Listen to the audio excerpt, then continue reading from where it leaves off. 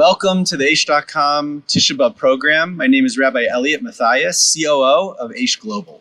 I'm Jamie Geller, the Chief Media Marketing Officer here at Aish. We are streaming on demand today from the Dan Family Aish World Center, One Western Wall Plaza, right across from the Kotel. As Rabbi Elliot mentioned, it's the Tisha B'Av program, and I think the best way to start is really to understand what is this day all about. So Rabbi Elliot, can you give us a primer on Tisha B'Av?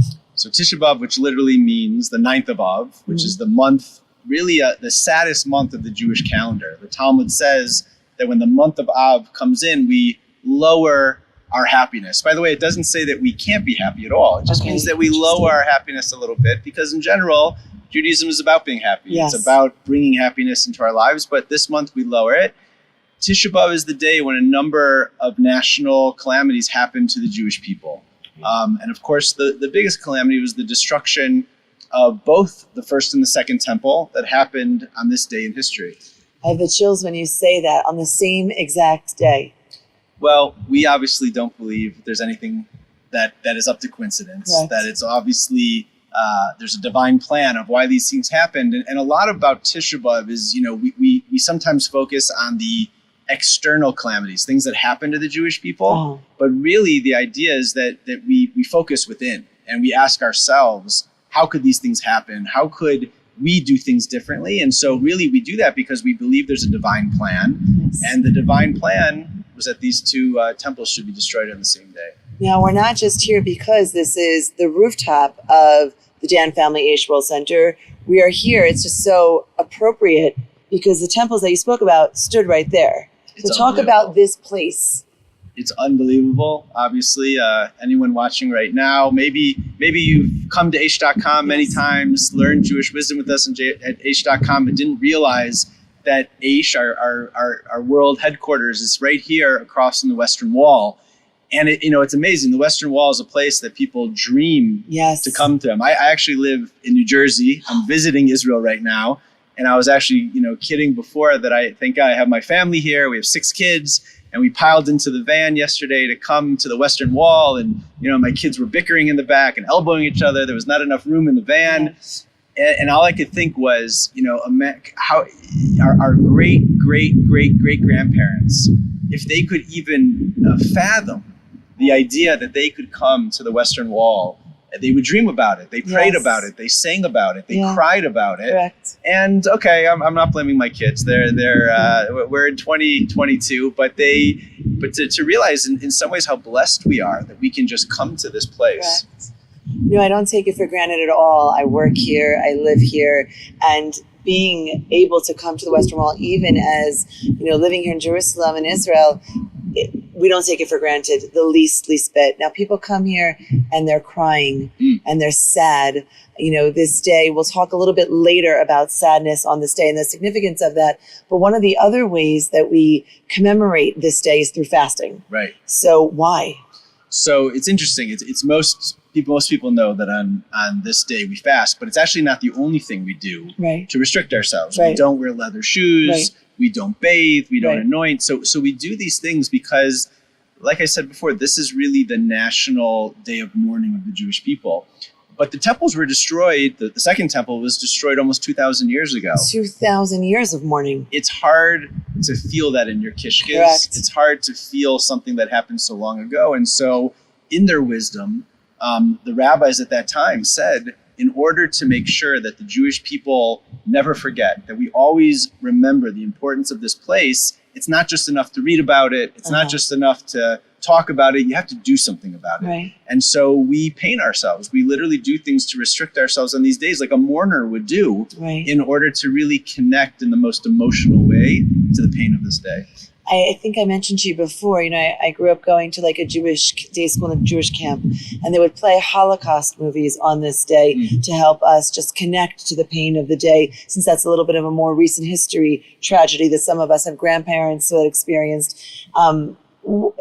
Is there some idea, significance behind really getting into the mourning and the sadness of the day? Is that something that's appropriate? Oh, absolutely. I mean, the Tisha B'Av has sort of become the day where different calamities, like I said, that have happened to Jewish people throughout the centuries is the day that we really focus on it. So, of course, for our generation, the Holocaust being the most recent, the most emotional that we can really connect to in such a in a real way. But so many things, the expulsion of the Jews from Spain in 1492 happened on Tisha B'Av. There are other examples in history where really terrible things have happened to the Jews on this day. So absolutely, it's mainly about the temple, and we're going to talk more in a little while, really what the significance is. I remember a few years ago, I grew up in Chicago, and I was with a friend, and I told him, who I went to high school with, and I told him that, I was in Israel, and he said, I don't understand why all these people are fighting in Israel all the time. They're fighting over rocks.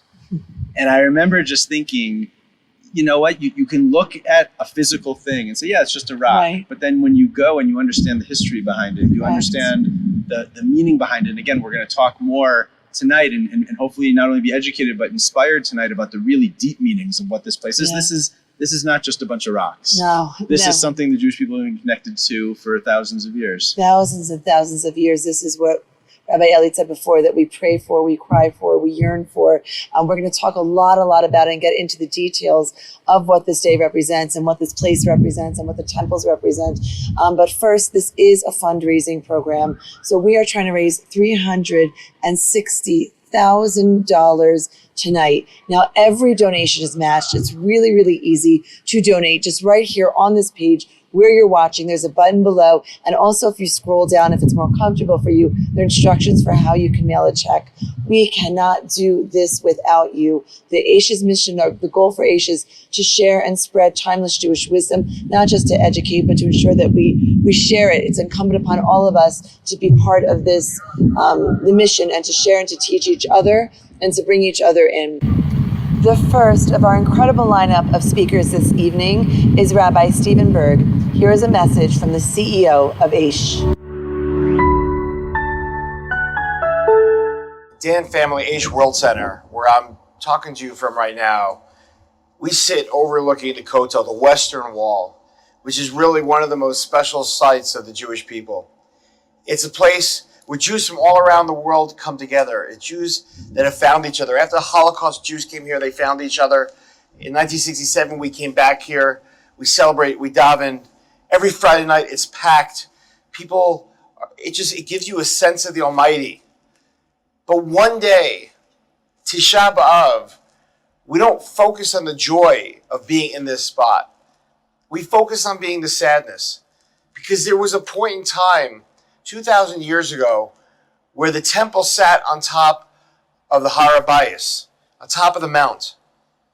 And that was really God's house. That was the house of the Almighty. That was a place where everyone came from all around the world, and certainly all around Israel. They would come at least 3 times a year, and we would celebrate the holidays together. We would follow biblical law. We'd give the sacrifices. It was a place of joy.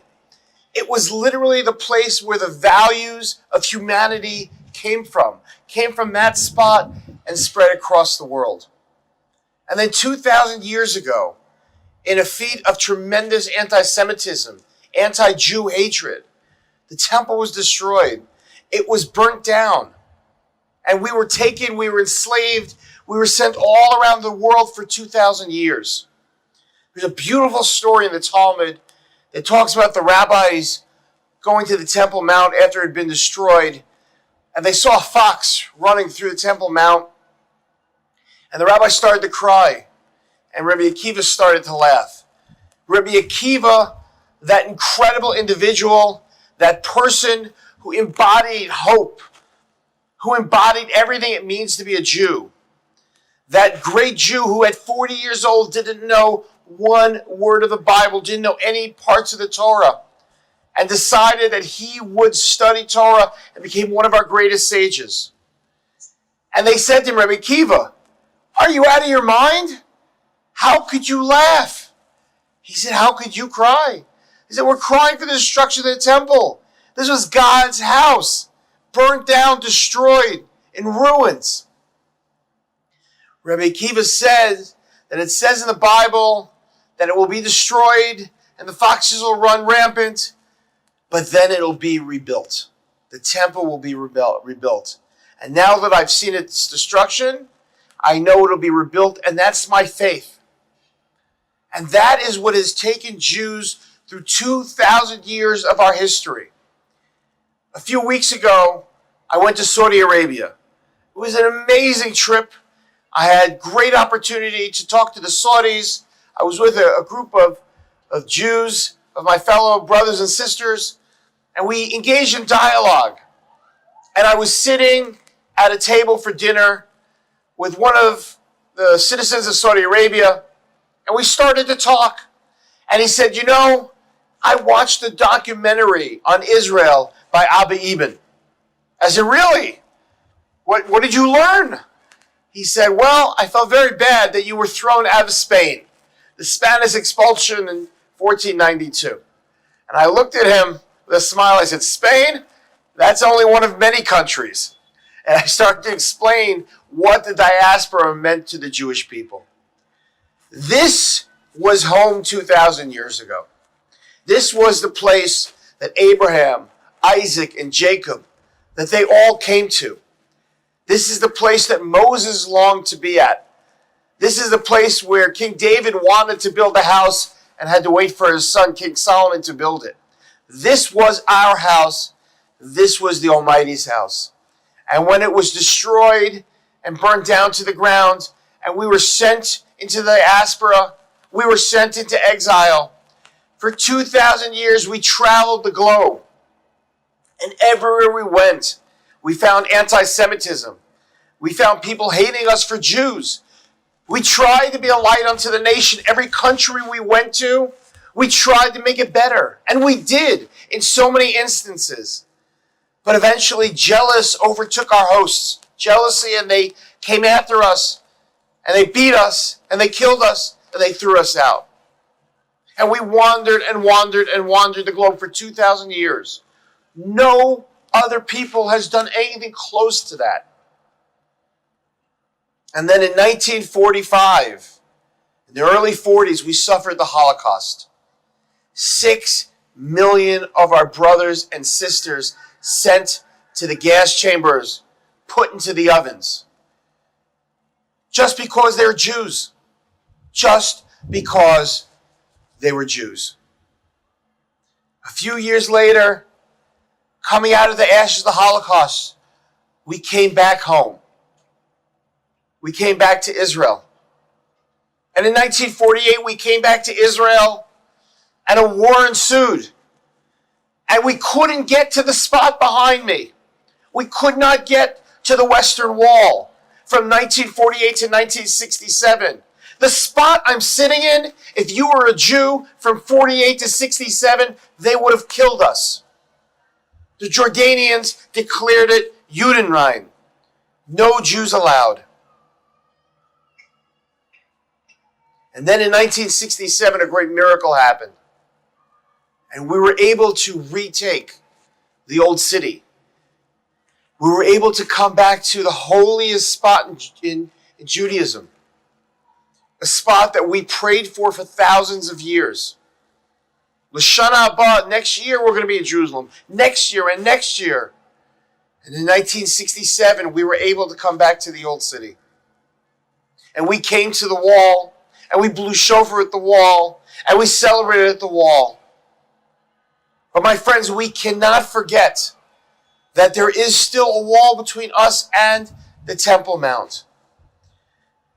We believe as Jews that that temple will be rebuilt. How can we get that temple rebuilt? How can we get the Beit HaMikdash back? It was destroyed because of lack of kindness, because the inability to get along with each other, because the inner fighting between Jews. Even though we kept getting thrown out of all these countries, we still fought amongst each other. That's not what God wants. I know for a fact I can speak for God on this one. He wants us to get along with each other. We are His children.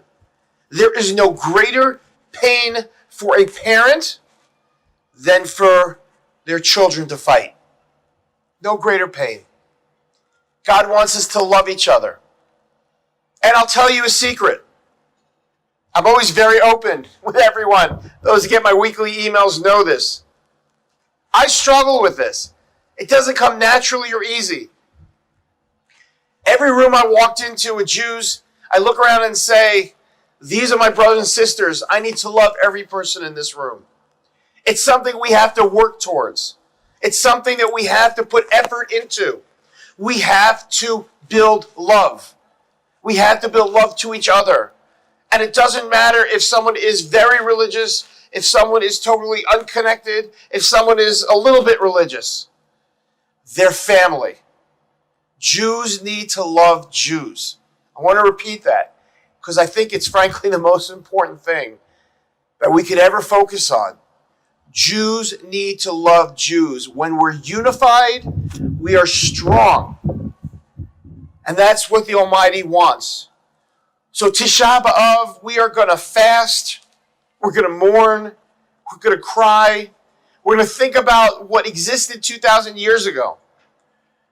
But don't you dare just think about 2,000 years ago. You need to think about tomorrow also. When we dry our tears, can we work together? Can we be together? Can we love one another? Can we make sure we're unified? This is what Tisha B'Av is all about. I have been blessed to be at Aish for 7 years. I came here and I fell in love with a building, with Rabbi Noach Weinberg Zatzal, who had passed away. I fell in love with an ideology, and I fell in love with a movement. Because Aish has always been about, from its onset, two things, two basic principles. The first is a love for the Almighty, a love for God. Sometimes we don't like to talk about God. It's very overwhelming. But we're people of the book, and it's God's book, and it's God's temple. And we are God's children. He is our Father. We love Him. And He loves us with the greatest love you can ever imagine. Why would we deprive ourselves of such a great love? Love of the Almighty. The second principle is responsibility. Jews must always take responsibility for other Jews. The Jews of Brazil must feel responsible for the Jews of Los Angeles. The Jews of England must feel responsible for the Jews of Australia. The Jews of Israel must feel responsible for the Jews of Buenos Aires. We are family. There's no such thing as a border between Jews. We take responsibility. When Jews are physically threatened, when there's anti-Semitism, we have to be there for each other. We have to fight for each other. And when Jews are threatened spiritually, to be cut off the Jewish people, to be lost, we have to fight for them too. We have a vision, Aish Vision 2030. Many of you are aware of this. We're trying to get 3 million Jews to study God's wisdom in the next 10 years. 20% of the Jewish people. So many of our brothers and sisters are not connected to Him. They're not connected to the land of Israel. They're not connected to the wall behind me. This night, stay with us, be with us, mourn with us, support us. Please support us, because everything you give to us, we take those resources and we spread it amongst the Jewish people. My brothers and sisters, tonight and tomorrow, this is a day where we're going to shed a lot of tears. Today where our hearts are broken. But don't think for one moment that we don't know how to mend our broken hearts. Love each other, and everything else will be resolved. The Almighty will always stand with us. He will always love us. And the more we love each other in humanity, and we are a light unto the nations, we will able to not only come back home here to Israel, not only come back home here to Jerusalem, not only come back home here to the Western Wall, but we will be able to rebuild the temple speedily in all of our days.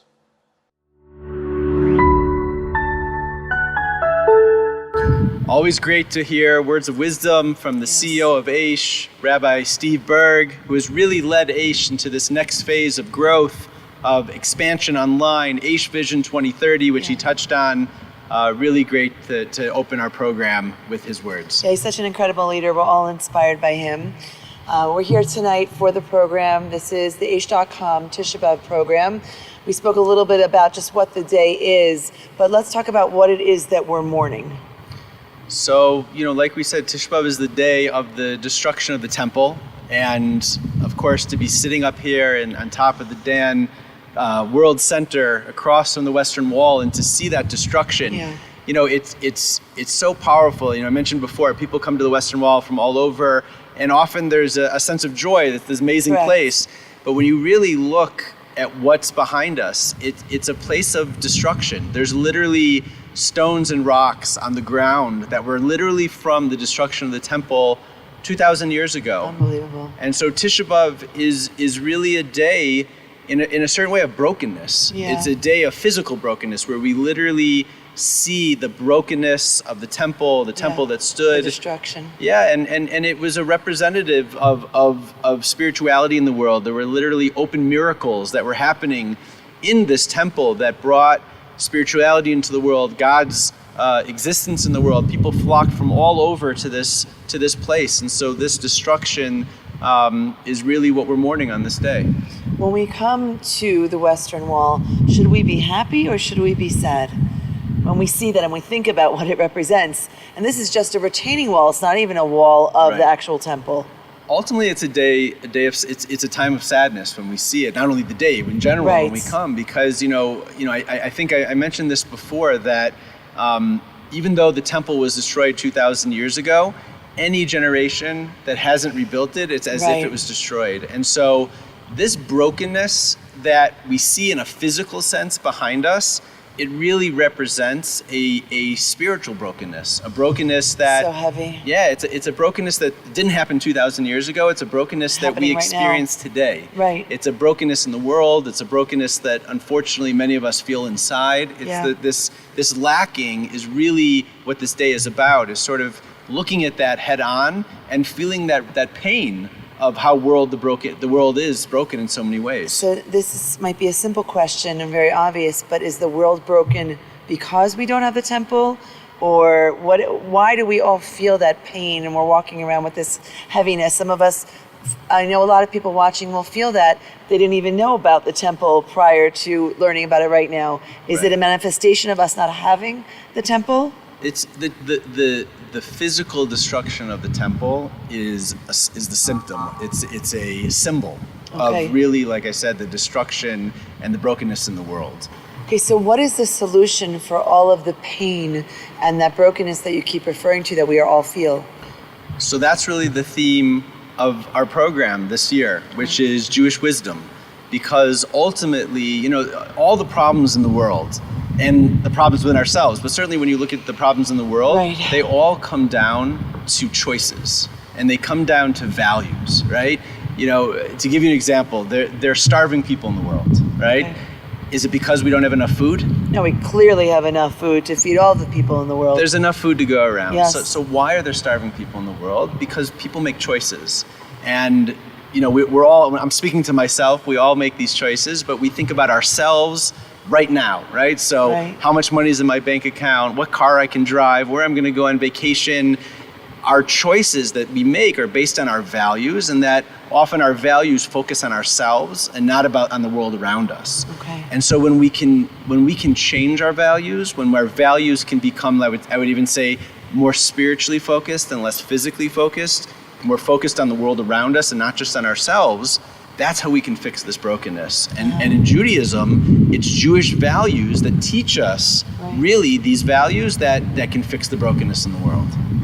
The temple represented Jewish values in the world. It brought them into this world. Absolutely. And now we're sort of in a vacuum. Yeah, we're definitely, it's in some ways it's a circle, right? Because on one hand, everything. The temple was the inspiration. Like I said, it was the place of spirituality. We were inspired there. The Jewish values came out of it. Yes. But then once it was destroyed, it was almost like, we're now going with two hands tied behind our back.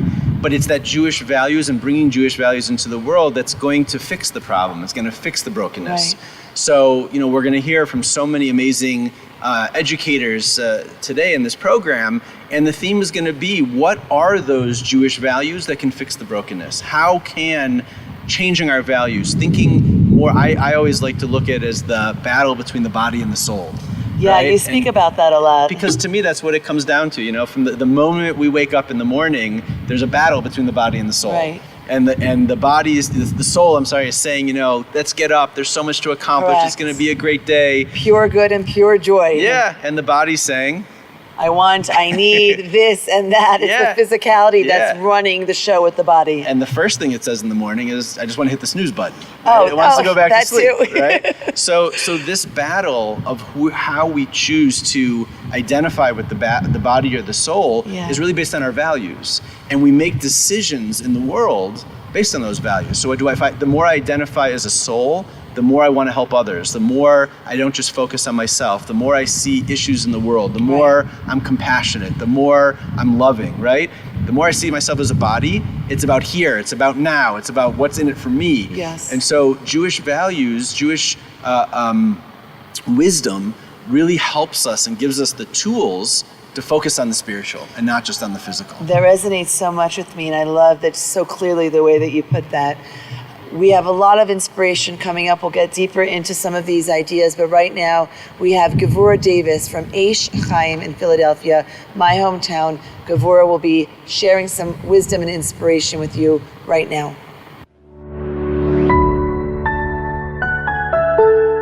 Here we are on Tisha B'Av, the saddest day in the Jewish calendar.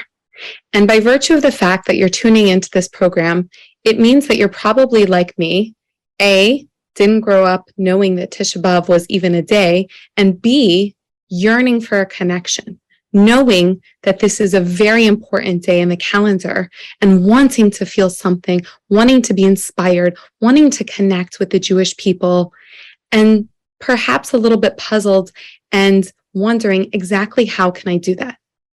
It's hard because here we are in 2022. I'm in Marion Station, Philadelphia, thousands of miles away from Jerusalem, and not even a clear sense of what Jerusalem once was, what it means that we had a great temple, and what it means that it was destroyed. And to be honest with you, it's hard. It's hard to connect because life is pretty good now. Listen, I have an amazing husband, thank God. Beautiful, healthy children, thank God. A wonderful community, a job that fills me with meaning and content, stable home, all the things that our ancestors would have dreamed of having. And we have them all. And yet, if we allow ourselves the gifts of true presence and mindfulness, when we're not digitally distracted by all of the distractions that there are, and we can put our phones down for a precious few minutes and allow ourselves to listen to that voice, that longing, that calling that is saying to us, yes, the world is great and it's beautiful in many ways, but there is something missing. And these days, it doesn't take much. If you look at the news, you see it's mind-blowing to actually believe and internalize that we're going through another world war where there's millions of refugees, scores of victims, abuse, rape, murder, terror of the worst kinds plaguing the world. And if we're introspective at all and we look around at our communities, we see that there is so much pain beneath the surface. There are people going through unbelievable challenges, sickness, death, financial pain, so many different things that cause pain in the world and in our own lives. And if we're intellectually honest and allow ourselves to listen to that nagging voice, we might be real and see that many of us are living our lives like swans. On the outside, things can be beautiful and things can be going well. And to all appearances, especially on the fake book social media version of our lives, things seem like they're really good. But underneath the surface, our legs are kicking and swimming and working so hard just to stay above float, just to make it through each day. And so if we are honest with ourselves, we'll see that the world isn't perfect yet. And if we listen to that voice, it will guide us to probe, to understand. What does it mean that the world isn't perfect? What does it mean that it could be better? Well, our sages tell us that it's not just the physical building in Jerusalem that we're yearning for, but what we're actually hoping and praying and believing is possible is the true dream that our sages promised to us, that one day, all of the things that we desire in this world will be manifested into a glorious reality. What does that mean practically? There'll be no more war. There'll be no more sickness. There'll be no more anxiety. Nations will stop feuding with one another. Their proverbial swords will turn into plowshares. The lion will lie with the lamb, and we'll be living in this tranquil state of a universe that is the way it was supposed to be, the way God intended it to be. Well, I have a question. If that's how God wanted the world to be, why isn't it there already? If God has the possibility of a perfect world, why not just send it down to us? We really want it. And our sages tell us something fascinating. As much as God is hoping and desiring for peace and unity and an end to sickness and pain, just more than we all do, in fact, if that's what God wants, where is it? Our sages tell us that God actually, more than as much as wanting a perfect world, God wants to empower every single one of us. God believes in us. God actually believes in the gifts of free will, of choice, and believes that the best way to create a perfect world is to educate and empower humanity to build it themselves. So how do we build that? I know that that's what we all want. If we could just close our eyes for a second and imagine that world full of peace and tranquility, no more pain, if we could just allow ourselves to feel, what would that be like? Obviously, we would all want to work as hard as we possibly could to achieve it. And yet, this world seems so confusing. We're so busy with our daily lives. And I don't mean that our daily lives aren't important. All of us have to work. All of us have to strive. We have to do dishes. We have to do laundry. We have to prepare meals. We have to pay our bills. We have to be involved in all the things that actually are the details of our lives. But what's the purpose of it all? And for this, our sages tell us that actually every single thing we do has cosmic proportions. Every single time we activate our free will, every time we choose how we're going to behave, how we're going to spend our money, how we're going to talk to our kids, how we're going to interact with our neighbors, with people we don't like, with people we do like, how we spend our money, all the different things that are the micro decisions of our lives, those all have to do with all of humanity. And our sages tell us that if we want to usher in a time of peace and tranquility, we have to start thinking about our daily actions, how we behave. And in particular, our sages tell us that the destruction of the Holy Temple, which has led to the fragmented, broken world that we're living in, came about through how we treated other people. There were many mistakes that the Jews made 2,000 years ago at the time that the temple was destroyed. But our sages tell us the fact that we haven't rebuilt the temple means that we're continuing to make those same mistakes. We're not learning from history. We're not learning from the mistakes of our ancestors. But all of that can change any moment.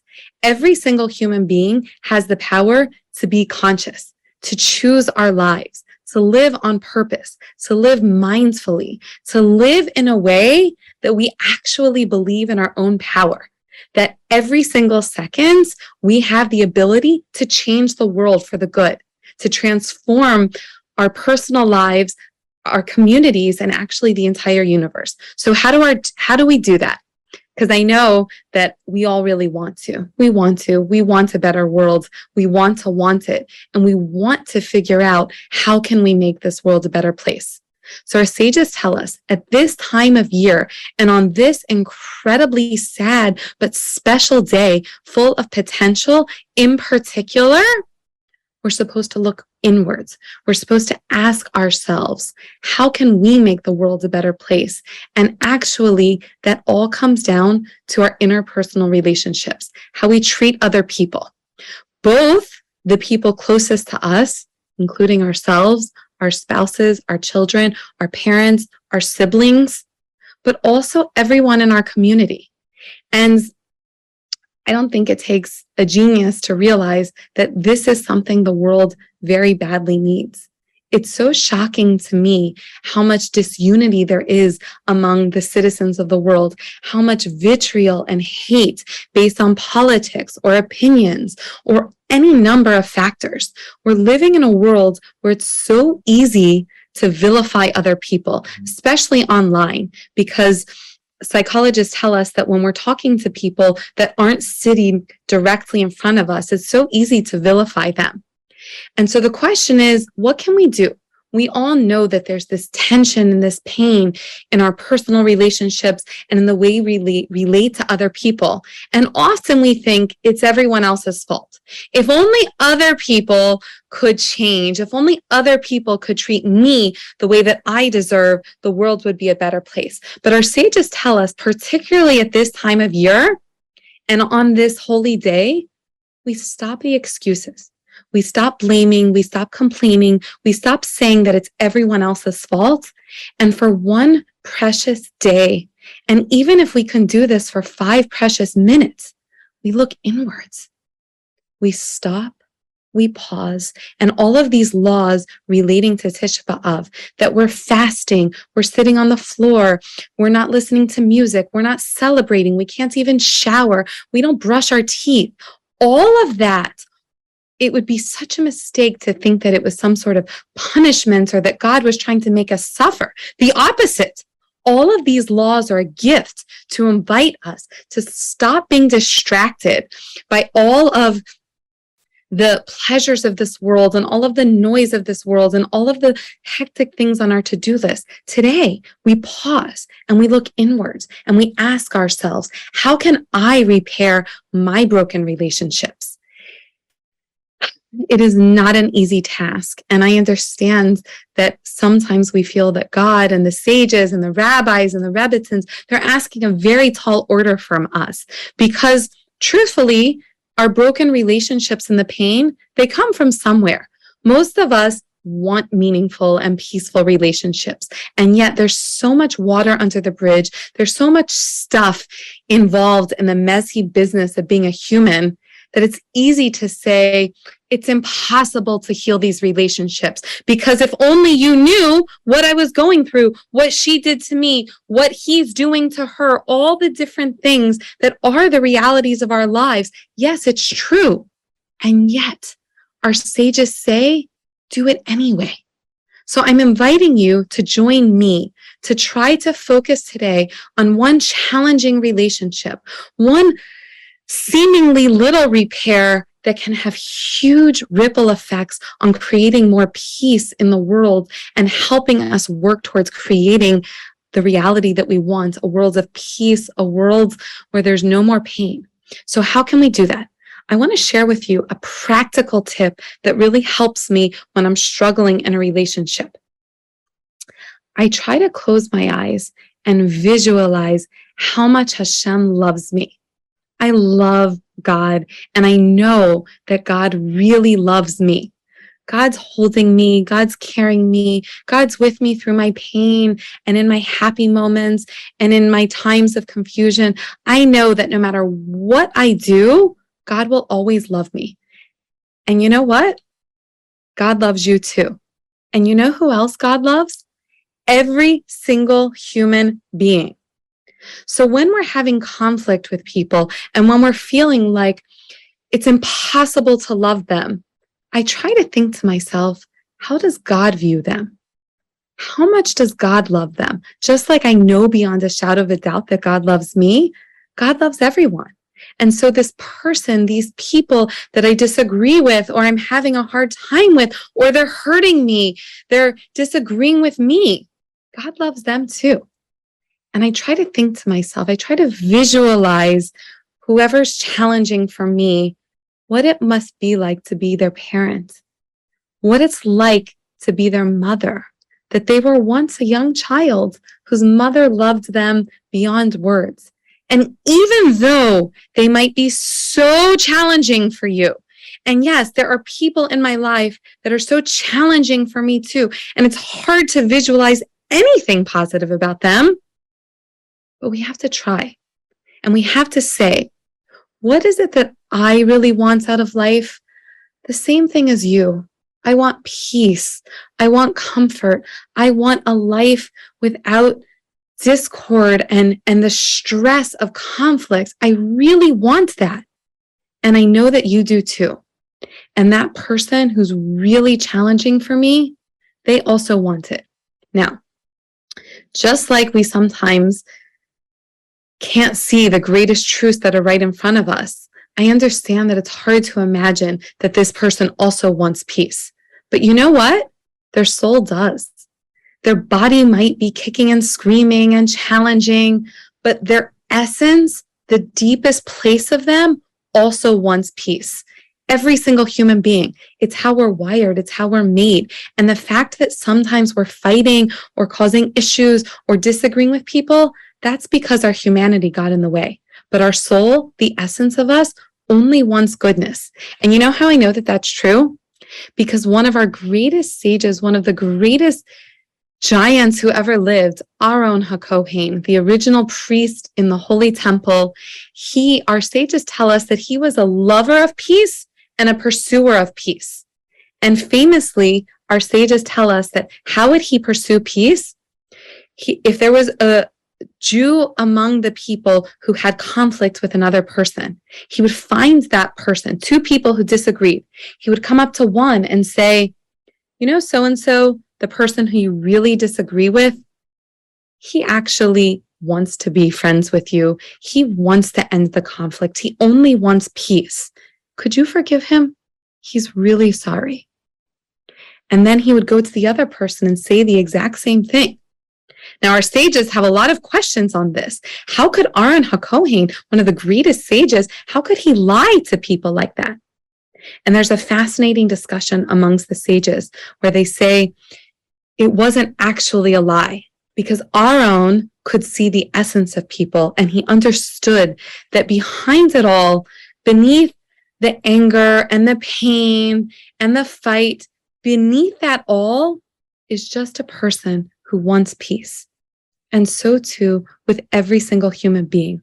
So I invite you to join me this Tisha B'Av and try to think of one person who we have conflict with and reach out to them. Remember how much God loves them. Remember them as a young child. And remember that in their essence, they really do want peace. And so do you. May we merit a time of ushering in the ultimate peace where Tisha B'Av will be turned into a day of great rejoicing. And that will only happen when you and I, one by one, every single human being says, I want peace. Let's go build it. We have so many amazing Jewish educators, Aish educators in all of our branches, both here in Jerusalem, but all over the world. So great to hear from Gevura Davis in Philadelphia. And we're going to have many more like that to come, so stick with us as we have many, many more guest speakers coming in the program. You know, one of the things Rabbi Berg in the very first session mentioned is Aish Vision 2030. Yeah. And that's been a really exciting, just almost like a burst of energy into Aish. You know, I've been, it's hard to imagine, but I've been with Aish for about 20 years now. Wow. Both as a student and professionally. Yeah. And I think this is really one of the most exciting times that I can imagine. And maybe let's talk a little bit about what is Aish Vision 2030. So I joined Aish because of this vision. Aish Vision 2030 is a vision to have 3 million Jews learning and sharing timeless Jewish wisdom by 2030. Now 3 million is 20% of the global Jewish population. How are we going to do that? how to, you know how we're going to do it. I mean, with God's help, by the way. But really, for the first time in history, we can, in fact, reach every single Jew. Everybody knows how we can do that. We do that through digital media, and we do that through social media. So Aish.com, we've spoken about, it is the premier leading Jewish content website in the world, led by editor-in-chief Rabbi Nehemiah Cooper-Smith. But also, we are active on 7 social media platforms in 3 languages. Wow. Which 3 languages? English, Spanish, and Hebrew. Wow. Yeah, so it's really unbelievable to think about the reach that we can have for everywhere from TikTok to LinkedIn and everything in between. And one of the other sort of strategies that we are employing is really building communities around areas of interest. So not everyone is searching. Obviously, it's very important if you're searching and if you're Googling something about Judaism, you can find your answers on Aish.com. But for those that are not searching, how do we connect? So first of all, anyone here, if you stumbled upon this program or this is your first sort of touch point with Judaism, we'd love to learn about what's interesting to you.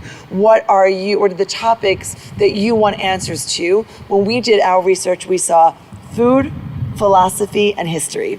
So those were the top 3. Was any of that surprising to you, Rabbi Elliott? I think the philosophy was a little bit because it's so intellectual, but philosophy really means the big questions in life. Yeah. And that's what people turn to religion for, they turn to Judaism for, in those big moments in life where they have questions. So I guess at first I was surprised about it. Obviously not food. Right, food, that I was not surprised Tisha about. B'Av, that's hard to talk about. It is, right. And history, Jewish history is such a core part of who we are as a people. Yeah.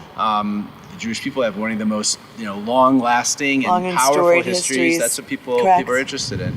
Just a quick question, and you mentioned social media. Yeah. So I think when a lot of people think about social media, they think of it as being like superficial. I don't know. I think of like cats, rolling around and people taking videos of their pets. How are we going to teach people about Judaism on social media? Well, first of all, to your credit and to Rabbi Berg's credit, when I said we have to be on TikTok and everyone's like, are we going to do like a TikTok dance? What are we going to put on there? And you really saw the vision of this is the place that we have to be. This is where we can reach people and we can touch people. But the thought was we'll put fun, light, Jewish light, entertaining, funny content on social, and then we'll use that as a funnel to bring people down to Aish.com. But the truth is that we have been beyond surprised. We've tried and tested and tiptoed with sharing Jewish wisdom on social media. So with Instagram Reels, with a TikTok, and in 30 seconds, 45 seconds tops, we've actually put real Jewish wisdom and content, and that is the content that is most engaged with,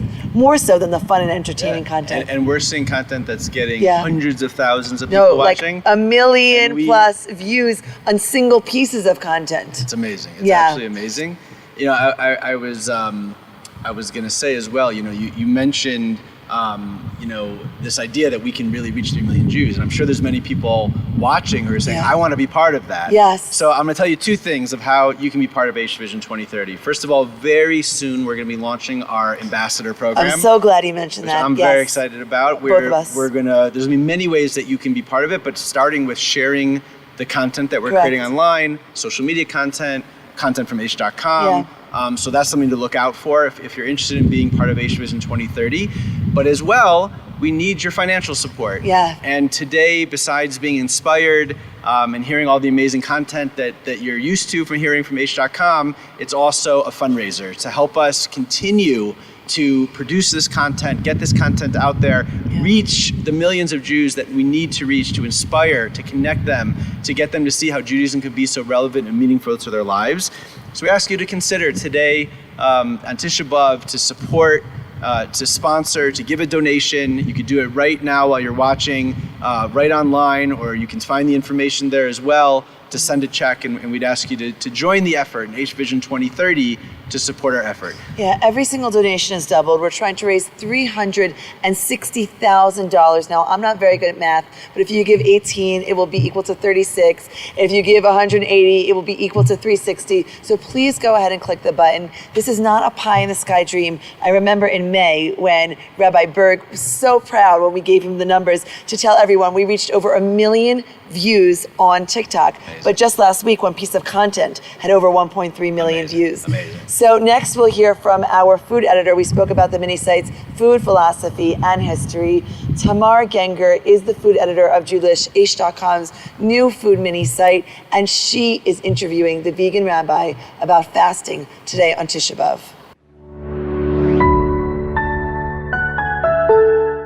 Hi, I'm Tamar Genger, food editor at Aish.com, Aish's new food page. I'm here with Rabbi Akiva Gersh, otherwise known as the Vegan Rabbi. We're here to talk about health and spiritual connections to fasting, why we do it, and why it matters. Rabbi Akiva, why don't you tell us how you became known as the Vegan Rabbi? Hi, so thank you. And so I became vegan over 25 years ago during my college years. And during my college years as well, I was getting more interested in Judaism and Jewish practice. I did not grow up with a strong or meaningful connection to Judaism. In college, I started to discover new aspects and new sides of Judaism that I never knew before, specifically the environmental and teachings from the Jewish tradition related to animal welfare and to health that surprised me, and it gladdened me and inspired me to look more. And it really set me off on a whole journey of Jewish exploration for the first real time in my life. That took a few years, and eventually went to Israel for the first time and found even more inspiring sides of Judaism. Eventually went to yeshiva in Tzfat and became religious at the age of 22. So I became vegan at 19, religious at 22. And as soon as I became religious, I was already working in the field of education. And part of that educational work was dedicated to teaching about these teachings that inspired me: Judaism and the environment, Judaism and animal welfare, Judaism and human health. And over the years, I taught these topics more and more and more. But just a couple of years ago, with Corona, I made a major shift in my own professional work, and that created more space and time for me. And one of the things I did with that space and time is go online with these teachings, which I'd never done before, in social media, Facebook, and then eventually Instagram. And when I was thinking for a name, what can I call this? Vegan Rabbi came to me. I am a rabbi. I got smicha many years ago. And so I thought that was a nice, easy title. That name really took off and fit what I was doing very well. And for the last 2 years, I've been sharing these teachings more and more, and creating extras like online courses and classes and even beyond. I actually just created the first ever Jewish dating site for vegans and vegetarians. And there's more projects happening as well. And it's really exciting what's been happening. Something I just kind of started just as a fun way to share these teachings that inspired me many years ago, continue to inspire me. But I knew many Jews out there, I believed many Jews out there would also be inspired. And it's turned into something that I never expected it to be. So it's really, it's nice to see that. Yeah, I think it's a great name, very catchy. I'm not vegan, but I do appreciate, I'm like flexitarian, and I believe in a lot of the benefits of it. So I appreciate all that. And it's really interesting, some of your insights. I actually was thinking, so did you choose the name Akiva, and did you like relate to like the Rabbi Akiva story? Well, it's interesting. Right. So I didn't grow up religious, but my parents actually gave me a Hebrew name when I was a kid. I'm at Brit Milah. And when I was a kid growing up, I went to public school, which meant I went to Hebrew school, and our Hebrew school teachers made us use our Hebrew name. So I knew about that name growing up. I never used it outside of Hebrew school. But then once I quit Hebrew school in the 8th grade, I forgot about that name completely. I mean, really forgot I had a Hebrew name. I just went by my English name, and that was it. And when I was in college, as part of my spiritual journey, it was actually a very powerful moment. It's a long story. I'll just tell it in a couple of seconds. I basically rediscovered my Hebrew name. And that was a very powerful thing for me. And I felt like this whole kind of side of my identity was kind of missing or lost or hidden. And just realizing that I had a Hebrew name was a huge opening for me, and really a big and important part of my Jewish spiritual journey. Oh, interesting. So let's get to why we're here today. Today, many Jews around the world are fasting. Can you tell us why? So it's Tisha B'Av. It's the 9th of Av. It's the hardest day in the Jewish calendar. It is known as the saddest day in the Jewish calendar. On this day, so many calamities befell the Jewish people. Most important of them all, and most destructive of them all, were the destruction of the 2 temples in Jerusalem, the first temple and the second temple, after each one of them stood for over 400 years. The first temple, Beit HaMikdash, being destroyed by the Babylonians, the second temple being destroyed by the Romans. And on this day, and on the 9th of Av, Tisha B'Av, this very day, we experience destruction, we experience loss, we experience exile. And for that reason, and other reasons as well, other things that have happened to the Jewish people on this exact date. So we have a day of fasting. We have a day of special prayers. We have a day of mourning. We have a day of going inside, and we have a very different kind of day than we have any other time of the year to really connect to what happened to us in our history on this day, but also more than that, to connect what's happening still today and what we want to see happen in the future. So it's interesting, I was thinking a lot about this day as it's happening and coming up, and how like our response to this tragedy is to fast. And I'm like thinking about it, and it's like everyone talks about it this day of mourning. It's like a communal day of mourning, but it's very different from what we do when somebody dies. Like we don't fast when somebody dies. So I'm like, why do you think the rabbis, decided that this would be a day of fasting? It's a great question. I think, when we take off from eating, we change our focus, or at least we have the incredible opportunity to change our focus. Right? When, God forbid, when somebody close to us dies, we just want to think about that. We don't need to not eat. I mean, the experience is so powerful and so in our face that it's happening already. For someone, especially today in our generation, to think about something that happened 2,000 years ago, that's not going to happen easily. It just doesn't. As much as we learn about it and talk about it, and we have prayers and blessings that relate to it every single day that we say, it's really hard, especially in our generation, to connect to something that we never even saw. How can I mourn for something that was destroyed when I never even saw it before it was destroyed? I never experienced it when it was still standing. All right, so even though the Chachamim, the sages, the rabbis, set this fast day up a long time ago, I think they had the wisdom to know what do we need to really connect to this day. Because we know, we humans, we forget very quickly, even the years right after the destruction. I think the sages understood that we need to create a day that will help them to remember even something that happened a few years ago, because we so easily forget and we so easily go on and get used to new realities. So I think the fasting is a really, really important piece. It's a central piece, but it's only a tool. And the sages say this, we learn this from many different sources. It's a tool to get us into a certain state of mind. It's not an end in and of itself, it's a means. And if we just fast and say, okay, I fasted for 24, 25 hours, yay, I did it, we lost the whole point. We lost the whole point, because the fasting is meant to get us into this frame of mind where we are meant to focus on something much deeper than fasting, and that's tshuva, right? And what's tshuva? Tshuva is typically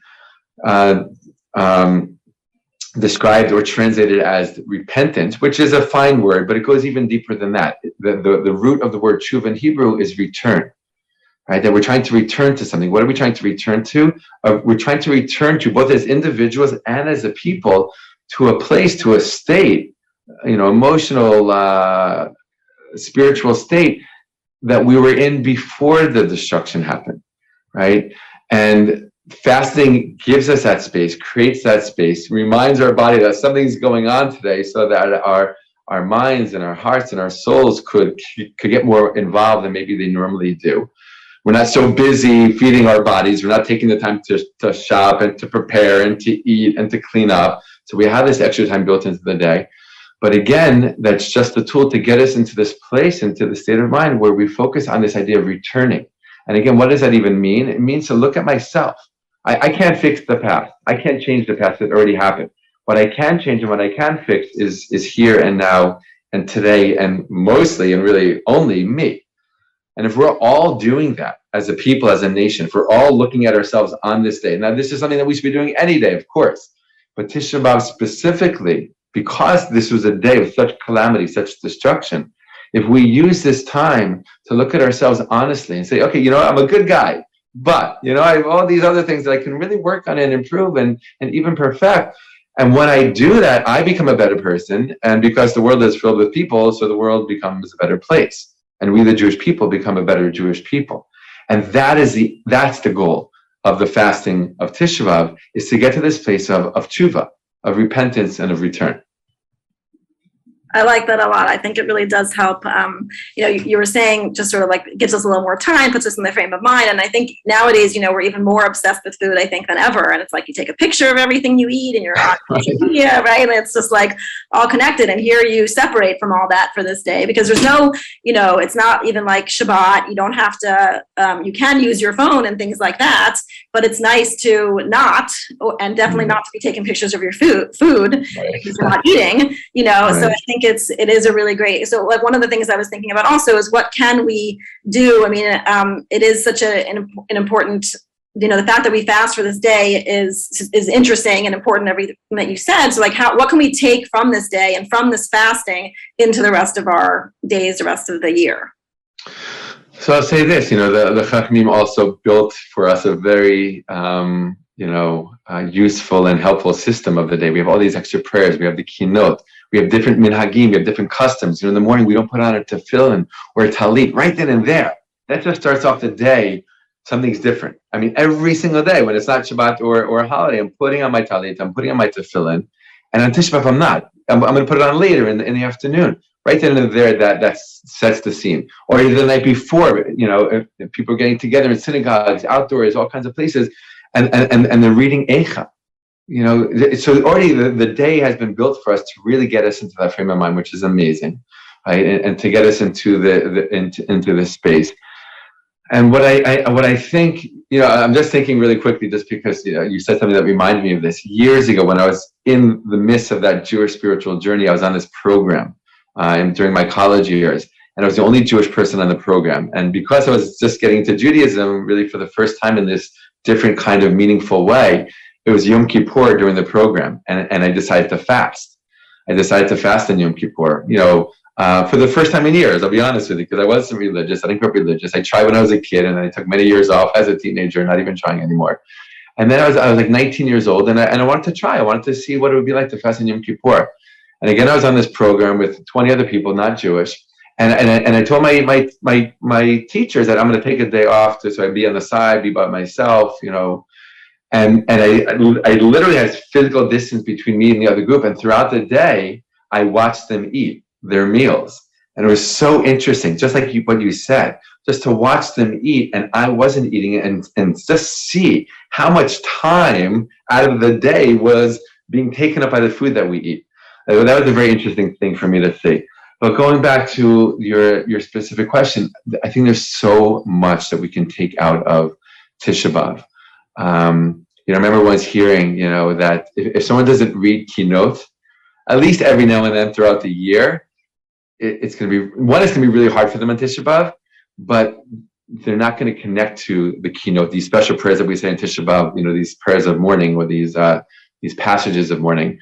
We're not going to connect to them as deeply as we can, because really there's an aspect of Tisha B'Av that we should be having every single day of our lives. Not the fasting per se, but the awareness, right? The awareness that there's destruction in the world. Yes, the biggest destruction for the Jewish people is the destruction of Jerusalem, right? But that is a reminder of all the kinds of destruction that are happening in our world, in our lives, on the personal level, on the family level, on the community level, on the national level, and on the global level. And really on Tisha B'Av, it's really boosting that awareness. Say, there's a lot of beauty in the world. The world is a really great place. We're really good people, but there's still obviously work left to do, and that's why we haven't reached the end all be all of Jewish history, the ultimate goal. And we should be focusing on that. We should feel that. We should realize that, be aware of that. And I think that's the greatest thing we can take out of Tisha B'Av, is to the extent that we can have that awareness throughout the year in our day-to-day lives, we become better people and we make this world a better place. I love that. Thank you so much for your time and for being here today. And we'll keep seeing you on Julish.com with all of your wonderful articles and learn from you more. My pleasure. Thank you so much. All the best.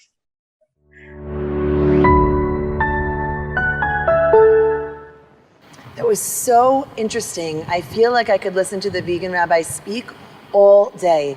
It's those kinds of unique perspectives that you get on Aish.com and specifically on Julish, the Aish.com food mini site. Just a reminder, it's one of our 3 new mini sites that we have.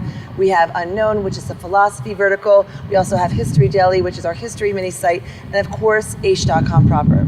Now, we have this tremendous, robust digital programming, but we also have in-person educational programming. Yeah, and I know for many people watching, they know Aish as Aish.com. There's hundreds of thousands of people every month come to Aish.com, and obviously know this location we're sitting right behind us is the Western Wall. But you might not know is that we're sitting on top of the Aish World Center. Yeah. And what happens in this building below us is, first of all, hundreds of thousands of people come through this building every year to learn about Judaism, gain some Jewish wisdom. But we also have a full-time school, a yeshiva that has about 250 students in it studying full-time. Unbelievable. This location is for men, and we actually are opening up a school for women coming this fall, which we're very excited about. Very much so. And this is really I would say, the heart and soul of our organization. Aish not only is online, we have branches all over the world, teaching Jewish wisdom all over the world, but this is really sort of like the nerve center. This is where people come to really dive deep into Jewish wisdom. I actually myself studied here for a few years ago. I won't say how long it was, but for me, it was really the start of my journey in really seeing the depths and the beauty and the spirituality of Jewish wisdom. So we're really excited tonight that we're joined by 2 current students here that are studying at Aish. Maybe you guys will introduce yourselves and tell us a little bit about yourselves for a second, and then we'll go from there. My name is Yonah Pope, and I'm 23 years old, and I'm from Memphis, Tennessee. I've been at Aish Torah now for the last 2.5 years, learning, growing, and deepening my connection to Judaism. Hey, I'm Zachary Zeev. I'm from Cincinnati, Ohio. I'm 27. I've been at Aish for about 2.5 months. Just absolutely amazing to dive into my Jewish journey. Like we said, Jewish wisdom, experience, and it's unlike any place in the world. Yonah, I had the pleasure of being with your mother on the Aish Destiny mission. She was so inspiring, every single part of her story. I remember connecting with her, crying with her. It's really, really unbelievable. What does she think about your experience here at Aish? So, in the last 2.5 years, my relationship with my mom is, despite the distance, grown a lot closer as we've gotten to kind of explore our Jewish ancestry, really at its root here in the old city of Jerusalem. So, just a couple months ago, I was able to get my mom on a trip to Israel for the first time, and we got to kind of begin to explore that together, which was a leaf that my family had never gotten to turn over. So that was a very amazing experience. Wow. It's really incredible. Did you, let me ask you a question. How did you decide you wanted to come and study Jewish wisdom here at Aish in Jerusalem? Yeah, thank God. It was a slow journey. I pretty much came from as outside of Judaism as someone can, and slowly started keeping Shabbat, started thinking about maybe I want to keep kosher, maybe I want to start learning. And I came to start learning, opened up a Gemara, opened up a tractate of Talmud, and just fell in love with it. And I realized I have to go to Israel, have to find my connection, have to create a connection with God. And it became apparent that Aish is the only place for that. As an older guy, as someone with kind of a mixed bag set of skills, I was really looking for somewhere I can be comfortable. And everything I heard about Aish, it didn't even come close to how amazing it is. The connection I have with Rabbi now and my friends and being able to grow, hands down best decision I've made in my life. Oh, Rabbi Elliott, these words are so impressive, and it's amazing to think about you, I won't say how many years ago, going through this experience. Does anything resonate from what they spoke about and your story? I can see it on your guys' faces where I was. Again, it was about 20 years ago, which is pretty amazing. When I walked into Aish, I felt very proud to be Jewish, but I realized very quickly that I just did not know that much. After my bar mitzvah, I didn't really study that much more about Judaism, and so I realized that everything I knew about Judaism was basically what I learned until the age I was 13. And to be able to walk into a place that really someone with not much of a background, an educated background, can walk into, but can engage in Jewish ideas in a sophisticated way, in a way that really you could see the depths and the meaning of it, was just super powerful to me. so wonderful. You know, for me, Aish also was where I started my Jewish journey. Happened in Aish, New York. I was a TV producer at HBO in the heart of Manhattan, and I went to weekly Torah study classes with Steve Eisenberg at Aish, New York. So it was really a wonderful time for me to see how Jewish wisdom could not just punctuate my life, at the holiday time, but really permeate my life and make me a better businesswoman and a better friend and a better daughter and a better sister. So I thought a lot of that impact in my life as well. And now we have a place for women to study. Yeah, very with exciting. Aish Aspire. We're really, Very really looking exciting. forward to that. Yona, maybe tell us a little bit, like, what do you study at Aish? What's like a normal day look like? What are the topics that you study? Yeah, so I've been here now for 2.5 years. So throughout that time, my learning has been structured differently, kind of growing along with where I'm at and what I need in my learning. So the first 6 months of my learning, I was really just diving into Jewish hashkafa or Jewish philosophy and really trying to see how Jews look at the world. It was a completely new experience for me. So I was reading anything I could get my hands on and starting to learn Aleph Beis and going through that whole process. Now I've been here for 2.5 years, as I was saying. So now I spend most of my day diving into the Talmud, the Gemara, and so that's my morning and also my afternoon. And in between, I'm learning also Jewish law, how to keep Shabbat, and other practical day-to-day routines of how to go through life as a Jew. I'd be interested to hear what you guys think. I think a lot of Jewish education is about what to do in Judaism or how to do it. But I think what's unique about Aish is we focus on the why to do it. Like, why do we do this in the first place? Or you can't just assume, especially in today's world, where we have access to so much information, so much history, so that people can just because my parents did it, just because my grandparents did it, this is what I'm going to do. And Aish is really about that why. I don't know if that's something that attracted you, or maybe you could talk a little bit about that. Yeah, for sure. I think the bedrock of Judaism is that we are a religion that encourages questioning. We want to know the why. But I think sometimes in our modern life, we don't maybe necessarily see that. It can be harder to see. And what I love about Aish is you walk in and it's so apparent. You have guys literally all over the spectrum just asking why. How is this practical? How is this practical to me? How can I connect? Why is this? Why is that? How did this really happen? And you get an answer again from all over the spectrum. You have rabbis who are a little bit more down to earth, rabbis who approach things from an esoteric way. And just the why, the connection of why. Why are we doing this? Why are we trying to grow? That's what Aish is about. And as someone who was searching for the why, searching for that bedrock, I just came here and fell in love. Knowledge is so empowering, and I see the authority with which you both are speaking and the confidence after 2.5 months or 2.5 years. Do you feel empowered and powerful now that you know more? Absolutely. I mean, every decision that's coming to me in my life that I'm trying to think about, am I going to go this way or that way?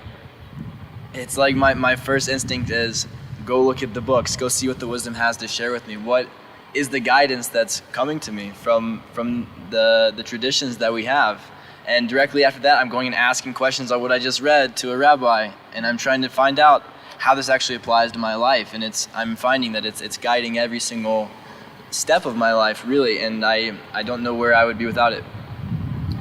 So we know today as well, besides hearing these inspiring stories, we're also doing our best to try to raise money for the great work that Aish does in spreading Jewish wisdom around the world, but also here at Aish, that they could have amazing students that can come and just dedicate their time to study Jewish wisdom. Like we mentioned, the hundreds of students that are here. So if you're watching now and you're thinking about a way, how can you help the Jewish people? How can you help spread Jewish wisdom? We'd love for you to donate to Aish, donate for this campaign on Tisha B'Av. We're trying to raise $360,000 today on Tisha B'Av. All donations will be matched. Wonderful. And every dollar you give goes directly to helping students at Aish here in Jerusalem, people that are coming to Aish.com, people that are involved with Aish all over the world, connect to their Jewish wisdom. So thank you so much for considering that, and we appreciate all your support.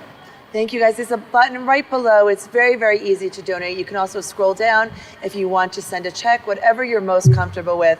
But honestly, to have hundreds of students like this and have a hand in that, we're partners, all of us together, those who can come and learn and those who can support the learning. So whether that be digitally or in person, the power is yours. So when I studied at Aish here in Jerusalem, one of the messages that I always heard was that it's not only about studying for myself, but how am I going to go and share that with others? Yeah. I'm just wondering if you guys, in your experience here, has that been a message you've heard? Is that something that maybe you've seen in action? I know you've only been here 2.5 months, but one of the things Rabbi Noach Weinberg, who started Aish, one of the teachings he would always teach is if you know Aleph, teach Aleph. Yeah. Aleph being the first letter in the Hebrew alphabet. If you know just one thing about Judaism, you can be a teacher. So I'd love to hear your guys' experience with that idea here at Aish. Yeah, it's unlike anything in the world that you can come and be so inspired and at the same time be a part to give that inspiration back. Yeah. And speaking to the fundraising, just to have such a sense of comfort to be at Aish and not have to worry about cutting a check, not have to worry about when's my next payment, what's going to happen, just to know I can grow into who I'm meant to be, to, like we said, better affect the Jewish people. Just like the Jewish people are propelling me forward to be able to inspire and inspiring me, I can in turn give that back. And so much of Judaism right now these days, it's just how can we help each other? How can we help our brothers or sisters, whatever level we're at? So, I'm so thankful to be able to be inspired and then to give some of that back. It's so beautiful. Aish's mission is about teaching timeless Jewish wisdom, but also ensuring that each of us share that with each other. And speaking about teachers and inspiration, and one of the best in the business is Rav Gav. Yeah, so Rav Gav Friedman is going to be our next speaker. Rav Gav speaks all over the world, and people flock to Aish.com and other places to hear him speak. So please stay tuned now for some words of wisdom from Rav Gav. Here we are, folks. Unfortunately, here we are once again. Only a few days from this recording that we're going to be, hopefully not. Hopefully this will never air, but Tisha B'Av. Tisha B'Av, the 9th day of Av, mourning the destruction of the Beis HaMikdash. But worse than the quote-unquote called this destruction of the Beis HaMikdash is this lack of relationship. The lack of relationship that we have. We're lost now. What was it at the times of the Beis HaMikdash? What did we have at the temple that we don't have today? We had what's known as Giloi Shechina, a revelation of God's presence. We had a relationship with Hashem. Hi. And it doesn't mean we don't now. Of course you can have a relationship with Hashem. But you can't compare a relationship right now with than what it was at the times of the temple. The way I like to give an analogy to this is it's like having a pen pal or sitting down together to have a cup of coffee. Don't get me wrong, we'll take what we can get. If I could even have a pen pal relationship with HaKadosh Baruch Hu. So the question is, why do we lose it? Why don't we have that relationship? Where is that relationship? How do we lose it? How can we get it back? I want to share with you an idea which is not a new idea.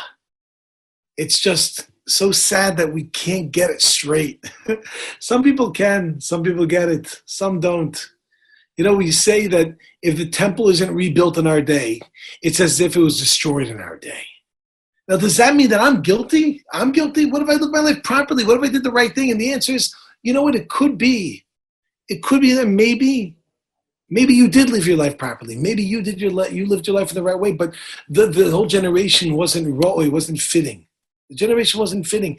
The question is, at the very least, are we doing our part to make sure that the temple is coming back, that we're getting the Beis HaMikdash back? So I want to share with you one small idea, which is, I think, carries a very big punch. How big is the punch, you ask? Well, dare I say that the Gemara says in Sanhedrin that it's possible that the punch is so powerful that it could actually bring Mashiach and rebuild the Beis HaMikdash. What am I talking about? Friends, I'm going to share with you something which is so simple, so straightforward. Let me say it differently. It's actually not simple. It's so straightforward, but it's really hard. So straightforward, but it's really hard. And that is in 2 words. But that will drag you on for 20 minutes till I finally tell you. judging favorably. Knowing how to judge people favorably. Knowing how to give the benefit of the doubt. Taking a moment to just work in our relationships with ourselves and then be able to extend that to the relationship with other people, which inevitably will then extend to a relationship with Hashem. Now, what do I mean by judging favorably? Well, I'll tell you something. An idea which I've mentioned many a time. There was a big rabbi. You don't need a big rabbi to tell you this. It's pretty clear for those who get the concept that the key to living a happy life, a connected life, is knowing how to judge people favorably and give the benefit of the doubt. We know that the temple was destroyed because of issues with interpersonal relationships. They say that, it was destroyed because of the fact of one of the biggies is known as Lashon Hara, evil speech. But Lashon Hara is really an outgrowth of something else. Lashon Hara is speaking negatively about other people. We only come to speak negatively because of the fact that we don't judge favorably. And that's, by the way, the Chafetz Chaim, the great and holy Chafetz Chaim, the big rabbi, used to say that if you take a look at in the Torah when it says, don't speak Lashon Hara, Lo Selich Rachel Ba'mecha, Leviticus 19:16, the verse right before it, 19:15, says, judge favorably. Alluding to the fact that if we were to work on the way in which we judge other people, if we were to work on mastering and conquering that, then the outgrowth of that would be we have nothing negative to say. You see, because one thing leads to the next. I look at you a certain way. I feel a certain way. I then say something negative. But what if the thing that I looked at, I didn't look at negatively, but I looked at positively? Would that change anything? The answer is absolutely. Because if I judged you favorably, then at the end of the day, guess what? I'm not going to have anything negative to say about you because it's positive. And therefore, we'll nip it in the bud, speaking Lashon Hara. The temple was destroyed because of interpersonal relationship issues. Let's try to fix that. So how do we fix it? So I want to tell you a story. One of my favorite stories. I was really moved by this story, and I really got into the place. The story is about a little girl. This little girl one day is holding 2 apples. And holding these 2 apples, and her mother came over and said, honey, can I have one of those apples? So the little girl looked at her mother and looked at the apples. Looked back at her mother and then said, hold on. And she took a bite from one of the apples. So the mother said, oh, cute, okay, and she's going to give me the other one, right? But then she went and took a bite from the second apple. And the mother, can you imagine, was thinking, what a brat. It's like, okay, if you don't want to give me, tell me. You're like as if like you're marking your territory. I can't have it anymore. But she keeps her cool. She doesn't say anything. She's just thinking, well, what can I say to this girl? And then the girl says, Mommy, this one is more sweet. Here, it's for you. What? Can you imagine the destruction that would have come if she would have acted on her impulse and said, how dare you do that to me? What destruction would have come? What churban? My friends, the churban abayis, the destruction of the Beis Hamikdash, is precisely because of this. Yeah, is it extreme? Destroying the temple, which is like the mainstay, the focal point of Jewish life? Is that extreme? The answer is no. It's just an analogy. You understand? When you go ahead and you destroy the temple and you look at it and you see it burning, has anyone ever seen a fire? Look at a building on fire. First of all, it's almost like you can't look away. And you think to yourself, wow, that is bad. Ooh, the people lost out so much. Oh my goodness, they have to rebuild. Oh, the destruction. You know what it's like when we speak negatively about somebody? We just destroyed them. Churban! It's destruction. See, is it extreme to say the destruction that would have happened? The answer is, when you see a building on fire and we see what destruction is, then we come to realize that's what's happening to a person. We're so quick to judge. We don't take time to just stop and think for a moment. Could it be that maybe I'm judging this incorrectly? Now, what did I mean before when I said this is so powerful that it has the ability to actually rebuild the temple? Well, you see, the Gemara says an amazing thing. The Gemara says, it's found in Sanhedrin, page 98. Ein ben David ba. David HaMelech ben David, Mashiach ben David. The redemption is not going to happen unless you have a generation which is kulo zakai or kulo chayev. If you don't have a generation that's kulo zakai or kulo chayev, then it's not going to happen. In other words, we got to be completely meritorious on the side of merit, or completely on the side of non-merit, chayav, in other words, responsible. Now you look at the world we live in, you think, like, come on, do we have such a thing that we're going to have a generation which is one way or the other? We find it split. Sometimes it's one way, sometimes it's another way. We have some people that are doing the right thing. We have some people that are simply not doing the right thing. How is Mashiach ever going to come? So I want to share with you an amazing Gemara. The Gemara is found in Shabbos on page 127b. And the Gemara says as follows. Anyone who judges somebody favorably, anyone who's willing to give the benefit of the doubt, HaKadosh Baruch Hu, then God himself will go ahead and give you the benefit of the doubt. If we're willing to judge somebody favorably, then God in turn is willing to judge us favorably. And then the Gemara goes on to tell the story. The Gemara tells a story. And you got to try to think about this. It's amazing how far it goes. What does it mean to judge somebody favorably? Take a step back and start to realize maybe it's not what you think. And even if it is what you think, there's probably an explanation. There are very, very few cases out there that a person's behaving in a way which is totally wrong with no explanation. This just doesn't happen. But stop and think and listen to the story. The Gemara tells a story that there was a man who worked for 3 years to support his family. He went away to a faraway land, to the north, and he lived in the south.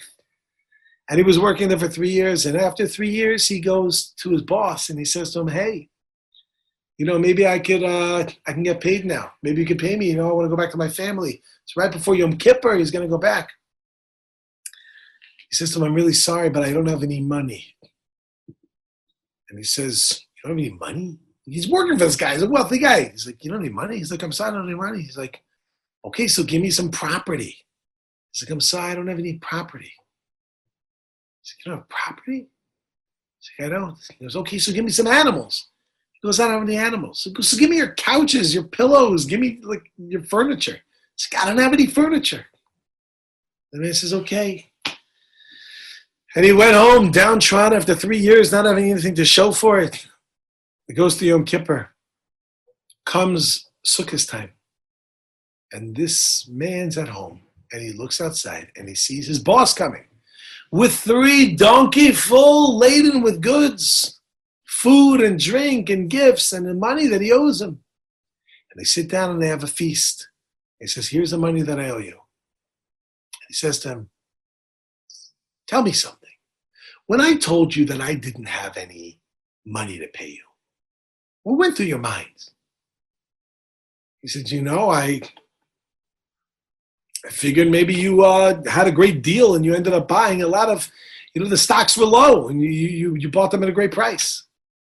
He's like, when I told you you didn't have any land, what went through your mind? He goes, well, I figured maybe you gave it away. It was, rented out to someone. He goes, okay, when I told you any animals or any property or whatever, he goes, I figured you gave away your stuff to the temple or something.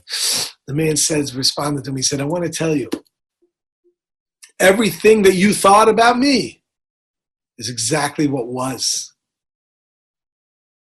And just like you were judged me favorably, may it be the will of God may it be that Hashem judges you favorably also. The Gemara teaches a very powerful idea. You go and you judge somebody favorably, God in turn will judge you favorably. If you judge somebody favorably, God in turn will judge you favorably. How powerful is that statement? Think about it in your life. Have you been through a circumstance which was a little uncomfortable? Somebody owes you money, they didn't pay you. Hey, I'm calling for my money. Oh, I'm so sorry, I don't have it. How many of us then say, oh, okay. Or we're like, what, you know me? I'm going to sue you. I'm not going to say, by the way, not to take someone to court. If they owe you the money, okay, you can go. But you ever stop and think about why don't they have the money? What's going on? This is a story that many of us have heard. But how many of us have lived this story?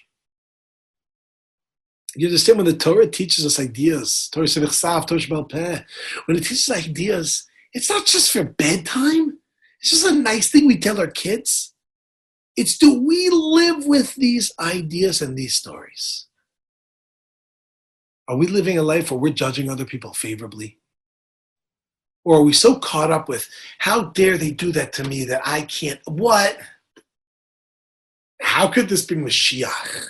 How could this bring the Beis HaMikdash? So for that, I want to take you back to the Gemara in Sanhedrin. How could it be that? Never going to be that we're going to have a generation that's going to be totally Zakai or totally Chayav. I want to share with you such an amazing, amazing idea. You see, if I judge you favorably, if I'm done the kav zchus, if I judge you zchus, favorable, merit, otherwise known as a word, maybe you've heard of the word zakai, then Hashem judges me like that also.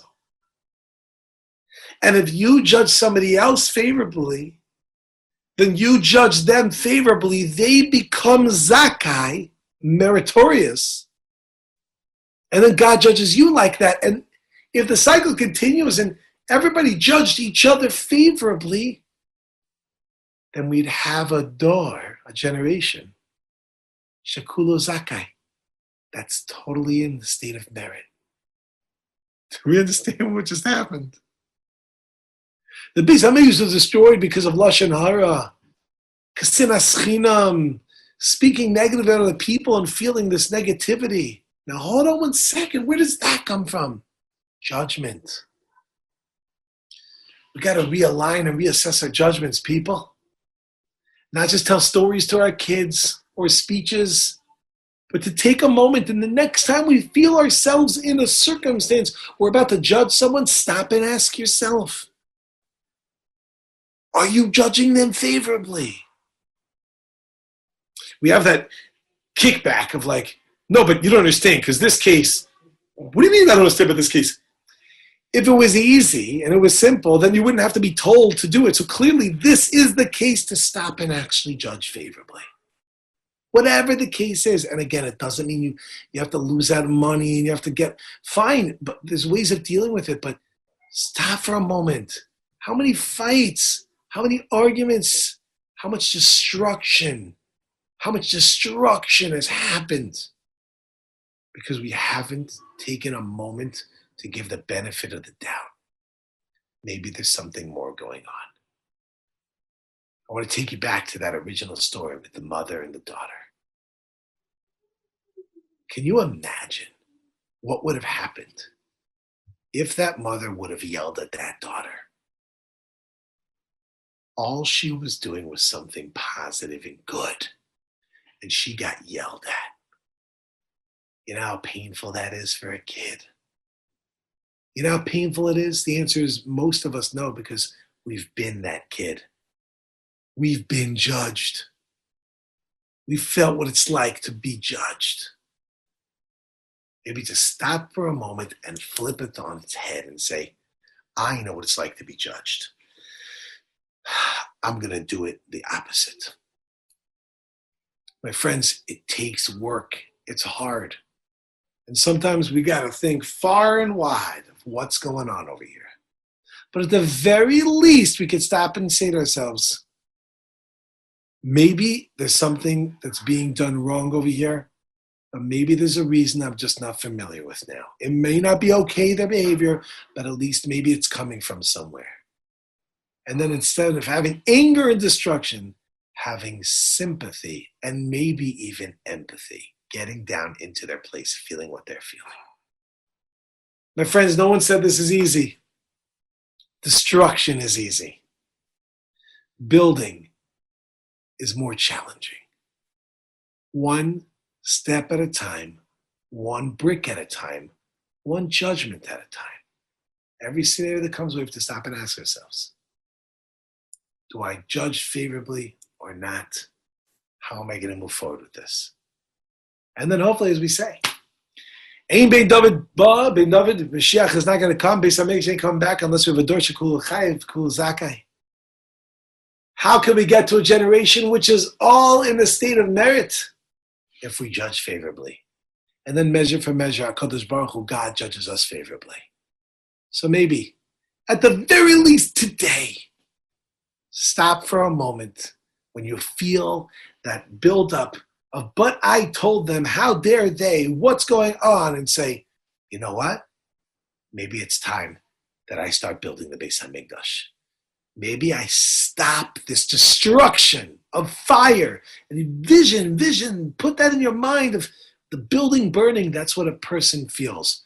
We go out and we speak negatively about them because we judge them non-favorably.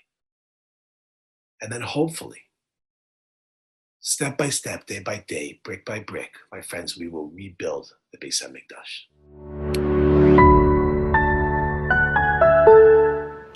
It's always a challenge to listen to Rav Gav on Tisha B'Av because he had his tremendous humor, but obviously his deep message is something for us all to internalize on Tisha B'Av as well. Yeah, you can understand and see why he's one of the premier speakers in the Jewish world. And we're lucky to have some of the best speakers and educators in the world here with us at Aish. Today and now on the program, we have Rav Berg, the author of Mastering Life, amongst many other things. But I bring up the book because it's such a quick and easy read. One Shabbos, I went through the whole thing. It's captivating, and it really tells the story of your life and your journey to Judaism. So give us a little bit of your background. You can start at the beginning of the book, and we'll walk you through it. Okay, so I grew up in England with a very strong Jewish identity. I played for a Jewish football team, soccer team. What was your Jewish identity? Yeah. Well, it was strong. Yeah, I had a bar mitzvah. I had Friday night dinner before I went clubbing afterwards. So I was a nice Jewish boy, but I never really saw Judaism as an authentic path to spirituality. And I went to university, Manchester University. I studied philosophy, which was a bit of a waste of time, actually. But I started asking questions, and I started looking around me, and I saw that people weren't necessarily living with the most meaning and depth and joy, and I wondered why. And my grandfather actually died when he was 100 years old, and before he died, he said to me, "You don't want to live an I should have life." So I said, "Well, what do you mean?" And he said, "When you get to 90, you don't have so much to look forward to, and therefore you start looking back. You know, I should have worked out what I'm living for. I should have worked out how to be happy. I should have spent more time with my kids, less time at work. I should have built up a sense of purpose in my life." So he said, you can live your life from this age that when you get to 90, you're not regretting your life. You actually think, I had an amazing life.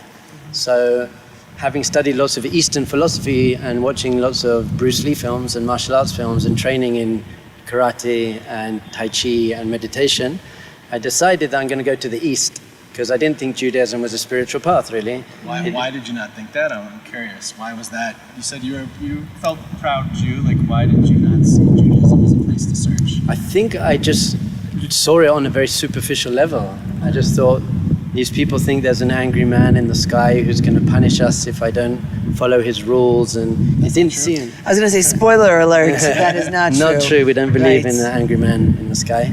It's actually an angry woman. It's much better that way. So there's not an angry anyone in the sky. But that's what I thought. It seemed to me, I knew the stories, and I had Hanukkah, we lit candles, and we had Pesach, and it was a nice cultural thing, but I never saw it as a spiritual path. Mm-hmm. So at university, I started studying Buddhism, Buddhist texts, and it really spoke to me, and I was like, there's deep wisdom here. The first thing I really realized was that our whole experience of life really comes through our mind. Our thoughts create our reality. It actually says in Pirkei Avot, Ethics of Our Fathers, Ezehu Gibor, who is a strong person, a Kovesh et Yitzro, the person who learns to deal with their internal world. And I really saw my Western culture was very focused on the external world, Right, of course, materiality, of course. what I look like, what my job is. So I didn't realize Judaism had these teachings. Can I ask and interrupt for a second? Why do you think so many people turn to Buddhism? Why does that have such good PR? And why was Judaism not, even though right now, of course, you're espousing Jewish wisdom left and right, why not? Why doesn't it have the same rep on the street, if you will? I actually think it's a historical thing. I think because we suffered so many years of persecution and we were just trying to survive, we lost some of our spiritual path, and we were just trying to survive, and it became more of an intellectual thing in the yeshivas. And only now, since we got back to Israel and we've had freedom, has that side of Judaism come back. Whereas in Buddhism, they've always been at peace. They haven't been fighting for their life, so they've had the opportunity to just be able to go more internal and not to hold on to their tradition. So interesting. Okay, so you're exploring Buddhism and Eastern cultures and religion. So I spent 6 years living in Asia, and I decided I really need to have self-mastery. We really teach that there are 4 levels of being: physical and emotional and mental and spiritual. And I thought I need to master all of these areas. So I did lots of martial arts. Did taekwondo on a small island off the coast of Korea, and aikido in Japan, and kung fu in China. And I did lots of... How many other Jews did you meet along this path? Or was it... It's such a good question. The truth is, there are about 60,000 Israeli backpackers go to India. I know the answer. So I did meet many. Also searching and seeking. The Jewish people, we've always been yearning for something higher. The Jewish soul yearns. Yeah. But unfortunately, we haven't found it in our own tradition. Right. So we go. So I did lots of 10-day silent meditation retreats. I was going to say, and even more impressive than all of the martial arts that you've mastered, but you went without speaking. Yeah, that's why I speak so much now. Long periods of time, right? I stopped speaking down. Right. So it was 10 days of silence, but also no reading, no writing, no listening to music, no phones, no TV, no distractions. And that really makes you have to sit with the voice in your head. I really find that nowadays everyone's got a voice, or many voices in their head. The voice, the good voice and the negative voice and their parents' voice and their ex-girlfriend, boyfriends, they've got so many, they've got a voice. And what we tend to do nowadays is distract ourselves from the voice. And there's Netflix and drugs and partying and being a workaholic, even doing good things, setting up organizations, but just running away from the voice.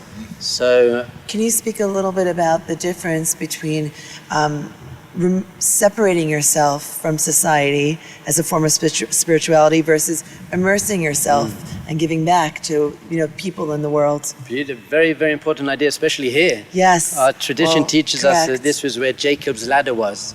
So Jacob had a dream over here, and the ladder went from the earth to the heavens. So I really found in Eastern spirituality, to be spiritual, you have to separate from physicality. So people shouldn't be nervous. It's just fireworks behind us, okay? You see none of us jumping. Yes. Get used to it. So Eastern spirituality in general is separate from the physical world. So Buddhist monks don't get married. And I fasted once for 7 days. Not a full fast. I had 2 small cups of water. And on 3 of the days I had a bit of papaya, which cleanses the body. So they don't touch money and they sleep on the floor. And really, to be spiritual, completely detached from the physical world. And in the West, where I grew up, it was the opposite. It's all about money and physicality and materialism. I found Judaism, this is why Israel's in the middle of the East and the West, says the ultimate spirituality is to be able to be very, very present in the physical world, but just on a very high level of consciousness, where you can actually use the physicality to become spiritual. So Shabbat is our most spiritual holy day. Yes. And what do we do on that day? We eat a lot, but we make sure that the food's kosher. And we say a blessing before we eat, and hopefully we don't eat too much, hopefully. That's the purpose. Also with physical intimacy. Buddhist monks don't get married, and in the West it seems to be more of a free-for-all. But Judaism says with the right person at the right time, in the right way, with the right intentions, as a loving spiritual connection is a high level. And with money. In the East, stay away from money. In the West, it's about money. Judaism says you can have money, you can be rich, just immediately give at least 10% to charity, use your money in the right way. So it's really, and it's actually much harder. It's easy. Correct. Right, not to be in the extreme. I was actually sitting in a cave for a while trying to overcome my ego in a village in India. I thought I heard many stories about people who sat for 15 years. I wanted to say, but so I was sitting there breathing and meditating all day, and after a while I realized I think this is quite egotistical. I'm sitting in a cave trying to overcome my ego when in the village you got all the orphans and they're starving and they need an education. So I actually left the cave and I said I want to serve people. I want to be there for people. That's the Jewish soul, the idea of taking responsibility for the world and giving back. You couldn't fight that even in a cave all by yourself in India. And the truth is, by the way, that it's easy to overcome your ego in a cave. In a temple, when no one's annoying you, it's easy to overcome your ego. When it's 15 minutes before candle lighting and you have 10 guests coming and you haven't laid the table and the wine bottle smashes on the floor and the kids aren't dressed and everyone's freaking out, at that point, can you overcome your ego? It's a much higher level of spirituality to overcome your ego when you're involved in the world and when you're separated from it. Beautiful. So tell us the rest of the story. You're out east, and then how did you make your way to Jerusalem? I was actually I wanted to fly to South America to canoe down the Amazon, and I stopped in Israel for 3 weeks. I made lots of Israeli friends in India. I learned most of my Hebrew in India. So I started living on kibbutzim and doing the whole Indian vibe in Israel. And there was one kibbutz where there was one religious guy. So I was telling my story and he said, well, you're Jewish, why don't you learn Judaism? And I said, because it's not spiritual and it's dogmatic and all these things. He said, well, go and take some classes. He said, go to Sfat. Sfat is like the Nepal of Israel. Completely. So I went to Sfat and I found out that we have an immensely deep and profound spiritual tradition. I used to think, Buddhism is about consciousness and meditation and freedom. Judaism is about rules. You have to do this and you can't eat that and you can't do this and it has to be. And I thought, that's not spiritual, but I started to understand that really it's through the rules. I actually see God now as a martial arts master. So my martial arts masters, when they hit me with bamboo sticks or they made me do push-ups on my fingers, they weren't doing it for them. They were doing it because they knew for me to get a black belt, I need to do this training and I need to do this meditation. So I see when God tells us to do something, it's not because God needs that. God's not needy. It's for me to reach my ultimate potential in my life. To get the black belt in life. My black belt in life. So every mezuzah is there for a reason. It's not just a cultural thing. It's there to remind you, I believe that I have a purpose. I believe that I can be a spiritual being, and every blessing I make over food. My friends used to say to me, you're so unlucky, you have to make a blessing before you eat. And I said, no, I get to make a blessing before I eat. It's a wonderful thing. It's a moment of consciousness and gratitude and joy. And so I really found that the Jewish path is mindfulness throughout the day, not just when you're meditating or praying or learning Torah, but in everything I do, how I speak to my wife and how I raise my children and everything, how I exercise and how I eat. Well, the current trends around mindfulness are all about that, taking that moment before you eat to be present with the food, taking that moment before you do something. But Judaism was doing that. That's the timeless, authentic, divine Jewish wisdom that really is the cornerstone and baseline for mindfulness. Yeah. So the theme of our Aish.com Tisha B'Av show program is, unfortunately, there's a lot of brokenness in the world. You just have to look behind us to see the physical brokenness. And that represents a tremendous amount of spiritual brokenness, emotional brokenness in the world, both within ourselves, in the world. I know you do a lot of thinking about this and speaking about this. I'm just interested in your perspective of how does Jewish wisdom, how is that the antidote? How is that the solution to fix the brokenness in the world? Yeah. Yes, unfortunately, I come across many, many broken people. And the number one brokenness in the world at the moment, and it's across the board, 18-year-old secular people and 50-year-old religious people, everyone, is that people don't have a healthy sense of self-worth. Just don't feel good about themselves. And it's really a lot based on social media. I'm projecting this is who I am, I've got the perfect body, the perfect job, the perfect car, the perfect relationship, and we're comparing it to other people who are putting their curated life which isn't Correct. even, no one puts pictures of them on Facebook. This is me depressed in the corner. No one's doing that. So people are relying on recognition from other people to get their sense of self. And usually, unfortunately, that recognition is based on superficial values, such as my body and my car and my job and what school my kids go to. And so that's very harmful. Once we don't feel good about ourselves, first we can get pushed about by the external world, but secondly, we then have to judge other people and put other people down. Correct. To make ourselves feel good about ourselves, Correct. pushing down others to feel good about ourselves, which is a very unhealthy thing. So for me, the ultimate wisdom of Judaism is really one line in the Torah, which is "Ve'ahavta l'recha kamocha." Beautiful. You shall love your fellow as yourself. So what does that actually mean? It means first you have to love yourself. Ve'ahavta l'recha kamocha, love your fellow as you love yourself. But if you don't love yourself, it's very hard to love other people. So Judaism says it's actually very easy to love yourself. There are two levels. Firstly, Judaism teaches that you are intrinsically lovable and worthy. Doesn't matter what you look like, God created you in the image of God. Everyone, man, woman, child, Jew, non-Jew, everyone, we're created in the image of God. And so I can feel good about myself, that is my natural, essential state of being, is pure and good and loving and kind and conscious and sweet. The other level is, how do we really get healthy self-esteem? Completely based on our values, our Jewish values that have now gone out to the world. And our top two values are improving ourselves and improving the world. That's what's important. That's what success is.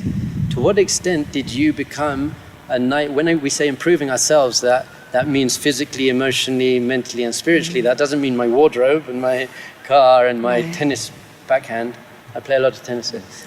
So self-improvement isn't those things that are going to get me necessarily recognition from other people. It's what's going to bring me to a state of living in line with my intrinsic goodness. To let go of my anger and hate and fear and jealousy and doubt and anxiety and self-hatred and arrogance and all of those things. It's such wisdom. You boiled it down to like two things. V'ahavta l'recha kamocha, love your neighbor as you love yourself, and then the two values of improving yourself and improving the world. That's the totality of what we're trying to share with everyone. You know, I'm sure people are watching this. They feel like they can listen to you forever, and they probably feel how lucky we are to get to sit here with you. But they too could experience the Rav Dov Berg experience, the Western Wall experience here. If you ever come to Jerusalem, you can go to aish.com/visits. You can actually see our schedule. You can get a ticket to the Western Wall experience. I had the pleasure of having this experience today with our team members. Tell everyone what they're in for when they come to have that experience with you. Well, at Aish in general, one of the most important things I feel the Aish family really does is this idea of being non-judgmental. Once you feel good about your principles and your path, then you can love other people. It's in line with V'ahavta l'recha kamocha. Yes. So when I came to Aish, someone said to me, if you become more religious and therefore you start judging other people, especially other Jews, they're conservative and they're reform and you put them down, you didn't become religious, you became self-righteous. Because the closer you are to God and Torah and truth and love and light, the more you accept people and love people. Beautiful. So that's the whole Aish story is we're a family. Let's respect everyone. I have students who are like straight off the beach in Australia and from all over the world, all walks of life, and they walk in here and they just feel loved and accepted and validated, and I like to learn from them as well. Right. So that's a great point that you just said, learning from them as well, because it's sometimes I think people might get have the conception, right? There's a student and there's the teacher. You know, Aish is about spreading Jewish wisdom. Come to aish.com and you'll learn from us. Come to Aish and you'll learn from us. But as a teacher, we're constantly learning ourselves, right, as rabbis. And if we're not, then we can't be a role model or someone that's able to teach to others. Maybe you could talk a little bit about that idea, like you said, of learning from our students, or as a teacher constantly engaging with Jewish wisdom, not only as a teacher, but personally for yourself. Well, it says there are many sources that say, firstly, we learn the most from our students, and who is a wise person, who learns something from everyone. So I found my students for example, the other day someone came in, I said, why are you in yeshiva? And he said, because I did quantum physics at university. And I've seen through quantum physics that there's no way there isn't a God. And I was like, don't tell us. And he's broke down the whole of reality into what Kabbalah teaches. And you just showed how quantum physics, basically you break down the atom to the electron and the neutron and the proton, and you break it down until you just get quarks. And he says there's basically only one substance of all reality. This table and our face are made up of the same substance if you break it down. Right. So he said there's a oneness in reality. It's called the unified field theory. And I was like, Einod Milvado. I could have told you that, yes. We've been saying that for thousands and thousands of years. But your students are not only the men and women in the yeshiva and the seminary. Your students are the tons and tons and tons of tour groups that come through the building for the Western Wall experience, birthright tours, momentum, delegations from the Israeli tourism ministry. What's it like to interact with wide swaths of the Jewish people? It's incredible. Hashem gifted me with an immense love for people. So just so excited. People think, you must be tired. You're running around all day. I'm like, this gives me so much power because I'm living my passion. I'm really living what I believe in. It's a silly example, but I said, if you see a movie that you love, you want to share it with everyone. So someone said to me, I don't feel like you're trying to persuade me. I feel like we're on the same team. I was like, we are. We are on the same team. So I never get defensive and I never get offensive. I just share a beautiful thing. In fact, someone said to me when I first arrived, now that you're a religious Jew, because lots of Jews are into Eastern religions, so you can put them down and show them why they're bad. Right. And I said, absolutely not. If I have to put down someone else to show how good I am, what does that say about me? Right. I'm just going to show them how beautiful Judaism. And there's wisdom. The Gemara says there are wisdom in other traditions. So we can learn compassion. We can learn many things. So I'm not going to put them down. So Judaism actually teaches that you don't have to be Jewish to go to heaven. This is the only religion. A Christian, or as far as I can understand, most other religions say you have to be us, otherwise that's it. Judaism says, no, you don't. You just have to be conscious and God conscious and loving, and we're all made in the image of God. So that is the answer to your question. We're spreading this to all the world and saying the temple wasn't only for the Jewish people. Right. The temple was everyone. Everyone could come and pray here, and it's going to be like that. And by the way, only since 1948 could you see this. There's a mosque and a church and a synagogue. It's the first time in the history of Jerusalem that every major monotheistic religion is allowed to openly practice their religion. And that's only when we came back to the land and we took the responsibility and we said, "V'ahavta l'reacha kamocha," that's everyone. Let's just love humanity. Don't just stop at the Jews. At least we should love the Jews. Right. But don't stop there. Let's just love everyone and spread our light, be a light unto the nations. Well, we could listen to Rabbi Dover all night, and we really, really appreciate you joining us. Yes. Also, just want to, again, remind everyone, hopefully you're inspired. You've been inspired by hearing Rabbi Dover's story, his inspiration, his words of wisdom. And we're asking tonight to help us keep spreading that and helping us have the ability to keep spreading Jewish wisdom all over the world, here in Jerusalem, in this amazing building that we're at with all the thousands of people coming through, the wisdom that we can spread online. And we ask that you could help support, you can do your part in supporting Aish.com. We're running a fundraiser today, trying to raise $360,000. All donations are matched. So if you want to be part of it, be part of that mission, be part of that ability to spread Jewish wisdom. It's easy to do, it's meaningful to do, it's appreciated if you can do it. And so we'd love for you to join us and donate today. We would absolutely love it. So please go ahead and take that action, and please continue watching.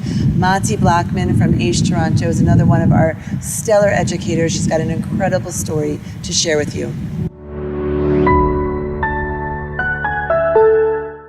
Tisha B'Av is a hard day. We talk a lot about destruction. We talk about the loss of all the Jewish souls and all of our lost values. I'd like to suggest that we haven't really lost anything at all. Let me share with you a story that was told over by Rav Noah Weinberg, the founder of Aish Torah of Jerusalem. He says, imagine that there's this man at the top of a big skyscraper. He's in the middle of this massive deal. He's about to make $50 million. He's signing the very last of his paper and he's pumping with adrenaline. He's so excited. Finally, the deal is sealed. He goes down the elevator. He walks outside of the building. He is on top of the world. And there, sitting in the corner outside of the building, is this homeless man curled up in a ball. And he looks so forlorn. And he feels so bad for him and he wants to help him. And he says, what can I do for this man? And he says, there's this Jewish idea called charity. And he decides right then and there, I'm going to change this man's life. And he takes out a checkbook and he writes a check for $5 million. And he puts it in this man's cart, feeling joy inside of himself, just knowing how happy this man will be the next morning when he wakes up and he sees this. He's going to change his life. The next morning, the man wakes up. He's cold. He's tired. He's hungry. He's going around. He's looking to find something to eat. And someone's kind enough to give him a banana. He throws the peel on top of the check, not noticing that there's this very valuable piece of paper inside of there. And the man continues going about his day and his life, never stopping to notice the opportunity that's in there that could literally change his life. All these challenges he has a solution. See, we're like this man. We literally have something that's even more valuable than a $5 million check inside of each of us. You know what it means to be alive? Rabbi Weinberg said the fact that each and every single one of us was infused with a soul. That means we have goodness inside of us. We can create amazing relationships, solutions, win-win ways of dealing with all kinds of difficult problems. But we sometimes don't realize because it's hidden from us. You see, what happened 2,000 years ago wasn't so much the destruction of the Jewish soul as it was becoming very hidden from us. So what happened and how do we deal with this? And how do we cash in that check? When God created the world, he infused with Adam and Eve a breath of God himself. He infused with him his very essence. It says, "Vayipach ba'apav nishmat achayim." And it seems that there were two stages. First, there was only goodness and clarity. And then afterward, when the snake convinced Adam to ingest this apple, then evil became internalized. And it was no mistake. Hashem set it up specifically this way so that we would never, ever forget that that's not who we are. Anything negative, that's outside of us. Who we are, by definition, we are a soul. And I want to teach you this in a very practical way. I want to give you a tool. It's called the koach of zihui, the koach shel zihui, the power of identification. What does this mean? It means that when I see myself, do I see myself as a soul or do I see myself as something negative? When I look at others, do I see them as a soul or do I see them as something negative? Let me illustrate this idea with a story. This is something we talk about a lot at home.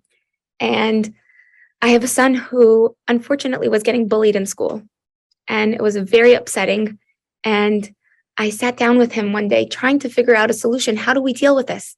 And I said to him, "Sweetie, do you think this boy wants to be doing what he's doing? Why is this going on?" And he says, "No, mommy, he has no friends. Why would he want to be doing this?"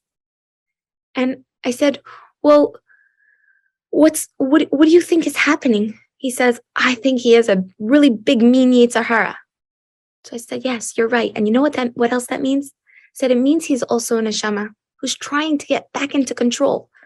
And he's lost. And it's very hard. It's very challenging." And he nodded with me. And I said, "How can we deal with it next time?" And he says, I know.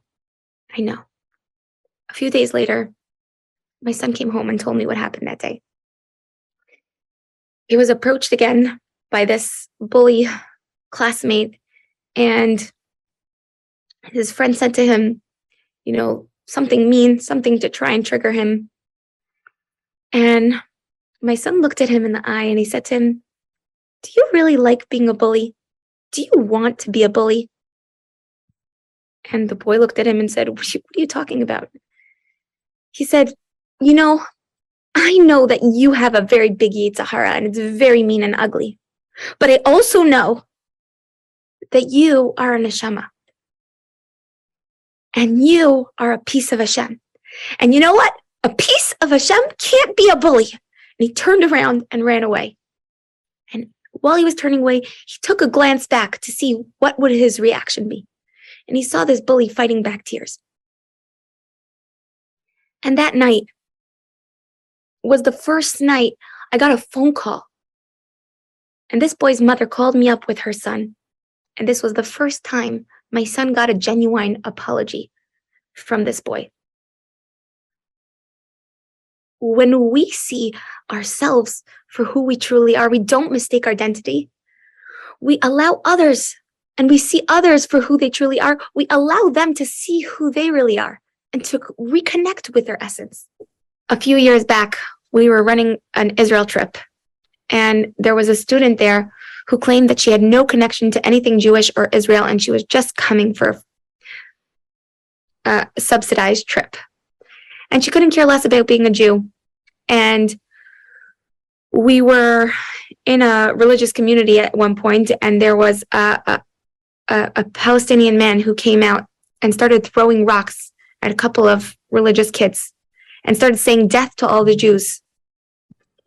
And this girl came out like a lion, and she started screaming and swearing and personally attacking this group who she was possibly like endangering her life.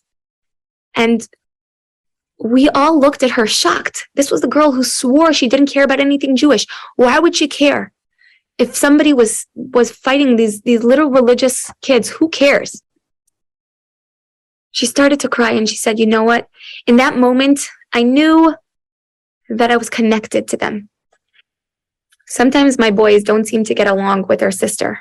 But if anyone else starts up with them, they will come out like a lion and they will take care of them.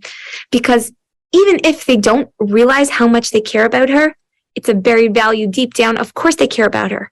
The Jewish soul always cares. We are so connected already. In the Torah, we see a similar story that happened with one of the greatest men of all times. When Moshe Rabbeinu was growing up, he was living in the house of Pharaoh, and it says that he went out, Vayigdal Moshe, he grows up and he goes out, Vayar El Achav, he goes out to his brothers. He sees these people he feels connected to. Vayar Ish Mitzri Ma'ke Ish Ivri, he sees an Egyptian man hitting a Jewish man. It says Vayifan Kovacho, he looks this way and he looks that way. Vayarki in Ish, and he sees there is no man. He's turning this way towards the palace, feeling connected with the culture, the background, everything that he was raised with. And then he looks and he sees his brothers, these people he feels connected to, who are being persecuted and tortured. Why should he stick up for them? He has everything to lose and nothing to gain. But then it says, Vayarki ein ish. He saw there was no man. If you stand for everything, you stand for nothing. Says Vayach et HaMitzri, and he killed the Egyptian, and not only on a literal level, but on a metaphorical level, he killed the Egyptian inside of himself, because we constantly have this struggle of body and soul, comfort versus what is right, our higher self, and what we know we should do versus what we know we really can do.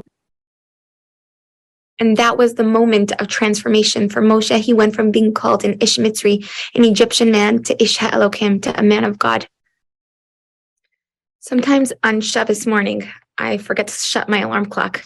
And it can get really annoying because I hate it when on a morning that I actually don't have to wake up, that it's beeping in my ear. And so what do I do? Because I can't move it. So now I start putting blankets and pillows and sweatshirts and everything that I can to pile it up and to muffle the sound. And finally, I can go back to sleep. Now, does the sound actually get quieter? No, it doesn't. But what happens is that finally it's covered so much and the layers are very effective that I don't hear it. So you see, that's what the Jewish soul is like. We are very strong, pulsating, vibrant souls. And sometimes we get covered with layers. But on a day like today, it's a day to peel past the layers. Wait and uncover, remind myself, who am I? What am I doing? Where am I going?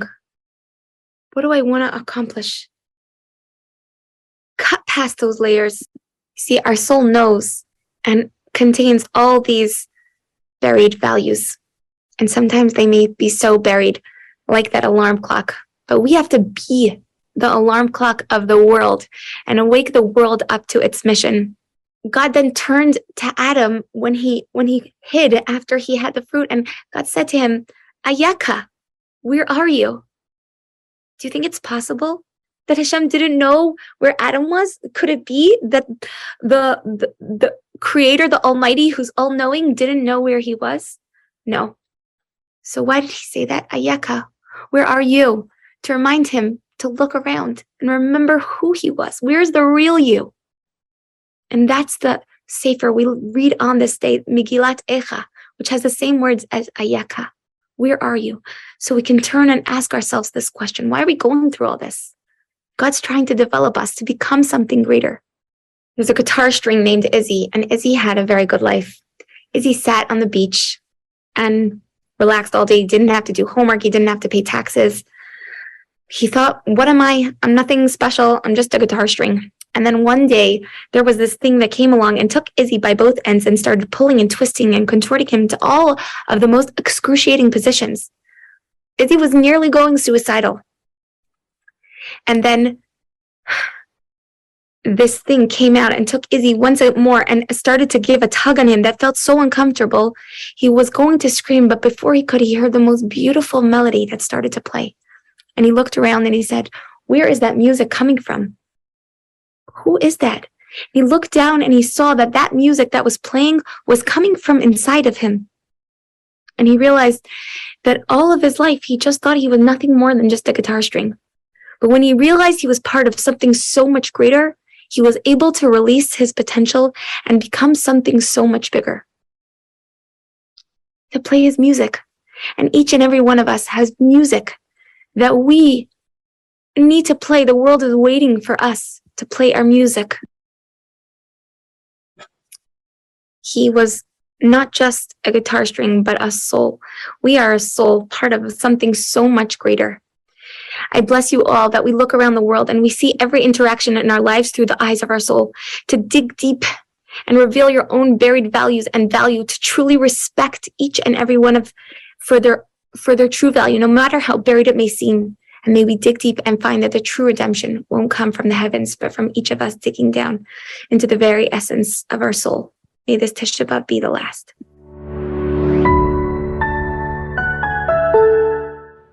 I loved that story that Mati shared about Izzy, the guitar string. It really just stirred something within me. I love learning through stories. And I know, Rabbi Elliot, you have another story for us. Yeah, I wanted to share a story that I heard was so powerful and I think really speaks to the power of Jewish wisdom, which is our theme in this program about Tisha B'Av. You know, Rabbi Yosef Friedenson, he passed away a few years ago, and he was a survivor of the ghettos, of the Holocaust, of the concentration camps, of the Death March. He survived, came to America, built a family, was a rabbi, did amazing things, and his children wrote a book about many of his stories that he told. And one of the stories they tell that when he was a child, it was obviously common when the Holocaust started that the Nazis would come and knock on different doors of Jewish families and come in and rummage through their house, taking things, looting. And he said that it happened a number of times, and you know, his mother would take him and his siblings and hide them in the back until they left. He said one time they came in, and the Nazi came in, and they were all, you know, impeccably dressed with their polished boots. And even though what they did obviously was demonic and going through these homes, but everything was very orderly and everything was very formal. And he said one time when he came into their home and they were rummaging around, and this Nazi looked and saw on their bookshelf a copy of the Talmud, which is the Jewish, writing down the Jewish laws of what's called the oral law. We have the written Torah, the written law of the 5 books of Moses. The oral Torah is the explanation of everything that happens there, the explanation of all Jewish laws and Jewish wisdom. And this Nazi saw this Talmud sitting on the shelf. And Rabbi Friedenson would describe to his children that he literally felt like he saw the flames starting to go up in this Nazi's eyes. And he immediately went up over to this bookshelf and he started throwing books of the Talmud on the ground. And it wasn't enough that he threw them on the ground. He started ripping pages out of the Talmud. He started stomping on them with his boots and literally tearing the leather casings of the Talmud apart until every single Talmud that was on the shelf was destroyed. He turned around and the Nazis stormed out of the apartment. Rabbi Friedenson was a boy, and he looked at his father and he was just in shock. And he said, what happened? I mean, they come, they take things, but they saw the Talmud, which is the books of Jewish wisdom, and they turned into animals. What happened? And his father looked at him and said, you have to understand, a Nazi and the Talmud cannot both exist in the world. Nazi, which is the epitome of evil, the epitome of destruction, and the Talmud, which represents Jewish wisdom, bringing values, bringing meaning into the world, they can't exist at the same time. And so when a Nazi saw the Talmud, he had to do everything he could to destroy it. And I think this just gets to the heart, again, of the theme of this program on Tisha B'Av, that unfortunately we have many, many things in this world that create brokenness, external wars that are happening, things that we've now experienced the last few months in the world of innocent people being attacked, terrible things happening in the world, internal things, people feeling anxiety, people feeling depressed. There's so much destruction, so many things that are difficult that we have in the world. Wisdom, Jewish values, that is the solution. Those are the things that can combat it and really change our world in a positive way. Rabbi Elliot, I said to myself, I'm not going to cry on this program. That is just so beyond emotional and intense, and it just shows the power of wisdom and destruction, and this theme that we're playing with here this evening. What happened in the Holocaust is a page out of our recent history, a terrible page. It's hard to connect back to 2,000 plus years, that destruction, but I think that, everybody knows or has some connection to a Holocaust survivor, has heard a Holocaust survivor speak. I think for me, that's always been like an immediate history that I can touch and feel, the awesomeness of this particular day. We have coming up next Rabbi Coopersmith and Rabbi Ken Spiro. Now, we're speaking about history and the Holocaust and the destruction of the temple, but history is a focus of one of the new mini sites that we have on Aish.com. Rabbi Ken Spiro is perhaps one of the best Jewish historians out there. Amazing. Yeah, so we'll hear from them right now. I'm really interested and looking forward to what they're going to say. Before we do, I want to just tell everyone about donating. Of course, today is a day of really, like we said, thinking about how we can make the world a better place, how we can make a difference, right? And through the power of Jewish wisdom, through the power of taking responsibility to spread Jewish wisdom. And we really want to ask all of you that are out there who have seen the power of Jewish wisdom and what Aish can do and Aish.com to support our efforts. Donate today, help us. We're doing a matching campaign to try to raise $360,000 to share more Jewish wisdom to the world, to the Jewish world. Every donation will be matched. Please donate today. You can donate right on the site while you're watching this. There's other ways you can donate as well. The information is there. We appreciate all of your support, and thank you for your consideration. We appreciate everything. And now to Rabbi Coopersmith and Rabbi Spiro. It's a privilege to have the opportunity to talk to Rabbi Ken Spiro, who is not only an old friend of mine and former roommate at Aish Torah, but is an author, historian. He wrote the Crash Course in Jewish History, World Perfect, The Jewish Impact on Western Civilization, and Destiny, which is about the Jewish drive to change the world. And Ken is also one of the senior writers for Aish.com, and particularly focusing on our new mini site about Jewish history. And he has a lot to say about Tisha B'Av and the meaning of Tisha B'Av. Ken, how are you doing today? Good. Thanks for having me. Okay. It's interesting. I think people think when you think about Tisha B'Av, which is for many, many people who are just coming into Judaism. It's a foreign holiday. Like I remember first coming to Israel. It was during the summer, and it was Tisha B'av, and I couldn't understand, like, why are people mourning over the loss of a temple that was thousands of years old? That, okay, get over it already. Like, I couldn't relate or understand why there was this outpouring of pain and suffering for something that just I don't really relate to. And people struggle today with how do we really connect to Tisha B'av. And I think the Talmud says something very fascinating, that Titus, he didn't destroy the building. Really, he destroyed a building that was already destroyed.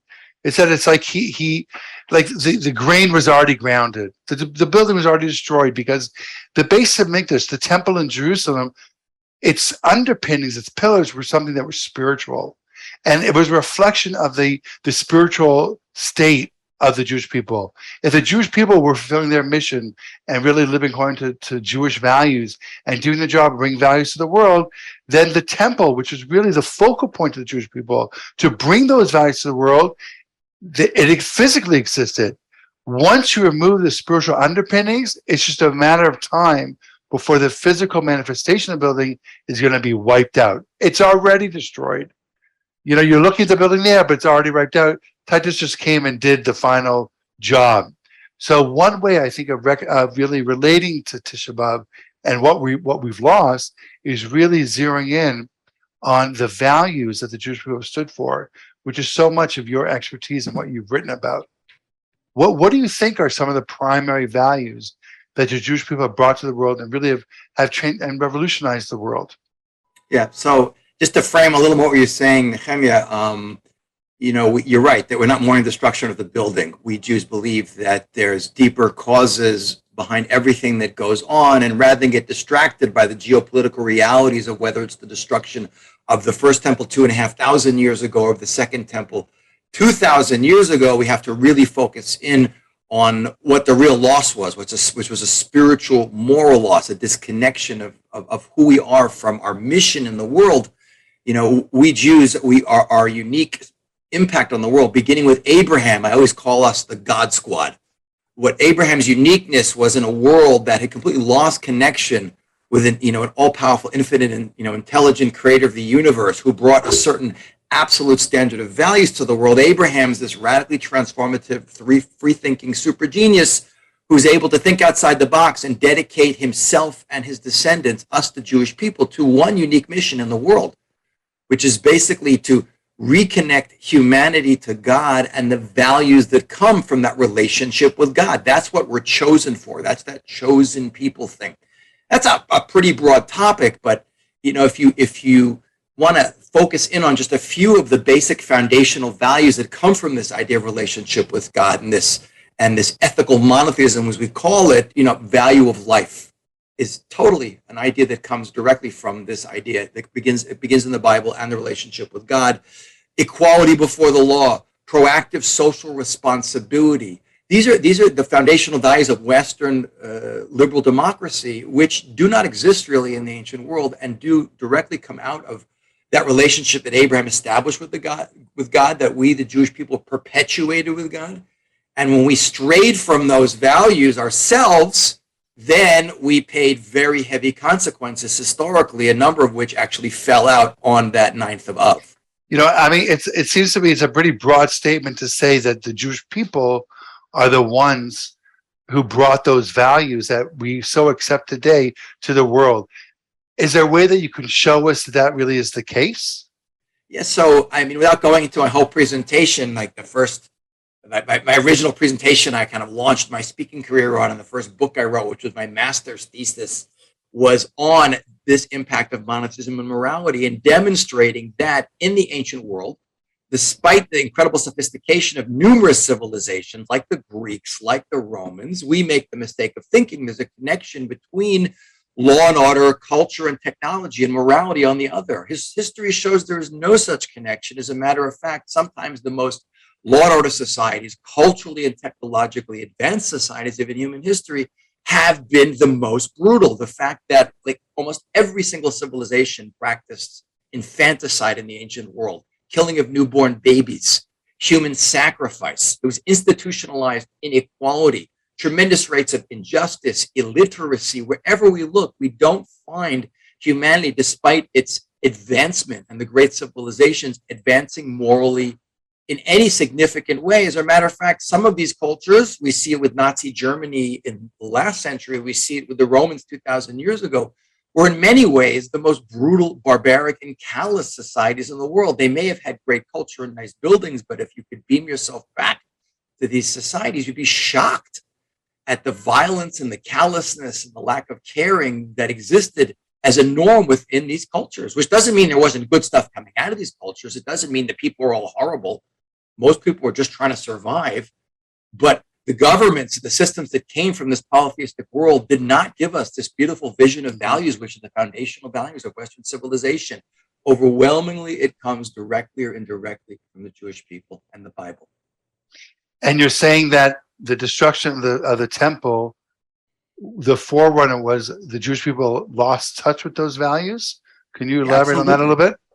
Absolutely. I mean, the Talmud itself discusses why the first and second temple, which are the two most tragic events associated with the ninth of Av, albeit at different periods of time in history, why they were destroyed. It doesn't go into the geopolitical realities of rebellion against one world power, Babylon, or another world power, Rome.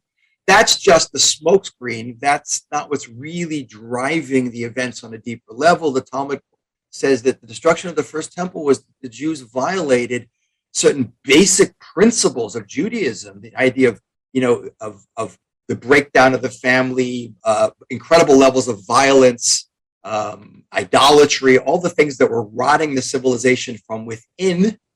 And the second temple, it's very clear, the Talmud also states that it was because of causeless hatred of one Jew for another, which actually led to a civil war within the Jewish people in the land of Israel. At the same time as the Romans were trying to kill us, we're killing each other. So you see, when we lose, we who are supposed to be the model of these values to this world, when we lose our connection to these values, or we get distracted and put our energy and our efforts into other things besides what we're supposed to be doing as our national historic mission, the consequences on a geopolitical level are always going to be huge, because our responsibility is too central. We just can't escape it. It also gives us an indication of what we need to do in order to rebuild the temple. It's not just a matter of marching up to the Temple Mount and putting the first brick down, because that's just dealing with more the most superficial external level. It seems a bit really we need to focus on correcting the spiritual underpinnings, really creating more spiritual rectification. And you were saying that if the main cause, if the second temple was destroyed through baseless hatred, then the main way we're going to build it is through working on really, I don't like to say baseless love, but it's really on free love, on really truly unifying as a people and becoming, and loving your fellow Jew. With the kippah or without the kippah, with a black kippah or a knitted kippah, it doesn't matter. Whatever persuasion, whatever orientation, whatever, we need to love each other, because really we're fundamentally one nation. And what do you think it is that really, bottom line, creates that sense of unity and achdus, the oneness, that we need to really try and strengthen during this time at Tisha B'Av? What does unite us? That's a great question. And bottom line, it's making a paradigm shift. It's not just a Jewish thing, but sometimes the people who are the most close to each other focus on the smallest differences between them. You don't just see this in the Jewish world, but it's an idea of stepping back. And first of all, the number one paradigm shift we have to make is to recognize that we are all part of one family, one very large, very old, incredible extended family. It's been around for thousands of years. We may disagree on our political affiliations, on our religious associations, but bottom line, it's interesting when you put Jews that are radically different together, extremely secular and extremely orthodox, and you actually get them to talk, they realize that they have a remarkable amount in common, and we have to agree to disagree on certain things, but first and foremost recognize that we have to respect each other. And, I always say jokingly with parents, with kids, anyone who has teenagers understands the phrase, I don't always like my kids, but I always love them. When we're dealing with our fellow Jews, we have to, this is my brother, this is my sister. I don't have to agree with them, but I have to respect them. I have to recognize that we're all part of this family with this incredible mission that has the ultimate responsibility in human history. We have been, despite our teeny tiny size, 0.2% of the world's population today, so incredibly transformative. And especially in a time in the world when the world seems to be a rudderless ship, lacking in moral direction, lacking in values. Who are role models today? Our job is to be the role models for the world. And if we get on board and recognize, because Jews have an incredible drive, we're like internally, spiritually hot-wired to always want to fix the world and make the world a better place. You take any cause to make the world a better place, any ideology, political movement, communism, socialism, feminism, black civil rights, anti-apartheid, Doctors Without Borders, Amnesty International. It isn't founded by Jews, it's run by Jews. And that gets to the core of what we can all agree on, that our job in this world is not only to have that relationship, with the big guy upstairs, but to focus on our relationship with each other and the world around us. But to do that effectively, we have to be connected on a moral, spiritual, educational level. We are like hardware. We're like, Jews are like a Ferrari. But you have to have the driver, that we have to have the software to direct us in the right way. The Torah is like, really, our wisdom is the software that directs that incredible individual and collective drive we have in the right way, and enables Jewish people individually and collectively to have an incredibly positive, transformative impact on the world. Because driven Jews without the right guidance system and that wisdom can be incredibly destructive people also. We're not necessarily doing the right thing. You mentioned at the beginning that it all began with Abraham, who really discovered monotheism, the idea of ethical monotheism. There's one God. And it's such an abstract idea, the notion that God is infinite, no physicality, he's one, everything's just a manifestation of him. Why is it that these basic values of describing, value of life, social justice, education, why is God really a necessary underpinning for those values? Well, besides the whole, what's called the moral imperative issue, if you don't have a source outside of humanity, because humanity's moral compass has wavered dramatically from one extreme to another, because whatever the masses decide is most expedient, most efficient. So you could swing in completely opposite directions, but on a deeper, more profound, I would say, philosophical, moral level, if we understand that God creates us, as it says in the beginning of the Bible, B'Tselem Elokim, in his image. What does it mean? God's infinite. He has no parts, as you said. What do we have? Every human being, not just Jews, that is godlike. We have this soul, like this divine spark, this piece of the infinite. And the implications of that are huge, because if every human being has this infinite, like spark, so to speak, within him or her, that every life has infinite value. That's where value of life comes from, which is why the rabbis say saving a life is like saving a universe. And if every human being is made in God's image, there's a fundamental equality amongst all of us. Like the prophet Amos says, has not one God made us all? Are we not all his brother? And if every human being is made in God's image, one of the 613 commandments is v'halachta b'drachav, be like God, go in his ways. Like, what does that mean?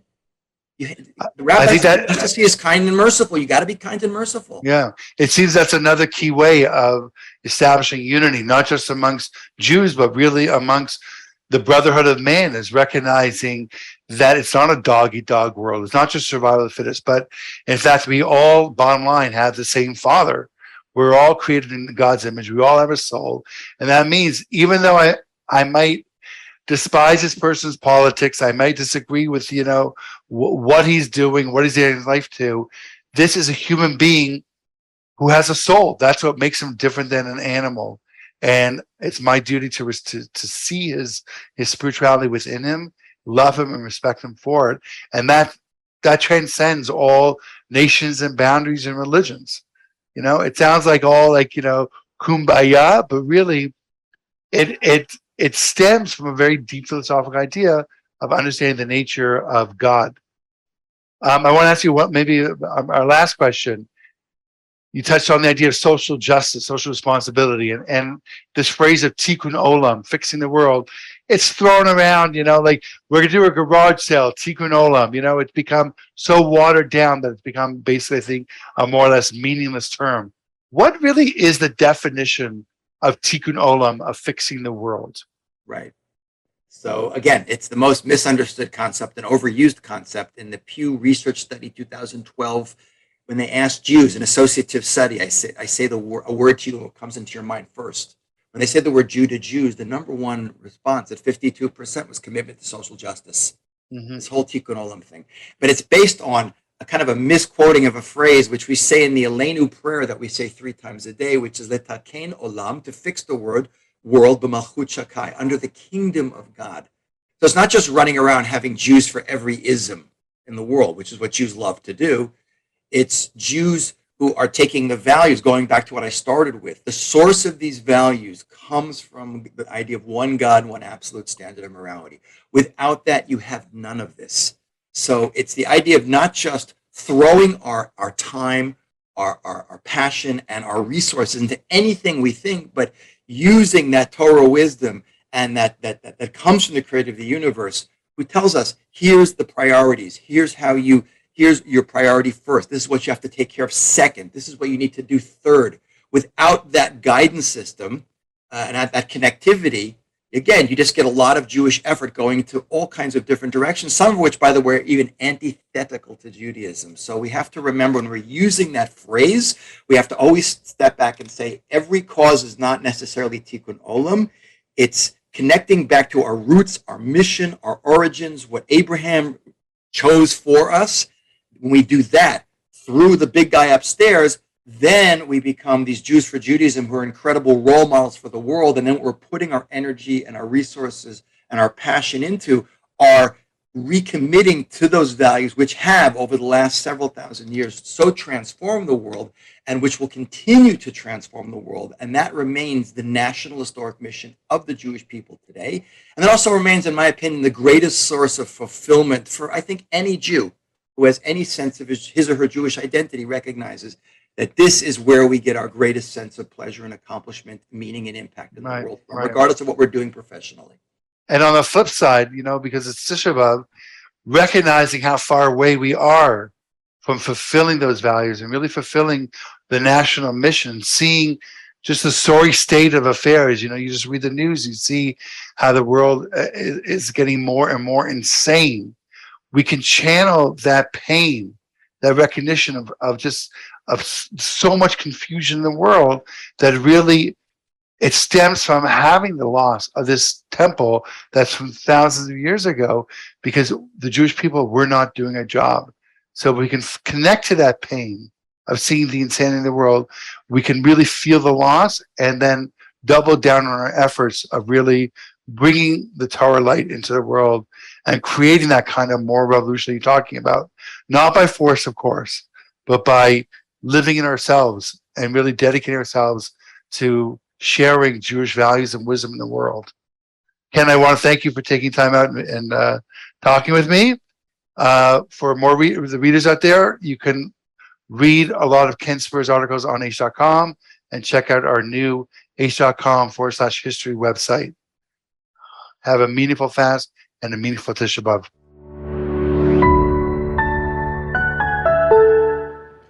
Those of you who are great fans of Aish.com just got a treat hearing from Rabbi Nehemiah Coopersmith, the editor-in-chief of Aish.com and really the founder of Aish.com. He built Aish.com into what it is today, which is one of the largest Jewish content websites on the web, reaching millions of people, bringing Jewish wisdom to them. So that was certainly a treat. And interviewing Rabbi Ken Spiro, who is a preeminent historian who wrote the book World Perfect, talking about the Jewish impact on world civilization.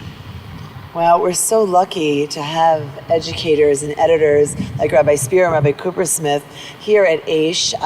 We've spoken a lot about the educators. We've also spoken about the students who come through Aish. We have an incredible guest. I feel very close because I know your mother. We had this wonderful trip together. Brandon Fisher from DC. Brandon, how many years have you been here? So far this time, I've been here for 1 year and 4 months. Why do you say this time? Because this is my 3rd time being here. Wow, three's a charm, as they say. That's right. This is the one I've stayed for an extended period of time.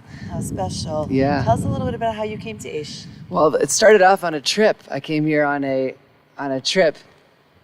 Okay, sorry. I came here on a trip when I was in college, my senior year, and it was a 2-week trip. We lived in the old city. It wasn't actually through Aish, but it was taking place in this building with the same rabbis from Aish, which just changed my whole perspective on what Judaism is really all about. I didn't understand that there's a reason behind all of the mitzvahs. So I grew up thinking that Judaism is a because it says so religion. As soon as that changed, my whole world changed and my whole acceptance of Judaism completely shifted. So that kind of brought me into this building in the first place. About 6 months later, I had the opportunity to come back here for a month, and I spent the month here in this building in the Essentials program. And that month gave me the tools to continue growing in my Judaism for the next, really it was 4 more years before I decided to come back. Wow. Yeah. Wow. What happened during that time? Why did you decide to go back? Why did you decide to come back to Jerusalem? So right after that time, right after that month, I went to Austria and I studied abroad in Austria, traveled to 18 countries. I was keeping Shabbat by not using my phone and growing in my Judaism from there. It's actually interesting. While I was in Austria, my 2 closest friends were Turkish Muslim girls. And but we would do Shabbat together every week. It was kind of the moment where we came together and recovered from all of the traveling we did. After I studied abroad in Austria, my whole perspective on the world changed again. It was growing with this Judaism and at the same time growing from a hospitality perspective, which I studied in school. I went to University of Central Florida. And I realized that there's so much more to life than just getting away and going to a tropical island as your escape vacation, which I thought was ideal until I realized that there's more. So I ended up moving to Vail, Colorado, in the middle of the Rockies, a small ski town. And there I started keeping Shabbat and growing my Judaism. And eventually I came on other trips, like I led a birthright trip. I came on a leadership trip with other organizations. And every time I went to the Kotel, I would look back at this building, right here in the old city. And I would look out of the corner of my eye knowing that people who care about me more than anyone else in the world told me that if I go there, it's going to change my life. And I knew that that was true, but I didn't want that to be the case. So I kind of pushed it off a little bit. I was a little scared of what being in yeshiva would look like and how it would change me. Yeah. Eventually, I moved to Denver. I started a nonprofit, lived in the community, and I was keeping kosher, Shabbos. But I realized that something's missing. I didn't have the real foundation. So I came back here on another trip that was an Aish run trip that was based on Chesed, community service projects. And that trip was only a week long, but I extended. This was 2020. I believe it was beginning of March. So we remember you know what's coming up. Correct. I ended up extending for 3 more weeks because I didn't really have anything to go back to. I had just moved on from my job. So I'm here, and I'm like, I might as well stay until Purim. What a great time to be here for. So I was here for Purim 2020. Everything was great. And then that Shabbos, everything closed, and I got out of the country as was planned. But at that point, I made my mind up, after now spending 2 full months here in individual trips, that I needed to spend a more extended period of time here to really get that foundation. And that's what brought me back here. It took another year to come back, though. Wow, a long and windy road, but all roads are leading back here to Aish. You spoke about your fear of how it would change your life. How has it changed your life? Well, what I was scared of is exactly what happened in a great way. I just didn't know that it would be, that it would feel so good, honestly. So what I mean is, now that I've been back here and I've gotten to know the rabbis and I've settled in and I made friends, I have a family here, I have a community here, I have a network here. I was scared that if I go all the way across the world, that my values would somehow change who I was. And it's true, that's exactly what happened. But those values didn't change who I was, they matured. That's what I was wrong about. I matured as a person, and the opportunities that I've gotten from being at Aish specifically are leadership opportunities. We're running leadership programming. We have trips coming in. You have so many different perspectives of such a variety of people that every single week is an incremental growth in my life. It's amazing. We had a couple guys on before who were also studying the yeshiva. So I mentioned that I studied at Aish a number of years ago. And one of the things I always said is, I came for a few months. I decided to stay for a year, and my parents were a little concerned. You're so far away, and so what I said to them is, I wouldn't be here unless you gave me that connection and that wanting to want to learn more about my Judaism, right? And so it struck me what you said as far as not like really a changing, it's a maturing, it's a building, right? We're Jews, we're given a certain amount of education, a certain amount of connection, but coming to a place like Aish, we can really just take that knowledge and that connection to such a deeper level. I'm curious now so you're here. What does your day look like? What do you study? What do you do while you're here at Aish? A day in the life. A day in my life is a bit, I would say, probably untraditional. Okay. I do a normal morning learning. I'm in a morning seder with Rabbi Label. What does that mean for people who are watching who don't know what that means? So in English, it means I'm learning Gemara. My day starts at 7 o'clock. Okay. I learn with a friend of mine, and that eventually leads into davening, which is praying, the morning meditation, breakfast, and then we get into the morning seder, which is the morning class, where we're learning Gemara, which is the Talmud. It's the oral Torah. How much detail should I go into? Yes. Maybe just for people who maybe haven't studied Talmud before, like what's interesting about it? Why do you enjoy it? What do you get from it? So when you learn Torah, and when you learn specifically the Torah that I grew up with, the written Torah, the stories are familiar, and as you learn more, there's so much depth. But when you expand it into the oral Torah, you start to become part of the tradition. So my learning is really making me a part of the continuation of Judaism versus just learning what it says. Now I'm understanding it on a level where I'm able to even formulate my own opinions, and that comes the more depth there is, and that's what this class just a very deep class, if So that from makes sense. passive content consumption to active, Yes. really being part of the story. One of my favorite things, is like if you ever go, like when you're in college, if you want to go study, you go to the library, right? Yes. So what do you have to do in the library? Such a good, I know where you're going with Yeah, this. be totally quiet, Yeah. right? Everyone's Right. assisting. You walk into a yeshiva, you walk into a Jewish place of learning, and people are yelling at each other and they're screaming at each other because, like you said, it's an active participation. It's something that you're so much trying to get to what the truth is and what the what's the lessons you can pull out of it. It's not just reading a book and highlighting it. It's an active endeavor. So that's something very, very powerful. The first time I saw it, I was incredibly intimidated by it. Right. There's people yelling at each other, but then you start to know what are they yelling about? It's not that they're disagreeing, it's that they're totally just trying to get to a truth, to understand it in a way that they make it themselves. It's amazing. Amazing. So Brendan, I'm sure you know that it's a fundraiser tonight. We are trying to raise $360,000. All donations are matched. It's really, really easy to donate. Just go ahead. There's a link below. You can also scroll down for information for how you can send a check if that's more comfortable for you. What does it mean to know that people are supporting your learning and supporting Aish? I think it means everything. To know that there's a world out there that cares about our growth, but not only our growth, people like my growth, of course, but also the growth of the Jewish people. That happens here. It happens in the center of the world, right next to the Kotel. So to know that people like you are donating and care about the future of the Jewish people, it's not you supporting us, it's us supporting each other and creating the future of the Jewish people together. Amazing. Well, thank you to everyone who has donated. Thank you to everyone who is considering donating. We really appreciate all your help, and thank you, Brendan, for joining us. Pleasure. Thank you for having me. It really means a lot. Coming up next, we have Rabbi Tzvi Sittner of the Village Shul in Toronto.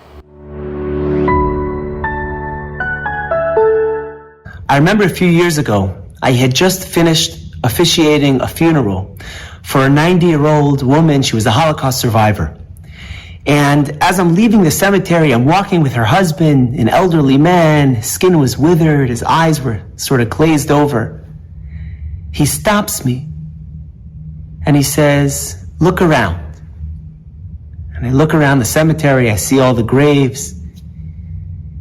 He says, "You know what all these gravestones remind me of when I look at them?" I said, "What?" He said, "Before the war, my family was in the construction business. And when the war broke out, Hitler instructed us to go to the local Jewish cemeteries and to break down all the headstones from all the Jewish graves and to then transport those stones to the concentration camps and build roads to the camps." He said, "That's what I think of when I see these headstones." Hitler, he took stones from tragedy. He took the stones from those who passed away, Jewish neshamas, Jewish lives. He took those stones and he used them to further destroy us. He used our tragedy to destroy. On Tisha B'Av, we focus on our tragedies. We focused on all those who died in the past. We focus on all the tragedies of the past. We too look at all the broken stones and the broken hearts. But not to destroy, to build. This is what Tisha B'Av is all about. It's about looking at the tragedies of the past and saying, how can we look at this and how can we get up and build? So I want to talk about what it means to build. There's a Gemara in Shabbos. The Gemara says that when Hashem created the world, He made a condition with the creation of the world. He said, if the Jewish people accept the Torah, then the world will continue to exist. But if the Jewish people do not accept the Torah, the world will be turned back into nothingness and chaos. Ask the Chidushei Harim a question. Why? Why is it that the world could exist if we accept the Torah, but if we don't accept the Torah, the world has to go back to chaos, the primordial state of nothingness? Why? Why is that the case? I want to share an idea with you that answers this question.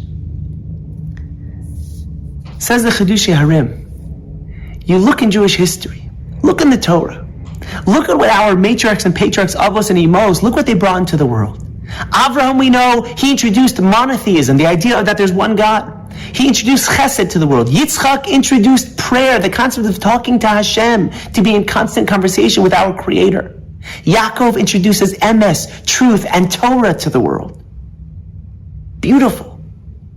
And we know that the Mishnah Abba says, Ashlosha Dvarim Halam Omei, that the world stands on three things: Torah, Avoda, and Chesed. Torah, prayer, and kindness.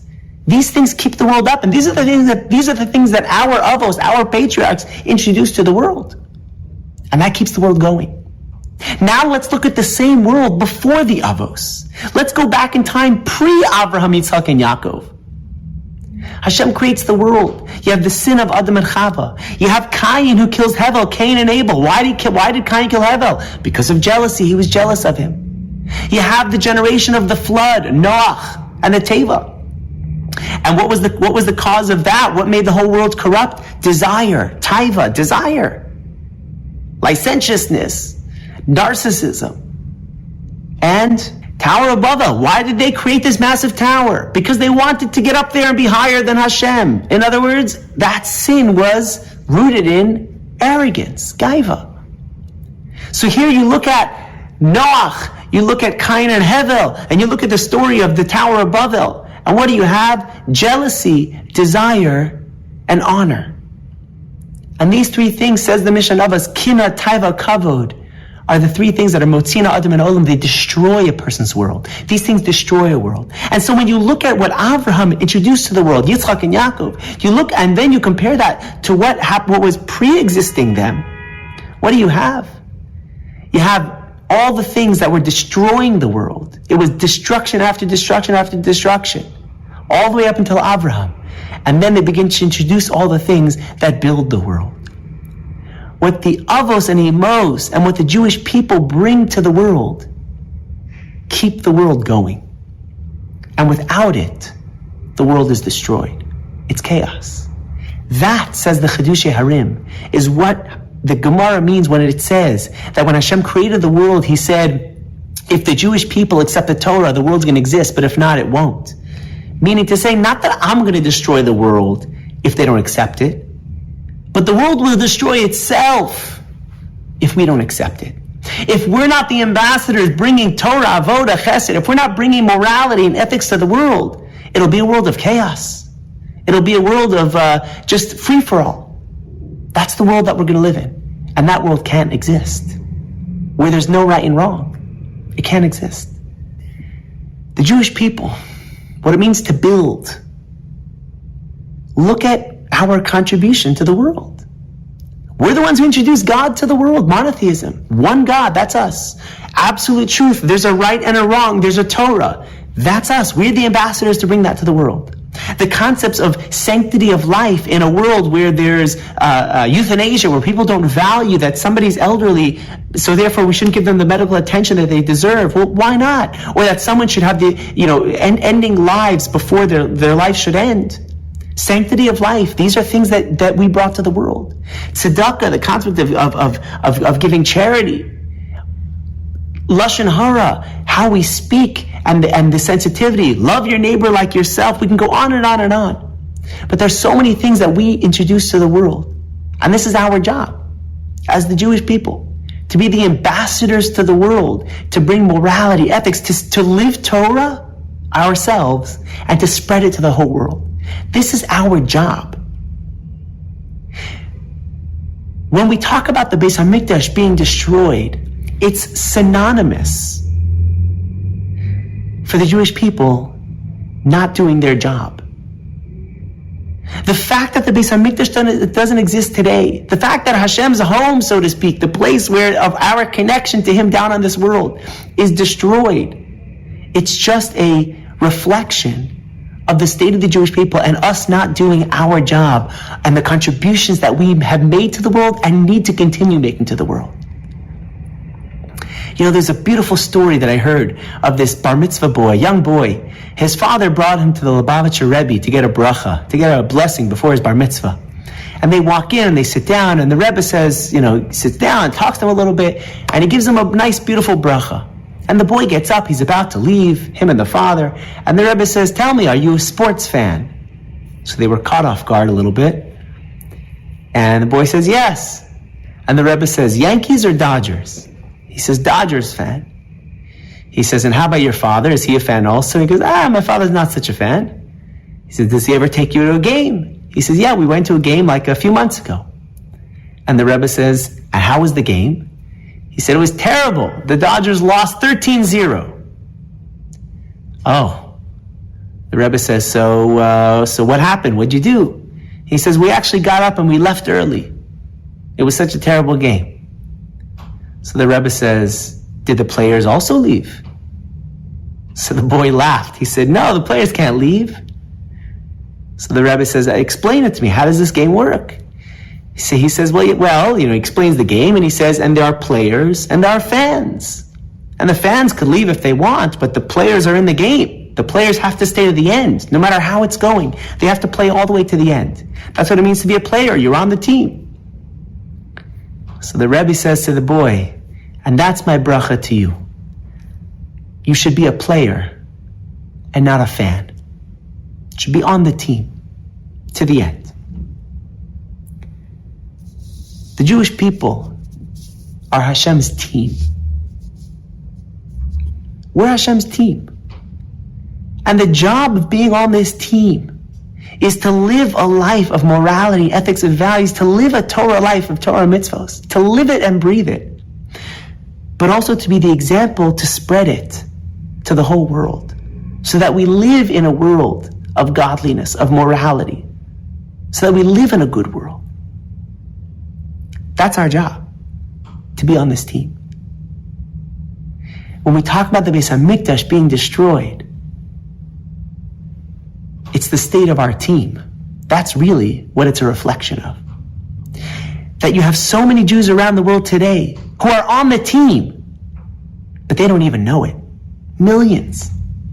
That you have millions of Jews today who maybe they do know they're on the team, but they don't even want to wear the jersey. And then you have Jews who are on the team, who are wearing the jersey, but they're not interested in getting on the field.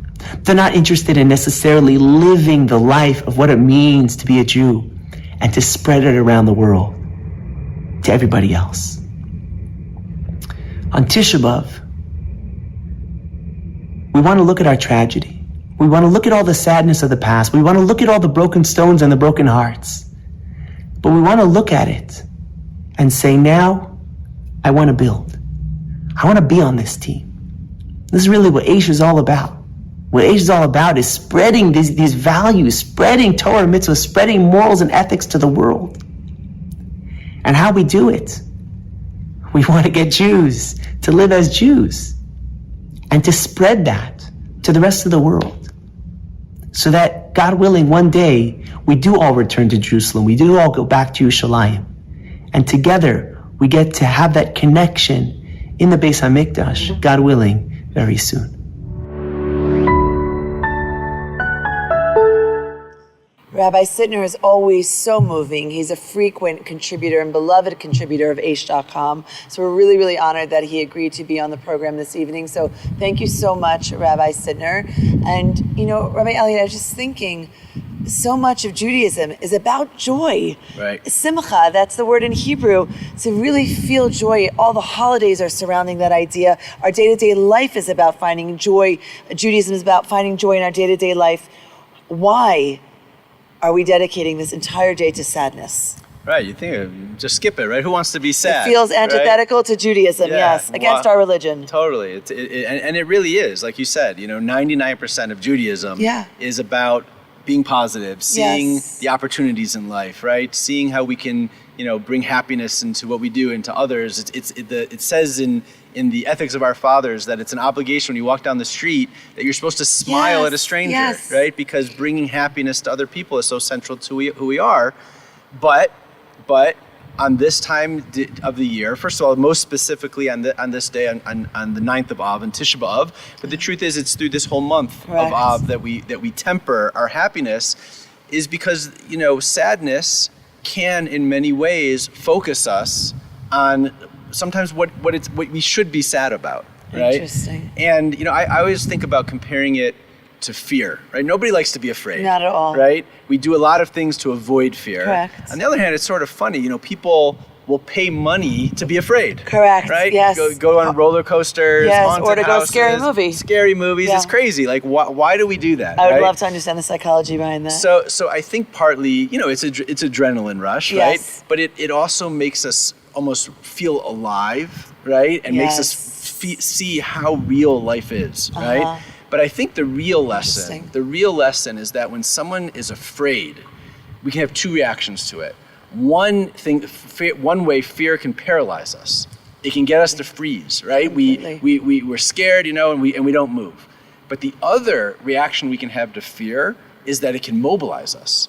Right, the classic, the adrenaline pumping, person lifts up a car to save someone. Yeah. The superhuman strength can come out from fear because it's the opposite. Instead of being frozen, it can mobilize us in a certain way. So interesting. So it's the same thing with sadness. Sadness, we can have two reactions to it. You're right. We can paralyze us. We can say, wow, things are so terrible. Look at all the terrible things that are happening in the world. Look at all the brokenness in the world, which we've talked about a lot.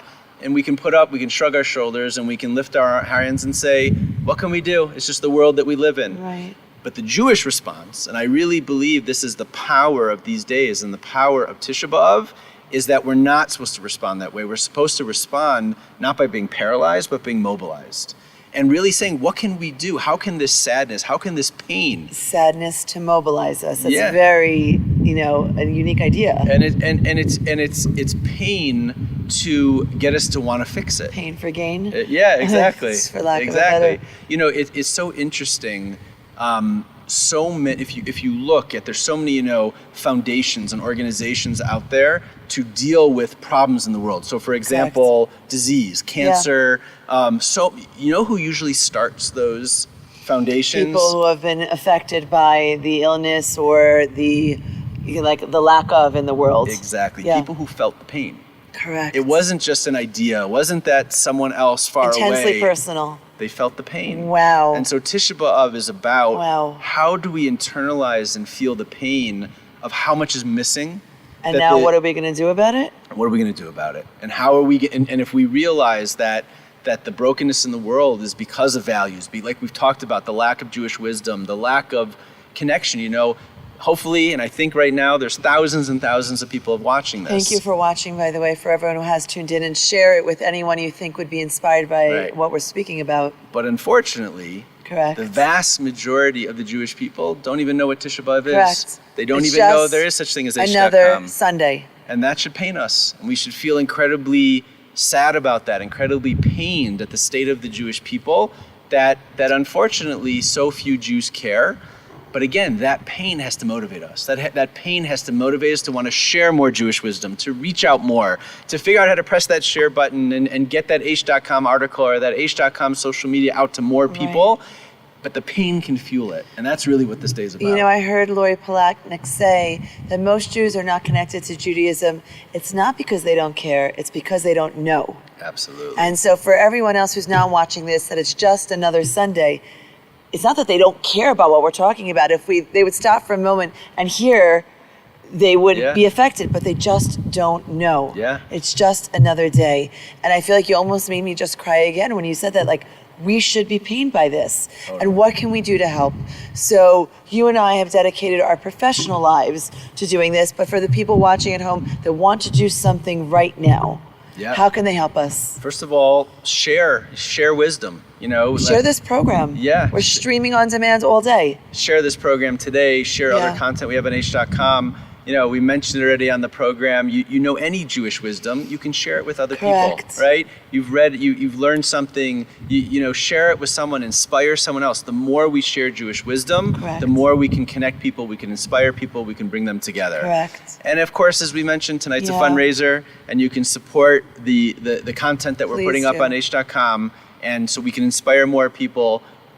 Try to respond to the pain in a way that is constructive, that is productive, and support what we're doing at Aish.com and be part of the movement. You know, we are commemorating the destruction of the temple, and let's rebuild together. And part of that does take a donation. Any kind of gift from you is going to be doubled today. We are trying to raise $360,000 today. Please go ahead. It's so easy. Just click below. You can also scroll down. There's information for how you can send a check if that's more comfortable for you. But that really is our goal today, that we are doing this together. We're teaching each other, we're learning from each other, and we're supporting each other. So some with your unique skills, some by sharing, also by donating, whatever it is that you can give in terms of your gift to this world and to what we're doing together. You know, I just thought of the idea that it says in the Talmud, the rabbis say that Tisha B'Av, which is the saddest day of the year, in the future is going to turn into one of the happiest days of the year, right? I'm so happy to hear that, by the way. Okay, you made my heart happy. And why is that? Because again, by understanding, feeling the depths, you know, when someone's in pain and we just don't care and we shrug it off, right? But when we feel that, when we have that empathy, when we really can get to that emotional state of feeling what's missing, that's the springboard that's going to bring us to greatness. That's the springboard that's going to bring us to true happiness. And so that's what this day is about. Through our, like you said, coming together, supporting the spreading of Jewish wisdom, we can turn Tisha B'Av not into a day of mourning and sadness, but into a day of happiness and coming together and celebration. Absolutely beautiful. I love that you ended on the high note. We spoke a lot about in this segment about fear, about anxiety, about depression, about pain. And Rabbi Adam Jacobs is the editor, the senior editor of our philosophy mini site on Aish.com, where he answers life's biggest questions. I can't wait to see what he has to share with us right now.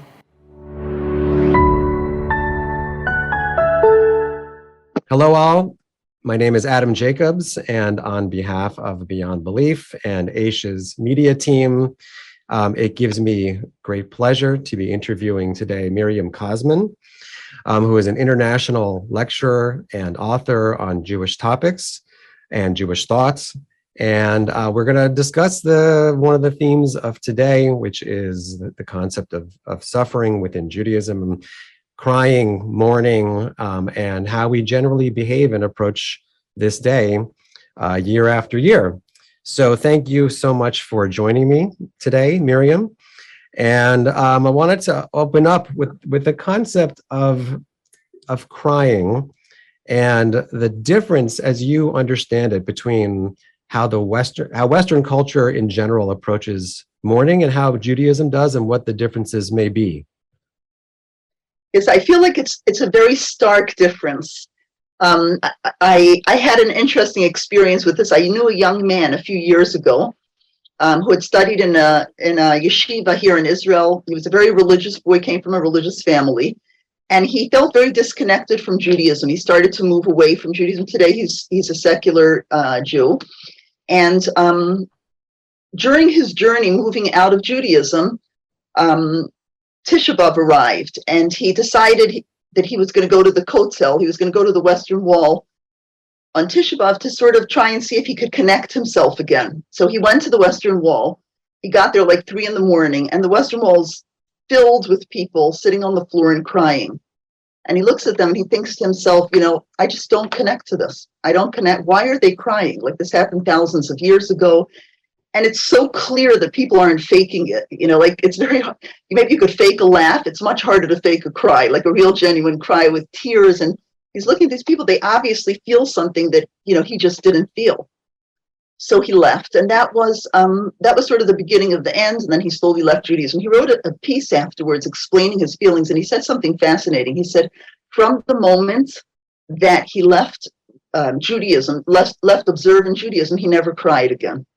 He said, of course, I cried, like in the bathroom where I hope nobody would see, or in my pillow late at night covering my head, because I was embarrassed by it. He said, I never, as a regular secular person, he says, I'm embarrassed to cry. And he made such an interesting point, like it really set that and very, gave me a lot of clarity on this idea that Judaism really encourages pain, mourning, and crying, which is like, in Western society, you have this term, a crybaby, which basically, means that if you're crying, you must be a baby. Right. There's something, adults don't cry, Right. Right. And so I feel like there is a very, very, just from the get-go, the very, very different way of looking at things. And as an add-on to that, what would you say is good about that? What's good about mourning? What's good about being publicly vulnerable in that way? Maybe the other side is right. Maybe, keeping it inside and taking a stoic approach is healthier. Is that possible? Or you think that they were onto something when they instituted this? I'm not looking at it from a psychological perspective, like, what's good for, I think most people would agree that if you're feeling sad, you should express it in some way. We're very into that, talk therapy and, get your feelings out, something that people weren't aware of maybe, not that long ago. But so I'm not talking about from a psychological perspective, but from a philosophical perspective, I sort of feel that the whole concept of crying and mourning touches on one of like the deepest aspects of Judaism, or what Judaism really is about. Because, think about crying for a minute. It's interesting because in Hebrew is such a, it's called the Holy Tongue, and there's so much depth in the word. So the word for crying, which is bechi, it shares a root with the word mivulcha, which means confusion, which means that a person cries when they feel like confused, not confused, like I don't know which to turn right or left, but more like, what's going on? This world, everything is just beyond awful. Like, this is just not the way it's supposed to be. The book that we read on Tisha B'Av, the book of the Torah, one of the books of the Bible, which is called Eicha. And Eicha, I'm not actually sure how you translate that into English. What's it called? How could it be? Right. So that is such an amazing statement, because when somebody says, so we're all sitting there on Tisha B'Av, and it's so interesting that according to Jewish law, you're not supposed to allow yourself to be distracted. You are supposed to mourn and cry and relate to that confusion. So what is the confusion? Like you said, how? The name of the book is How. And if you elaborate on that question, how, what are you really asking? You're saying, how could this be? If I look around my world, everybody's personal world and the bigger world, there's so much pain, there's so much suffering, there's so many, life is just, how could this be? But I think that question, how could this be, comes from such a deep place, because it's only, you can only ask that question if you believe that it's not supposed to be like that. 100%. Yes. It reveals something very deep. If as soon as you ask that question, you're acknowledging a certain kind of expectation, a certain kind of reality that you tacitly believe in. Otherwise, if you believe that lightning strikes X number of places on the planet every year, and sometimes people happen to stand there, it's not a tragedy. It's just part of mathematical reality, and therefore there's nothing to be surprised about, and there's nothing to be really, upset about. It's just the way it is. As soon as you say, like, how could I have gotten struck by lightning? You mean to say, it seems to me, correct me if I'm wrong, this should not have been this way. There is some other plan that must be in place that's better than this one. Exactly. I mean, I think a lot of people aren't aware of it, but the question, I sometimes say, I speak to university students who are not necessarily connected so much to their Judaism, and I ask them if anybody's said recently, it's not fair, or this just is not fair. And almost everybody says yes. And then I said, when you think about that question, it's not fair, the root of the question is that it should be fair. And when you think about it, if you look at the world from an atheistic perspective, why in heaven's name should it be fair? You want to know why it happened? That's the way the cookie crumbles, my friend. Things happen, just look at it statistically. Some people, die. Some people get sick. Some people get divorced. There's no deep existential explanation for anything. But I feel like even somebody who theoretically says, I'm an atheist and I don't believe that there's anything really beyond, that intrinsic human feeling that it's not fair, to me, touches on that deep awareness, like what you said. It should be fair because there's like an awareness that there's a deep goodness that we should be seeing. Yes. Okay. So I think you have just touched upon one of the most profound bits of awareness that people, I think, innately have.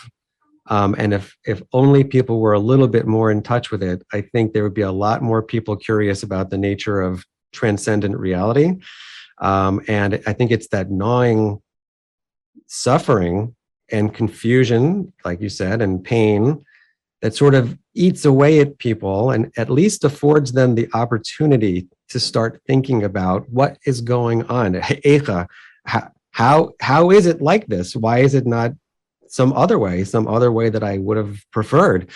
And there's a profundity in that as well, and maybe it ties well into this holiday, in which we're taking stock of all the things that should not be, and hoping for a rectification, to a restoration to a time where things are better than they are now. And I believe that you believe that there's a hopefulness to mourning, which is maybe a little bit counterintuitive, but could you explain your position on that? Yeah, because I think that, this sort of grin and bear it. And, adults don't cry. Why don't adults cry? Because, your mother used to tell you, don't cry over spilled milk, meaning it's finished. There's nothing to cry about. It's ridiculous. So somebody died, or you're in pain, or you lost the job, or somebody, somebody close to you is suffering, or you're yourself, or you broke up with someone, all these things. The adult way, the way Western perspective would say, the adult perspective is, okay, it happened. Now, think about the future, plan your life, decide how you're going to change things, how you're going to do better next time you fall into that situation. And in a certain way, it's sort of like accept reality the way it is. And I feel like mourning is at its root extremely optimistic, because what you're saying is, and I don't want to negate, practically speaking, figuring out what to do in your life. I mean, the idea in Judaism is not to sit around mourning. We have one day of the year that we put a tremendous emphasis onto mourning. And it's actually very interesting, because in the Book of Law and the Shulchan Aruch, it talks about the month of Av, and it says in the month of Av, we lessen or we diminish our joy. It doesn't say be miserable. It says we sort of dampen things a little bit so that we leave space for the pain and for the vulnerability and for the mevucha, for the confusion.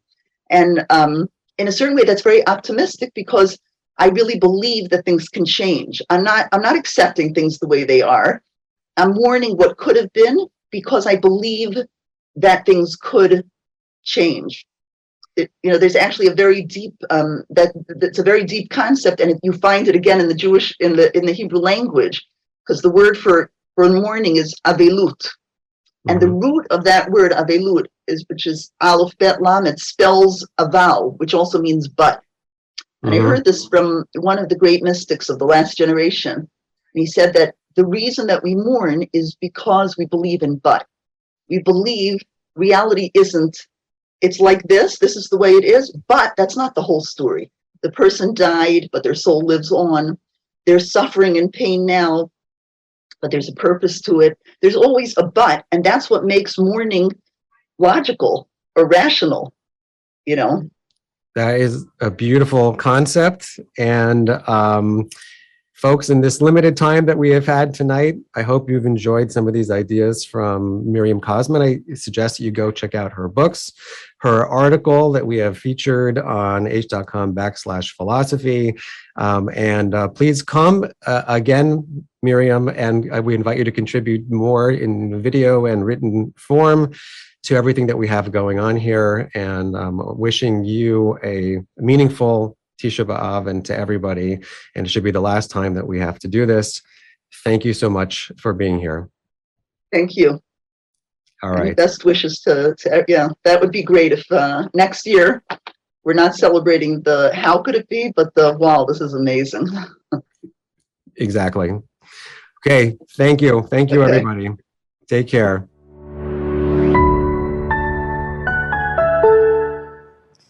Rabbi Adam Jacobs is one of the smartest people I know, and I hope you enjoyed that little snippet. Actually, it's like a sampler of his signature philosophy show called Beyond Belief, where he discusses issues of philosophy and science and how they reconcile with Jewish thought. I mean, he's like so smart, but you know this already for a long time. You guys go way back. I've known Rabbi Jacobs for a long time. We actually both studied together here at Aish Wow. in Jerusalem. When I walked in, he was already here studying, and I learned a lot from him. Yeah. And, you know, it made me just remember sitting here across, you know, with the Western Wall behind us and thinking about studying at that time in Jerusalem. I'd love to hear a little bit of your story. Yeah, well, it reminded me of a specific story with Rabbi Noach Weinberg, who is the founder of Aish and the visionary who built Aish. Correct. Everything, all the branches, Aish.com, the center here in the World Center, was really all his dream. And it was in the year 2000. Okay. And I was studying at Aish at that point, and it was right. 22 years ago. Oh, you didn't have to remind Sorry. me. Sorry. Yes, I can't believe it. Yeah. And it was right before Rosh Hashanah. And if anyone knows a little bit about Israeli history, I can't believe that was history, but it was about 22 years ago. It was the Intifada, which means it was a time here in Israel where there was a tremendous amount of terrorism. Thank God today things are so safe in Israel. There's tourists flocking in every street across Israel. But at that point, it was actually very scary. And there were terrorist attacks. People were scared to come to Israel. People were scared to go on the buses. Wow. And we were studying here at Aish, which is literally, we're sitting right now on top of the building of Aish, overlooking the Western Wall. And a lot of the terrorism and the battles actually happened here at the Western Wall, because there were people that were up on the Temple Mount who were throwing things down at people at the Western Wall, and there were Israeli soldiers trying to protect people, and it really turned into a scene of violence. And I remember we were sitting at Aish watching this out of the window. You know, So we'd have painful. thought, yeah, you would have thought we were watching, like, I don't know, CNN or something, you know, but we were watching it directly. And it was right. That happened right before Rosh Hashanah, and on Rosh Hashanah, Rabbi Weinberg, he was together with the entire yeshiva, and he stood up, and he said to us, and I still remember, it's chilling to what he said. He said, "Israel's at war. What are you guys doing about it?" I said, "What are we doing about it? What do you mean? We're a bunch of yeshiva bachers. What do you mean? We're like a bunch of students." He said, "Israel's at war. What are you guys doing about it?" And he could tell we were a little perplexed. And he said, "Every day you should be taking 30 minutes and thinking about, what can you do for Israel? What can you do for the Jewish people? And if you come up with an idea, let's go do it." He said, "If you don't have an idea, okay, you can go back and sit down and study." At least you tried. You tried. So actually, I have the chills already. Yeah, and those words rang with me still to this day. What are you doing for the Jewish people? What are you doing for Israel? What are you doing to try to spread Jewish wisdom?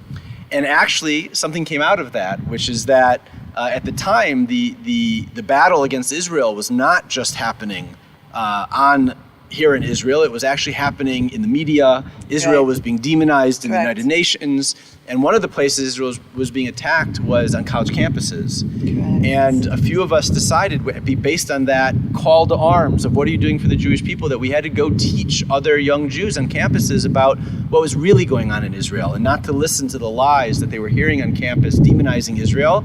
And a few of our Aish actually sent four of us as students to go to college campuses and speak to students. And one thing led to another. We actually, the Foreign Ministry of Israel actually heard about it. And we had a meeting, and they actually told us that if we had an idea of how we could support students on campuses to stand up for Israel, they were interested. And we came up with an idea called Hasbara Fellowships, which was to educate and train college students to stand up for Israel on campus. And we actually launched it and started it, and it came from that. I read the story, now that you're saying it, in the book about Rabbi Noah Weinberg, but I'm covered in chills. Yeah. And I feel like there's so much of the story of Aish, of ideas that are spawned from here. It started a whole movement of on-campus advocacy. Yeah. And that was birthed right here Yeah. with you, and with Rabbi Elliott. But by the way, that movement didn't end there. Right. That movement, every person who is touched by the power of what Aish is doing, the connection to Jewish wisdom, the sense of that we're all responsible to reach out to fellow Jews, no matter what we know. If we only know the first basic idea, teach that to someone else. This is the DNA of what Aish is about. This is the DNA of what Judaism is about, that we're all responsible to try to inspire others, connect others. And that's really what this program is about today, as we talked about before, the pain of Tisha B'Av, using that to be inspired, to become active. And that's really what we're asking everyone out there today, is to join us in standing up for the Jewish people. Please, you can do that. It's so easy. We are trying to raise $360,000, but it's not all from you or from us. We should donate, actually. But every single donation is matched. Please click on the link below. I'm going to go ahead and do that right now. Or you can send a check. Scroll down for information for how to go ahead and send a check if that's more comfortable for you. Speaking about the power of touching and educating people on campus, we have a very robust digital program, as we've spoken about. We're on 7 social media platforms in 3 languages. We have websites, but on the website we do attempt, quite successfully, thank God, to make a human connection with people. Rabbi Tzvi Broker oversees live chat. Anybody who comes onto Aish.com can actually connect with a live person. It is not a bot. Rabbi Tzvi Broker is here to tell you how he does that, and to actually have you see a conversation between him and one of the women he's connected with on live chat. It's Rabbi Tzvi Broker from the Aish live chat, together here with a very special guest, Lauren D. Kerr, who is both an established psychotherapist based out in Philadelphia with a virtual practice, but most importantly, she's someone that I met on Aish live chat, which is very, very special, because as I shared with Lauren a little bit, many people feel that I am a robot, believe it or not. People think that I'm just a robot. They question when they see my face pop up, is this guy actually for real? And I am, but I constantly have to remind myself, as I've had the opportunity over the last number of years to be able to have conversations with tens of thousands of Aish.com readers, that each person that I chat with is a person. Each person I chat with has their own story. And Lauren, when I had that opportunity to be able to meet you, it was something that was very, very special. And I thought, as Aish is putting together this special Tisha B'Av program, which is very much focused on this day, the 9th of Av, in which we're trying to connect with this collective sense of mourning and grief, that your specialty, working with grief and bereavement, would be an amazing match for us to be able to share a very important conversation with our greater readership. So thank you so much, Lauren, for joining us. Thank you, everyone, for joining this special program. And I'm really excited to jump into our topic today. But before we do that, maybe, Lauren, you could just share a little bit of what you told me before, when we had the chance to be able to meet, about your own story, where you come from, how you came to Aish, and, what pushed you to take that jump, into getting connected. Sure. Thank you so much for having me. And I guess my story started a few years ago, just before the pandemic. Both of my parents had passed away, and I don't have any immediate family. So it's sort of like an orphan experience. Wow. And then again, immediately following, the pandemic started, and I had some losses through that. And just all of us, I think, experienced that disconnect from community, because we had to isolate, we had to quarantine. And I was just at a very low point, and I recognized, sort of being my own therapist, that isolation is one of the worst things when you are in mourning. And I thought was, how can I connect? And I thought was, well, I have my Judaism, something that's been there all along that I haven't seriously pursued, and that's always going to be there and always going to be a way to connect to my parents and my ancestors in the wider community. So I called a local synagogue and spoke with the rabbi there, and he suggested that I come to services, and I did, and connected with this wonderful local community.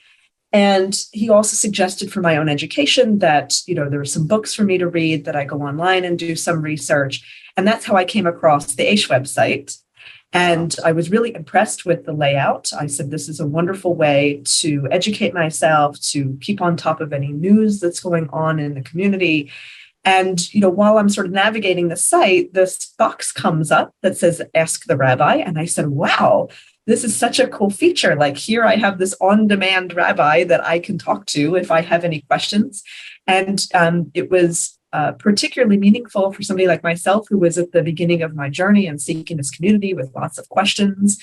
So I was really excited to be able to take advantage of that feature and meet you.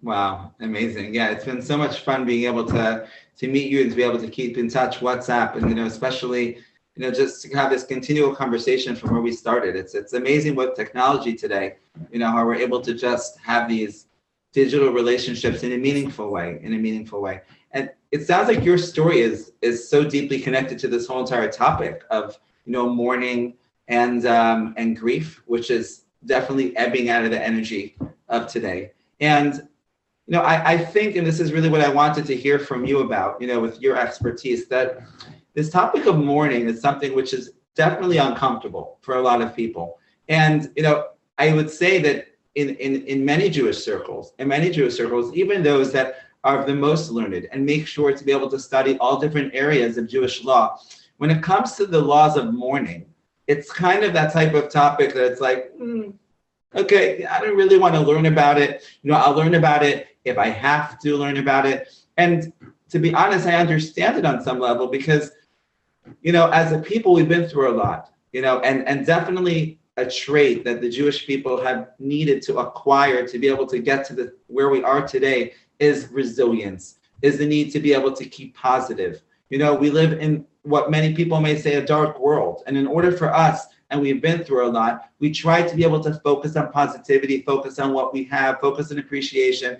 And then you have this thing called mourning, where it could seem that this whole entire day, which is dedicated towards mourning, and trying to stay away from things that bring us joy, it could make us depressed. It could seem quite dark. It could seem quite negative, and this whole topic of mourning in general is just something which is a bit, I think the best way I can call it is yucky.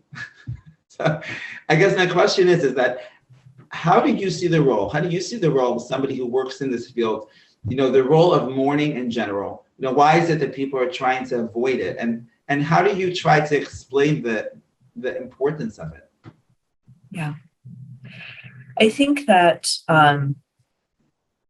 as humans, there's just sort of this thing that's locked into our brain about escaping any sort of pain.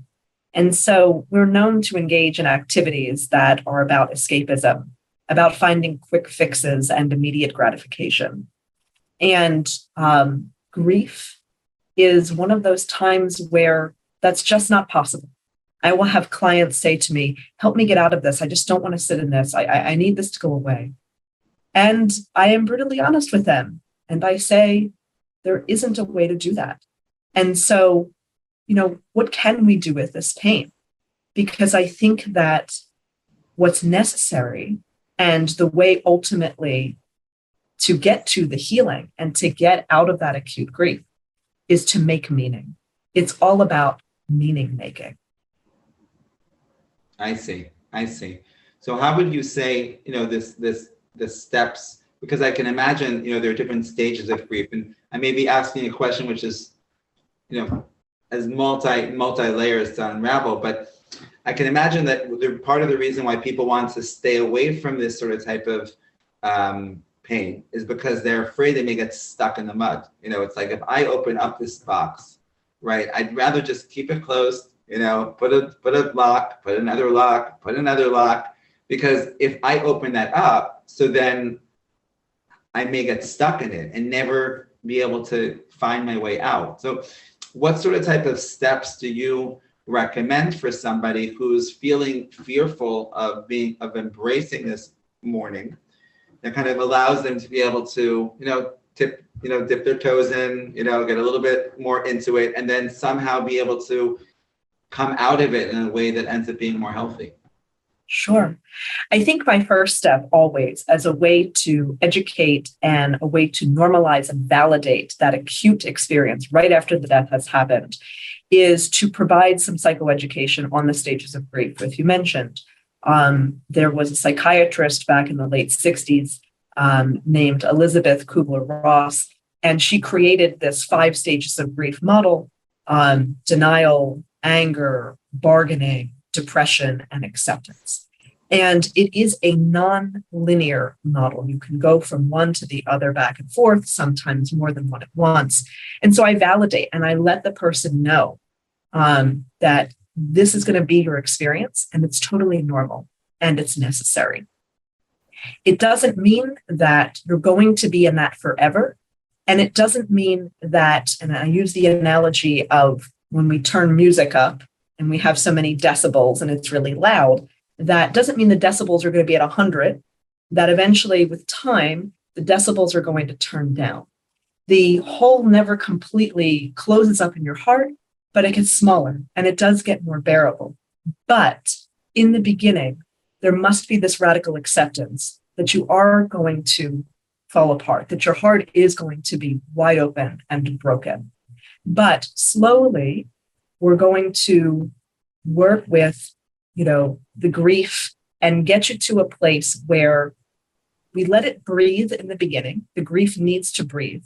And then slowly but surely, we become alive again. So we're sort of doing this dance where at first we sit fully in the grief. And then over time, we start to dance, sort of moving, swaying into life and back to grief. And over time, we are more in life than we are in that feeling of being with the dead. And there's different exercises that can be done to assist with that. One of them that's extremely crucial is to not stay in isolation, so that there's a reminder that there is life around you. And I think that that's a beautiful thing in Judaism. When you sit Shiva and you have the people come and sit with you, that is such an integral part. It is so important to have the people around you as a reminder that there is still life. Even if you can't feel it and believe in it in the very beginning, you will start to open up and be able to re-enter into that. Wow. It's so powerful, that model you just shared, because you mentioned that there's a first stage of denial, where, if I'm understanding correctly, it means that a person is just denying that something actually happened. And you just mentioned, an example of, the Jewish approach, where we have Shiva, which is this period where I'd say you can't deny it. If somebody wanted to deny something happened, and they could, decide to go on vacation and, and keep themselves busy, mentally, emotionally, with other things. While we find that Judaism's approach is that if a person experiences loss, it's like, you can't deny it. The way that it's set up, that a person takes the time, these 7 days, right, the Shiva, the 7 days where they're just sitting. And on one hand, they're just, like you said, kind of immersing themselves in what's taken place to kind of move out of denial. But at the same time, it's with people. And that's so fascinating what you're sharing about the fact that if a person goes through the process, of not denying and accepting, but doesn't have people, then that itself, that can become a negative experience. But with people, that allows the person to be able to engage with what's going on and allow them to remain above water. Yes. Wow. Yes. Wow. That's amazing to see. It's amazing to see. I know that, on live chat, people reach out to me, across sometimes at the same time, one person could be chatting saying, I just had a baby and I'm trying to pick one name, and the other person, could be, chatting and asking a question that somebody is very sick and they're not sure what to do, and to be able to see how, Judaism's wisdom, has been there to try to guide a person through the process, but at the end of the day, it's about accepting the pain. It's about accepting the pain. So if I'm understanding correctly, we have to be willing to accept the pain and go through that experience, to mourn, let's call it to mourn, in order for us to heal. Otherwise, even though a person may not be thinking about it, they haven't really healed from it. Is that what you're saying? Yes, that's correct. I like to use the adage, the only way out is through. And so if you don't go through, then that grief is going to get misplaced into other ways. And you're very likely going to engage in destructive ways in your life, because that energy, that pain has to go somewhere. And if it's not dealt with, it's sort of like a boiling pot. The lid on a boiling pot has a hole so the steam can escape. If it didn't have that hole, what would happen? The lid would fly across the room. And that's the same thing with our pain. It needs to have an escape valve. It needs to be given space to breathe. Amazing. So this period of time that we take for mourning is giving it a contained space to be able to process, accept, and then move on, not to move and forget, but to be able to re-enter with this, the new level of understanding of what's taking place. Right. New level of understanding. And then once we come out of that acute phase where we're just completely paralyzed and we start to be able to, figuratively move our limbs and stretch and move again in life, is where we then go to this next step of making meaning. There's various, things, beautiful things that we can get out of this horrible experience. When we have such a face-to-face experience of mortality, again, we can use it in a destructive way where we can succumb to it, or we can ask ourselves, what is the teaching in this? What has this taught me about what my priorities are in life? What's actually really important? And this person or this thing that has died, what legacy has it left? Because as the mourner, I am now being handed the torch from this deceased person or thing. And what legacy can I carry forward? What lessons? What is important that I can now take forward? And in making that meaning, that is about being alive and doing something constructive with the pain. Wow. What you're sharing right now just gave me a new level of appreciation, because, as we have this period of these 3 weeks, in the calendar year, that is building us up, for the 9th of Av, which is this day where we're fully embracing, if we can say it's like the Shiva, where we, even, Judaism guides us with laws where we need to be keeping our consciousness and our focus just on the mourning in the most intensive level. And then what takes place right afterwards is we have this period of 7 weeks of consolation. And what's really amazing of what you just shared, what you called making meaning, right? You've just given a deeper appreciation of what that is, because what we experience right after the period of mourning is we have these 7 weeks of consolation, right? The Shabbat right after the 9th of Av is always called, the Shabbat of consolation, where Judaism explains it's not just a commemorative, idea, but actually just like during these 3 periods of time, there's an ebbing of energy, that for many people might be tangible of just a period of mourning. There's an ebbing of energy of consolation. And I'm understanding what you're sharing is that once we've been brave enough to go through that mourning process and to accept it and live through it, then we're able to go into this period of consolation, which consolation is being able to now look back and at what happened and say, like you said, to make meaning of it, to say, where can I now shift moving forward? What's something that I've learned from this experience? But like you said beautifully, that can never be done if a person's not going through the mourning process, right? Because if they didn't go through the mourning process, so then they're not able to make meaning of it. Right. The struggle is what builds the character of the person. If things are just handed to you on a silver spoon, there's hard to gain appreciation and learn lessons from that. And so it's trusting, and it's very hard when you are initially stuck in that mud that you said. It's very hard to understand and have faith that there's going to be something greater that will come of this. And so in the beginning, it's just about sitting with that, and the person's going to want to fight it. And that's okay. That's normal. But eventually they're going to have to go through it. And the hope is that they will then come to this beautiful place where, how can I use this constructively? How can it make me more alive in the world? I come out where I actually feel like I've died, but then when I come back, I'm even more alive in the world because I have these beautiful lessons and an appreciation of life. So in the end, paradoxically, that death can be a gift.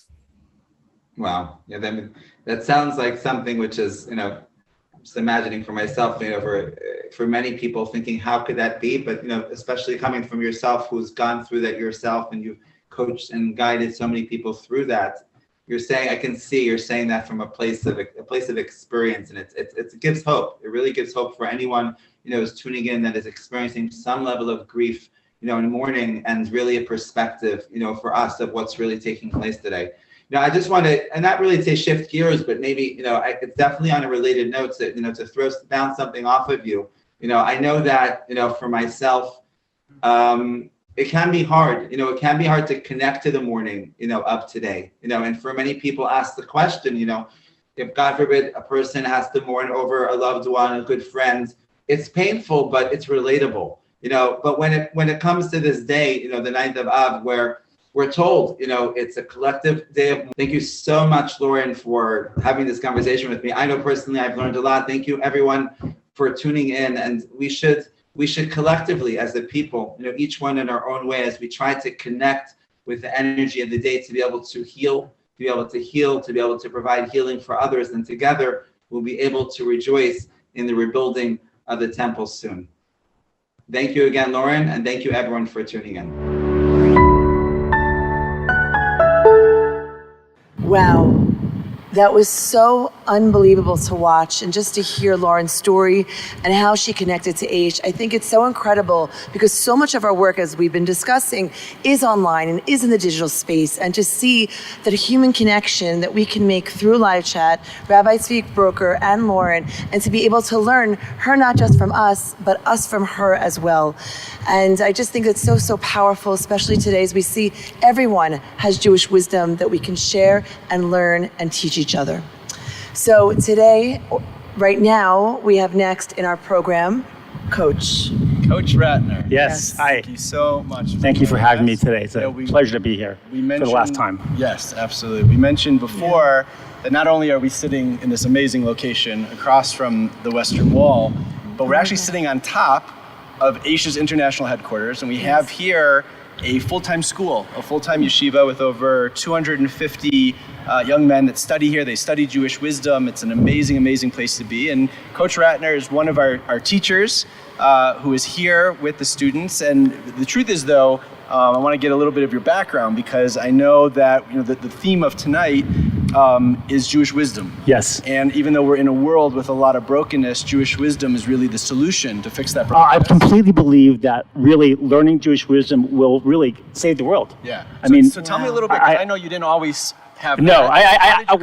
one of my taglines when I teach is, it's our job to save the world. It's our job to change the world, not let the world change us.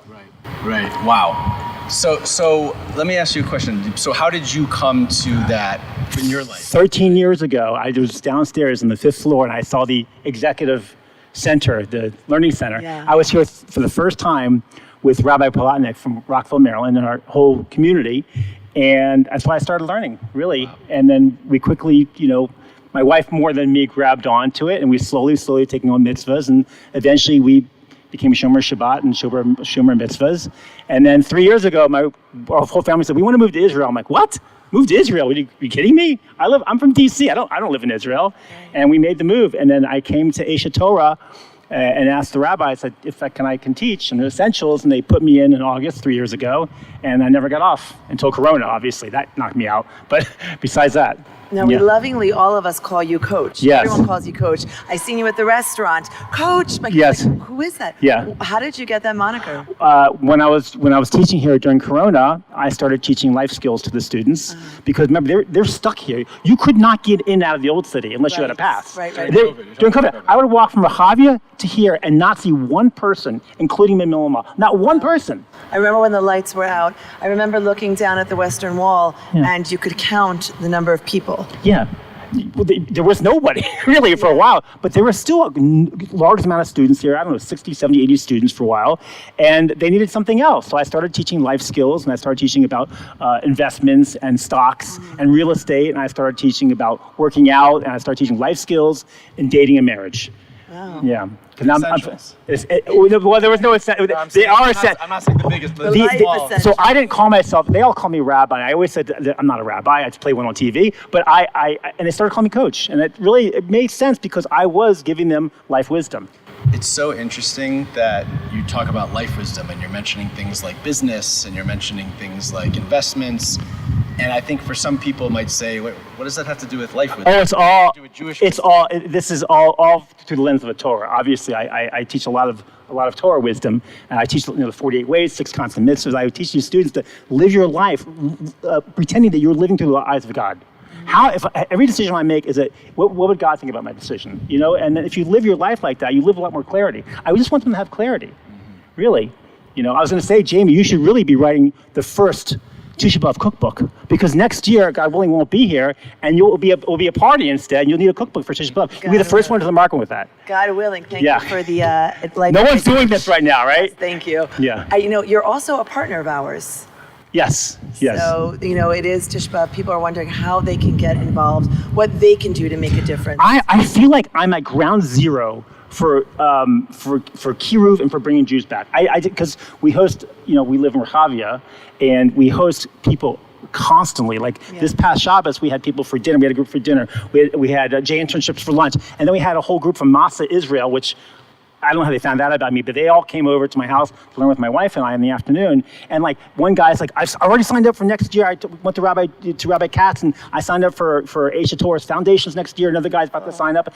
I'm seeing this all the time. Guys wanting to come here. If we can get them through the door and they hear just a teeny bit of wisdom, they want the wisdom. Yeah. They want it. And I'm a big ROI guy, right? Return on investment. It's a term that you use in business. You want a return on investment. And I don't see, this is the biggest return on investment that I've seen in my life. Wow. I mean, when I can get these guys through the doors and get them into my class, and I get them started, and I get them to Rav Dov Berg Cohen and Rabbi Dubov and all the unbelievable rabbis here, I mean, I see changes in these guys.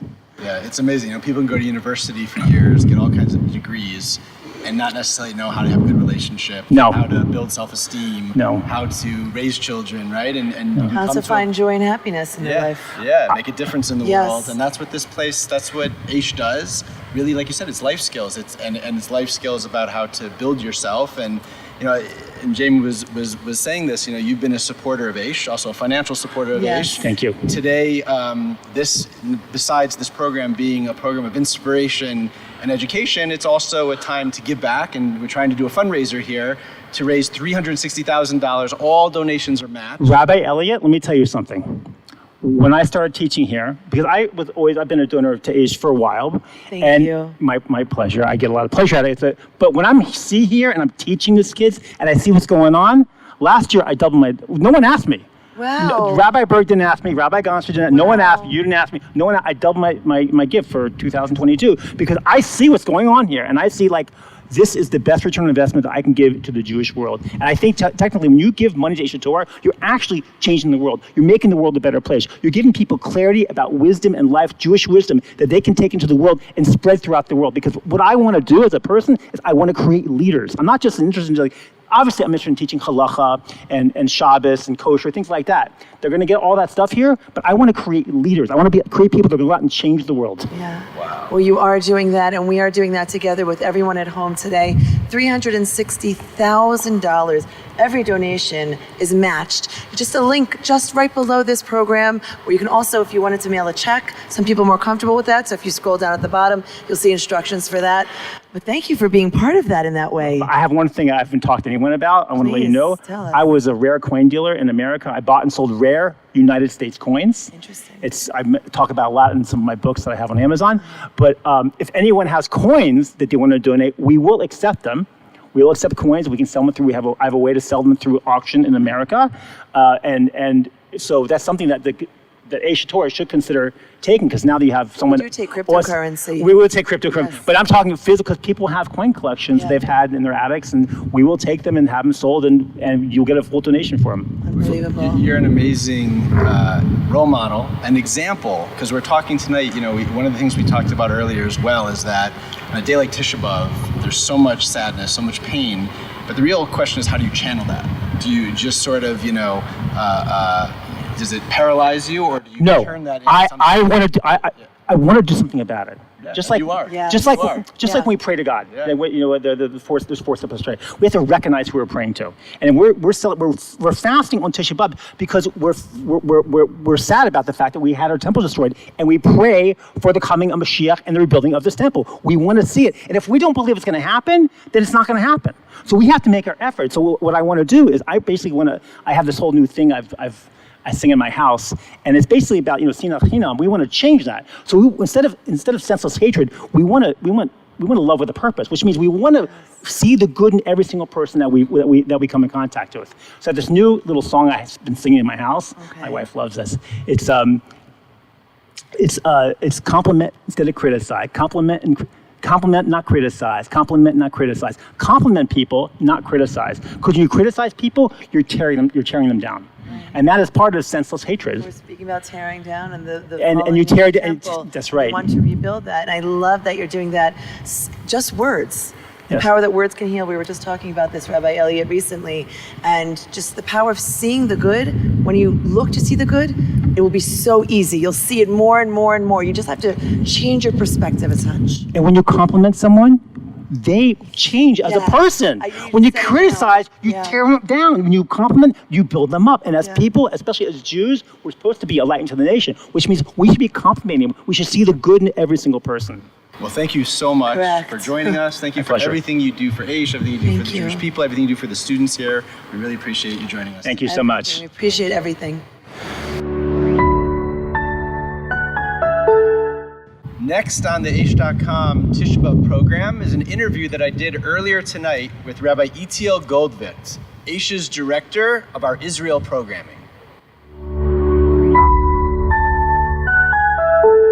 Rabbi Itiel, thank you so much for joining us tonight on the Aish.com Tisha B'Av program. An honor to be here. It's such a special night. Very powerful evening to be here. I have to say, I was walking with Rabbi Itiel, I think yesterday or 2 days ago, down the street, and we were stopped on the street because Rabbi Itiel is someone who shares Jewish wisdom all over the world, and people appreciate that and learn so much from you. So thank you so much for joining us for the show tonight. So the theme of the show, which we explained a little bit earlier, is Jewish wisdom. We're unbelievable where we're sitting right now, but this is a place of brokenness. It's physically a broken place, and it represents brokenness in the world, even brokenness within ourselves. Sure. Many times people come up here and they say, wow, it's so beautiful. And I try to always remember that complexity. It's such a special place, but it also represents brokenness. Yes. It's not complete. Yes, absolutely. And that's hard because people come from all over the world to see it. And it's not it's not a tourist attraction. Right. It's a place, unfortunately, over the last 2,000 years for the Jewish people, it's been a painful place. That's right. But we've also talked about tonight that we want to take that pain and we want to channel it to something productive. Right. And so we've been thinking about what's the answer to the brokenness? How do we fix the brokenness? And the answer is Jewish wisdom, bringing Jewish wisdom to the world. So I'd wonder if you could maybe talk a little bit about how you see that. How does Jewish wisdom fix the brokenness in the world? Wow, okay, so that's a powerful question. First, as I would say, the word city in Hebrew is ir. Ir also means litorer, to awaken. To awaken, right. So this city every city awakens certain feelings with you whenever you travel around the world. But Jerusalem awakens, like when you come up here to this, it awakens certain emotions. Right. And not long ago on this rooftop overlooking this complex place, we were hosting UN ambassadors. Wow. And they were asking us this question, like, what makes this such a unique place? Like all the UN resolutions, right, around Jerusalem. Especially for them, all of them have their own capitals, their own most important place. Why is this the place that the whole world's focused on? This is the city that they're coming to, and they wanted to know, like, what makes this place so special. Right. So what did you tell them? So I shared with them something that I connect with, and really I would like to share with the people watching us here tonight on this special program. We had a temple here, and that's really why we're here tonight, because we don't have it anymore. But what was the specialist room in the temple? It was called the Holy of Holies. But what made that room holier than all other rooms? What was inside of it? Inside of it was the Ark. Right. What was inside the Ark? It was our core values. It was the tablets that Moses brought down at Mount Sinai. It was also the broken tablets, and there was also a Torah scroll inside. Mm-hmm. Meaning, holiness in Judaism is actually our values. Do not kill, do not steal, do not covet, honor your parents, a day of rest. Believe that there's a God, a creator, that we have a mission to accomplish. And some people think that holiness is being removed from society and meditating on a mountaintop. By us, that's not what holiness is. It's really connecting to morality, to values that are God-given, and they're given to us to live our lives based on that. And what we are lamenting and mourning today is not just the loss of the building, but it's the loss of that mission that we really have to live that way. Mm-hmm. And when we're saying the world isn't complete and that there's something broken, that's what's broken. Are our value system aligned? Is our community like living based on those values that we can create unity and respect for mankind and to be there for one another? And that's really what we're mourning. And Jewish wisdom is our way of building a connection between each other and also with our mission. So it's a Tisha B'Av show, so I'm not supposed to tell jokes. But when you mentioned the tablets, I thought of Mel Brooks, History of the World. I have for the 15 commandments for you in one break. So that's what popped into my head. Right. You said there was a Torah scroll. There was a physical Torah that was there. Yes. And it's so interesting because for so many Jews, when they think of Torah, they think of a physical thing. You take it out of the Aron and everyone kisses it. That's right. But you don't necessarily think, like you said, like the values. What does it stand for? You read it at your bar mitzvah, you're not sure exactly what you're reading. So how does someone go from seeing it just as a physical object, a holy thing? I think people think that it's holy, but seeing it, going from that to actually seeing what is in it, what it really stands for. So you see, Torah, what's special about Judaism is that we believe that we have a dialogue with God. If I stop here and pray, I'm talking to my Creator. Where do I hear what He spoke to me? It's when I invest myself in the wisdom that is written in the Torah. And it's relevant to my life, it's relevant to my relationships, it's relevant to my interactions, it's relevant to business, it's relevant to how I build my community, and how I can inspire myself to grow. So, and you can, by the way, people think Torah is just opening up the scroll. You open up Aish.com. And you listen to an article, you listen to a podcast, you listen to the great material that is out there. It inspires you, it gives you wisdom, it gives you the tools to become a better person and to be a better wife, a better husband. That's Torah. And that is what Jewish wisdom is. And it's amazing how accessible it is today. So accessible. Right? Think about, 1,000 years ago, if you were not a scholar, you didn't know how to read. Today, like you said, 5 minutes a day, anyone can go to Aish.com. They could, listen to something. It's unbelievable the ability that we have to connect on that deep level if we want it. That's right. And I think if we're talking about brokenness and building, rebuilding is if we're able to walk away from this program and dedicate that I will give 20 minutes a week, a half hour a week, just to listen, to pop in a podcast, to grow from my heritage, from my wisdom that is given down to my grandparents, because that is the secret of our survival. I'll tell you a fascinating story that happened right here. Destruction. What we're lamenting today, what this day was all about. And there is a scholar who's one of the heads of the Talmudic study up here. And he's able to break out of the siege that is around the old city. The Romans are surrounding it. They're about to destroy it. They're coming in. And his name is Rav Yochanan ben Zakkai. He's able to break out, famous story in the Talmud. Yeah. And he meets the Roman emperor that's there. And he says, how are you, Caesar? She's like, oh, you call me Caesar? I'm going to behead you. I'm not the Caesar. He wasn't the Caesar yet. Caesar. And he's like, no, you're Caesar. And then the messenger comes in and says, oh, you're now appointed Caesar of Rome. So he was so taken aback, and he said, I give you 3 wishes. So what would you think he would ask for? Long life. There's a Caesar life, save Jerusalem, maybe. He understood that Jerusalem was going to fall. And he said, let me have the house of study of the scholars, that they can move to a city called Yavne and keep the Jewish wisdom and Jewish traditions alive. Wow. And you can imagine the conflict that he had, and probably rabbis told him, what are you, crazy? You should have asked for him to leave Jerusalem. But he understood that Jerusalem was going to get destroyed. And he understood that the secret of Jewish survival is if there's always going to be a house of study across the world. It's amazing when you're saying that. I'm thinking, because on one hand, this was the place where Jewish wisdom came out of, right? The temple was a place of open miracles. That's right. That you could connect to that Jewish wisdom, that spirituality like nowhere else. On the other hand, you're saying now that it was destroyed, that spirituality and that Jewish wisdom continues. That's what keeps the Jewish people, and ultimately us bringing it into the world, us fulfilling our mission as a Jewish people, that's what's going to end this brokenness and bring the temple back. Exactly. It's interesting how it, it continues on with. Add to that temple that was lost, we had a temporary temple, so to speak, to keep us going until we're able to come back. Because think about it, in Jewish history, the communities that survived, that flourished, always had one thing in common, and that is a community center. But that community center always had 3 names to it. It was called a Beit Knesset, a house of gathering. Knesset means to gather together, where we helped one another, we were kind to one another. It was also called a Beit Midrash, a place where we studied Jewish wisdom. And it was also called a Beit Tfilah, a place of worship, of prayer. When things got tough, we would encourage one another with hope and with, we're gonna make it through. The communities that had that were able to survive.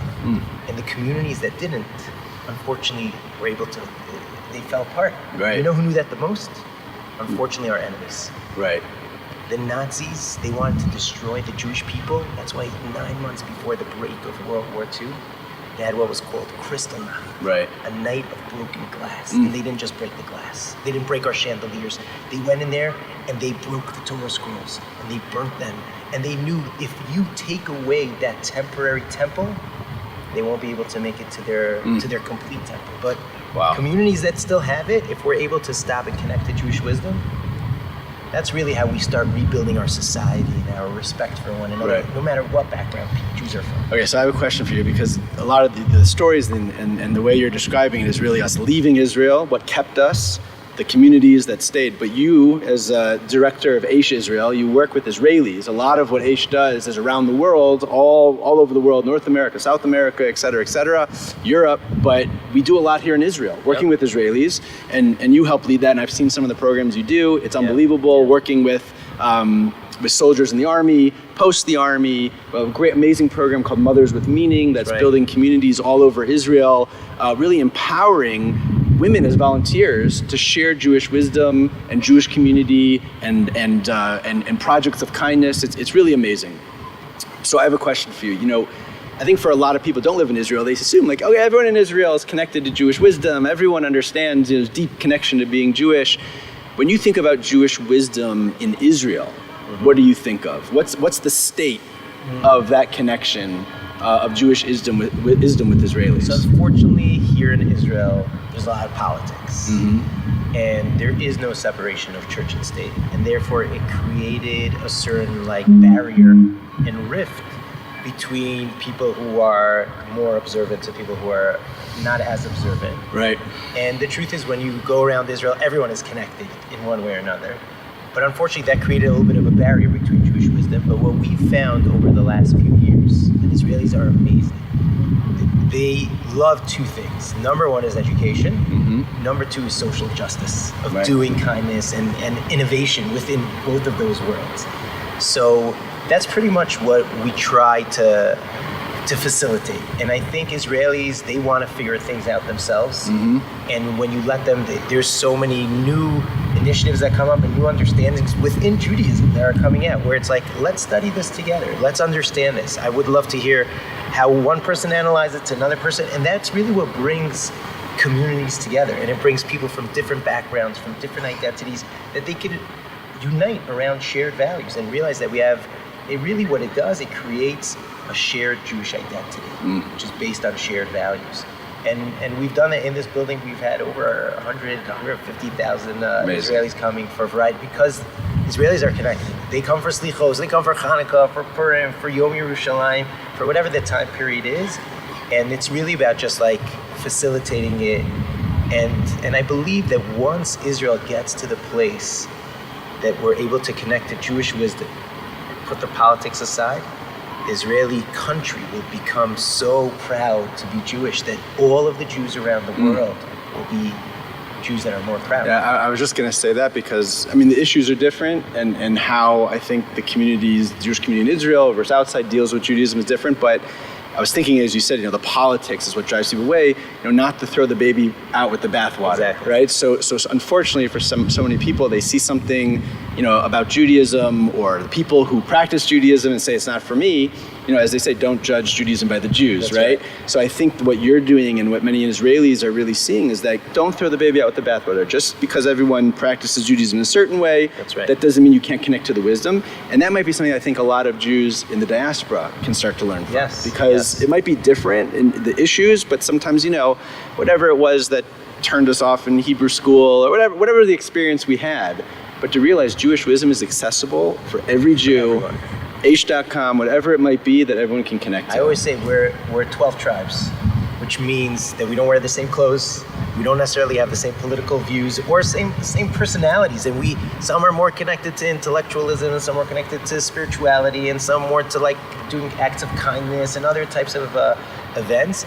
But this is the thing that will unite the Jewish people. The Jewish wisdom and the Jewish values, that if we could share and unite around those shared values, that's really rebuilding the Jewish people. And that's what we need today more than anything else. And that's what the people who are watching us at home hopefully are connecting to as much as possible. Okay, beautiful. Thank you, Rabbi Yitzhak, for joining us tonight. Thank you so much. What a special, powerful program. Thank you. Thank you.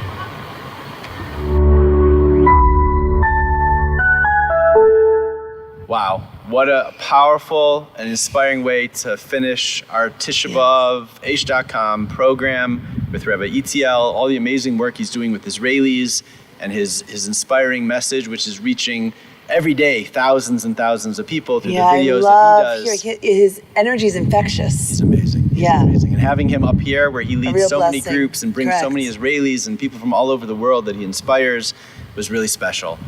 We just want to thank everyone for joining us for this program. I was inspired. Me too. We were inspired. I cried. We hope that you got so much out of it, and we want you to come back. Please come back to Aish.com. Please do. All the time. We have new, fresh content, inspiring content, writers, videos, so many ways that you can connect and connect to Jewish wisdom. And we invite you to come back as often as possible. We also invite you to help support this effort and this mission. So there are two easy ways to do it. First and foremost, this one costs nothing.